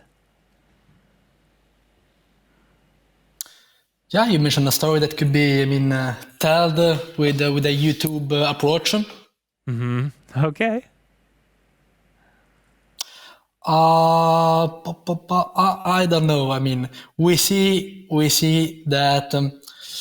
For instance, we have been a few weeks ago delivering the Sustainable Bus Award, which is kind of an award which is in the industry-related award. So it is not for general people, but it would deserve kind of an engaging story. Okay, it is an award, so there is a process, there are candidates, there is a short list of finalists, and there was a very nice final awarding ceremony. And that I think could be an engaging situation where a good story also for a wider audience, I would say. Okay, that I think would be a story that would resonate to people who maybe like some prestige in their life. Because if you have a receiver, a customer who cares about, what will my friends say, then he can tell them, oh, look, this car actually has just recently got this award. So this is just one way that it could be promoted. Daniel, I know that you are quite successful in telling this story, and it's not because you want it to promote it. It's just because it's really close to your heart, right? Yes, exactly. I'm trying to talk about electromobility in easiest way as I can. For me, not everything is clear, so that's why I'm just when I'm talking about electromobility, when I have some speech or some training, I'm telling the most important things which can be interesting for other people. And I think that to reach young people, we need to be clear. To make very easy about this technology, to make them more interesting. So that's why for young people, I'm trying to making something viral. Maybe I'm trying to use new technologies like TikTok, like Instagram, and making something what is normal in their life. And that's how I'm reaching young people. And for these older persons, I'm making more difficult movies, maybe I can say, about infrastructure, about more complicated things. Okay, so make it as easy, as approachable as you can. That's what Daniel says. And I think it quite aligns with Elon's story, because I remember when you said you need to clarify news. You need to make sure that it's just as simple as it can get. I'm not saying to oversimplify it. I'm just saying, let's forget about the fancy vocabulary, okay? Yeah. Did you just call me Elon? I was just sort of honored. I think. Like Elon University? Elon instead of Ellen. Okay, I'm sorry about that, but it is.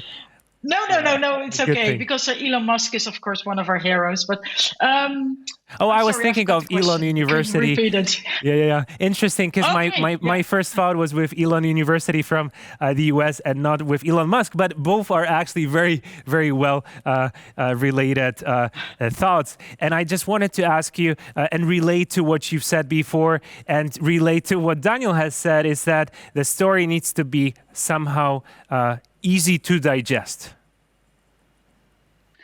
Yeah, it is not about, it's also easy to digest, but it's understanding what is happening in the society. And what you see, there's this stream of, in the Netherlands about big corporation wanting to sort of slow down a bit electrification because there's still interest in buying and selling ICE cars.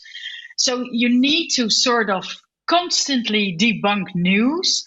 But of course, there's also lots of people that are interested, and you should understand that. And I think there's what also is happening is that electric cars is in the voice of the normal people, is something for rich people from well-to-do neighborhoods. And I think we should change that paradigm as well. That we should much more make it a revolution of everyone. So so we should much more. Maybe invest in car sharing projects to get electrification in all parts of the country and all parts of our cities, because I think that is the next step. Yeah. Speaking of car sharing, I know that Agata is a big fan of that. Yes. Almost 3 years ago, we sell our last ICE car. We do not have actually car in our family because we have quite good car sharing companies near our neighborhood, and this is pretty easy to get car even in the middle of the night, even to go for the vacation. I did it this year because I couldn't get any other car. I just rent a car from the car sharing and went to the seaside for a couple of days and went back. And it was very, very nice. And yes, car sharing is very useful. Even in Oslo, you can see a lot of car sharing. And this is the way I think we should promote electric cars, because it's easy to rent it, to use it once or twice, or during the summer days and in the winter and in the different areas, and just feel, is it for me or is it not just for me, or not now for me, or maybe there is something which help me to understand what do I actually need. Mm-hmm. That makes me think of maybe this should be another to-do thing or another task on a to-do list of a journalist, to write about car sharing more or about sharing electric vehicles in general, because the more we write about it, the more popular it becomes. And so that is definitely something to do, right? Like, this is what we're responsible for. Yes, of course. And you asked about how to prepare the knowledge, how to inform people. Well, I have something here which I can show you, the books. Oh, interesting. And I read a lot of books to understand the transformation in very different areas, and to understand what's going on different levels, markets, and try to use different language to sell people stories about ecosystem. That is definitely a good message and an important message for the journalists out there and influencers out there, that they study a lot, that they learn a lot, because they are there to inform the world. And so this is the thing to do, and this is actually the great thing that they do, which we are so thankful for, because people like you are actually those who improve this world by sharing the good word, telling the world how important it is that we try to do better stuff for the climate. I think it just cannot be stressed enough. So that is definitely here. I wanted to ask some of our speakers, and I start with Gaston from Portal Movilidad from Argentina, but he's not here, so probably we will do that later. So Riccardo Schiavo from Italy, joining from Italy, Sustainable Bus and Autobus. So Riccardo, Ellen, and not Elon, just mentioned the fact that we need to be careful with maybe fake news or maybe with some interest groups that are trying to spread false information about electric vehicles in general. So we need to be sensitive to that because there are interest groups that want to keep ICE. Yeah, that's totally true. What I see linking to the last speech is also, I mean, yeah, we should make things simple, but not oversimplify, as you said, Massey. There are complexities in the shift to e-mobility. Things are changing. So, for instance, in the bus sector, there is a saying that bus operation will become more similar to railway operations because there are more constraints, mileage, charging spots, and so on. So we should be keen to the point, not hiding complexities, because there are complexities, of course, but I mean, the way is quite paved in that direction in the public transport and in the car sector also. So not hiding complexities, being very accurate, studying a lot with the books that has been shown before, by Agata, right? And being absolutely without hiding challenges that are absolutely over there. Thank you for saying that. And simplification and not oversimplification is something that we need for sure. Couldn't agree more. I just wanted to emphasize what you said. It's that when we talk about buses, they also need to be like you said, like we need them to be there in the public eye, and we also want the operators to be a little bit like from railways, which was interesting to me, and I'm surprised. This is maybe about the complexities, some of the complexities of this new world. I wanted to mention this topic of fake news or maybe interest groups who don't necessarily want us to promote the good cause. And so, Felix, you are a YouTuber, quite an influential person. Have you come across some situations when it was clear to you that there is some big money coming so that people still stay with fossil fuel cars? Well, in the Netherlands, it's just very obvious that still, if as Alan has said, if you walk into a dealership and you ask them for a good car for you, yeah, the chances that these dealerships will tell you about electric cars, I mean, there are some good dealerships around, of course, but yeah, this is still pretty rare. And I think that in a way that's also where Tesla just goes around it and says, you know, we offer you a new car in 5 clicks on our website. But I also think that, especially in a country like the Netherlands, most people, even 5 years from now, will just get a new vehicle from a dealership nearby. So it's so important that nowadays, these pretty much anywhere you go, pretty much any brand you visit, they have an electric alternative. But it depends very much on which brand and which place you are, if they will actually sell it as being interesting. But yeah, to me, it is just very, very strange also that a company like Shell in the Netherlands has been very arrogant in the way they present their own charging network. When I have experienced that, yeah, in many places they don't work reliably. I called their help desk, they couldn't help me. When I wrote in my blog that they were actively pricing the fast chargers cheaper than they sort of should be doing, then they communicated to me that they wanted my blog to not make it look like this was a temporary offer, because they assured me it wasn't, and they just changed the price. So it was, I mean, it's very obvious that there's a lot of money coming from the oil side that just wants to keep selling a lot of oil. All right. Well, you see, there are interest groups for sure, and we just always need to make sure that not just as journalists or as influencers, but also just as people, as citizens, that we're very sensible about the sources of information that we get. And Ilan, you've been very insightful throughout the whole debate. I would like you to have the last sentence.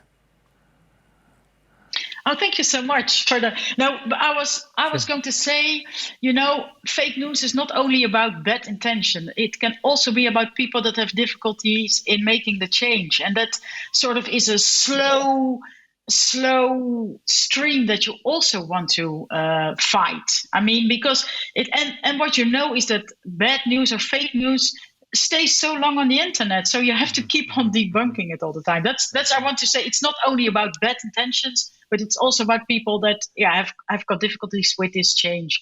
And I think if you do the three things, like clarify the news, inspire the people that want to buy cars, and educate the professionals like the car dealers, educate them about, because the more they are, they feel confident with the new cars, they are able to tell other people about it. And I think those three things are, at this moment in the Netherlands, the line that we want to take. Thank you for saying that. And now back to Felix for just 10 seconds. We're actually running over time, but I wanted to ask you to show us your car, okay? Just for the very end. I'm just curious where you are, if this is really an electric car, because this feels like something that we'd like to see. I'll see what the connection is like. Okay, so you are in the Netherlands, in Belgium, in Antwerp. Okay, and in Antwerp. This is the Honda E. Okay, did the charger start working finally? No, it doesn't. Okay, so it seems like you will have a great evening in Antwerp. Absolutely. Okay. Absolutely. Thank you very much. Thank you, Felix, for showing us around. And so we started with Monica Araya, and then it was Gaston Fenes. I remember on that side, there was Felix Hammer, Ricardo Schiavo, Agata Rzędowska, Ellen Heap, and Daniel Grzyb. I so much enjoyed talking to you. It was a great conversation. Thank you for all the great takeaways, because we need to be more open to the world. We also need to be simplifying some content, but not oversimplifying that, and just focusing on sharing, and also sharing the news about car sharing after all. Thank you very much, and stay tuned. Thank you. Thank you. Bye. Thank you.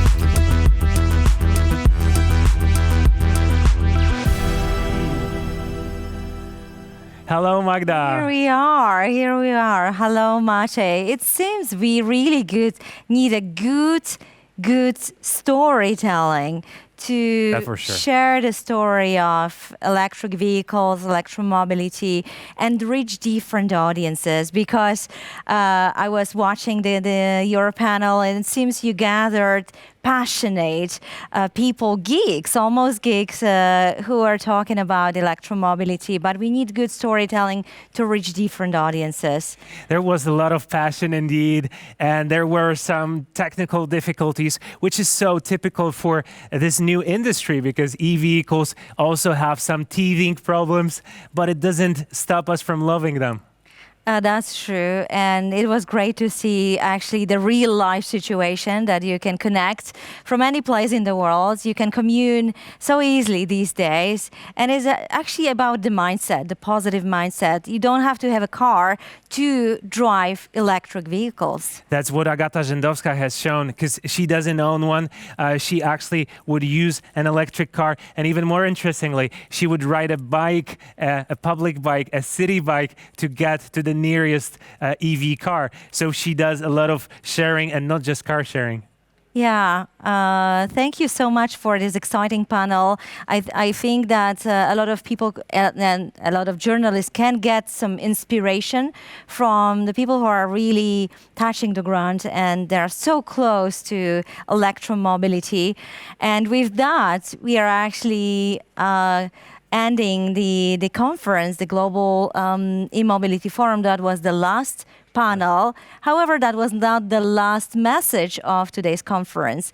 We still do have a very important message to all participants of the conference, and that message comes from Cardinal Pietro Parolin, who is the Secretary of State of the Holy See.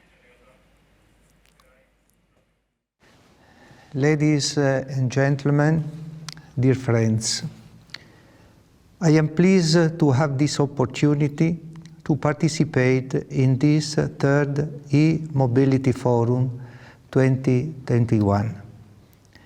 On behalf of the Holy Father, I extend a cordial greeting to all of you and wish to assure you of Pope Francis' closeness, support and encouragement in today's debates, which will address, among other issues, the need for new competencies and education dedicated to the electromobility sector. Today, the Earth, our common home, is suffering more than ever before. Our planet and our life are severely threatened by diverse challenges, including climate change, land degradation, the depletion of natural resources and water, soil and air pollution, to name only a few. Many cities are unhealthy to live in, not only because of pollution caused by toxic emissions, but also as a result of urban chaos, noise, visual pollution, and poor and inefficient transportation. According to the World Health Organization, the main source of air pollution in cities is caused by transport. Sadly, 9 out of 10 people breathe polluted air. As highlighted by Pope Francis already in 2015, in his encyclical letter Laudato Si, the quality of life in cities has much to do with systems of transport, which are often a source of much suffering for those who use them. Many cars circulate in cities, causing traffic congestions, raising the level of pollution and consuming enormous quantities of non-renewable energy. The need to raise awareness and give priority to the transport sector, especially public transportation, has been stressed by many experts. However, some measures needed will not prove easily acceptable to society unless substantial improvements are made in the systems themselves, which in many cities force people to put up with undignified conditions due to crowding, inconvenience, infrequent service, and lack of safety. It is imperative to reverse this harmful and detrimental trend, reducing and addressing the negative impact produced by air pollution, and particularly the current state of the transport sector, on people and the environment. Pope Francis acknowledged the urgent need to develop policies so that in the next few years, the emission of carbon dioxide and other highly polluting gases can be drastically reduced. For example, substituting fossil fuels and developing sources of renewable energy. It is necessary to implement and invest in means of production and transportation which consume less energy and require fewer raw materials. Yet, unfortunately, these goods practices are still far from widespread. We must recognize that environmental threats, including air pollution, are not limited by borders. Therefore, countries need to work together and cooperate on solutions for environmentally friendly and sustainable forms of transport, which are more efficient and do not release greenhouse gas emissions into the atmosphere. In this sense, the Holy See recognizes the importance and considerable potential of pollution-free vehicles and smart mobility. In designing and implementing such solutions, which involve the use of smart technologies, cybersecurity plays a crucial role. The latter is indispensable when it comes to developing modern transport and energy infrastructures, especially in order to counter and prevent attacks or hostile activities. This, however, must not turn into a pretext to further widen the gap between the developed countries and developing or least developed countries. Taking advantage of digital technology and innovation will require the establishment of mechanisms, incentives and subsidies which allow developing countries access to technology transfer, technical assistance and financial resources in a way that respects their concrete situations. At the same time, technological advancements must refrain from increasing the disparity between urban and rural areas. Indeed, it is necessary to improve interconnectivity between urban centers and rural areas, encouraging access for everyone to public transport, digital facilities, and essential healthcare and social services. I would like to conclude by focusing on one of the main pillars of Pope Francis' pontificate, the need for education in integral ecology. The awareness of the gravity of today's cultural and ecological crisis must be translated into new habits. Simple day actions can make a significant difference. The power of the education is unlimited, bringing about real changes on the ground. Education in environmental responsibility can encourage ways of acting which directly and significantly affect the world around us, such as avoiding the use of plastic and paper, reduce water consumption, separating refuse, and using public transport or carpooling. We must not think that these efforts are not going to change the world. They benefit our common home and our life on it, enable us to live more fully and to feel that life on earth is worthwhile. Every one of us has a role to play in countering pollution and climate change and in building a better world for current and future generations. Thank you for your attention. I wish you all success in today's debates.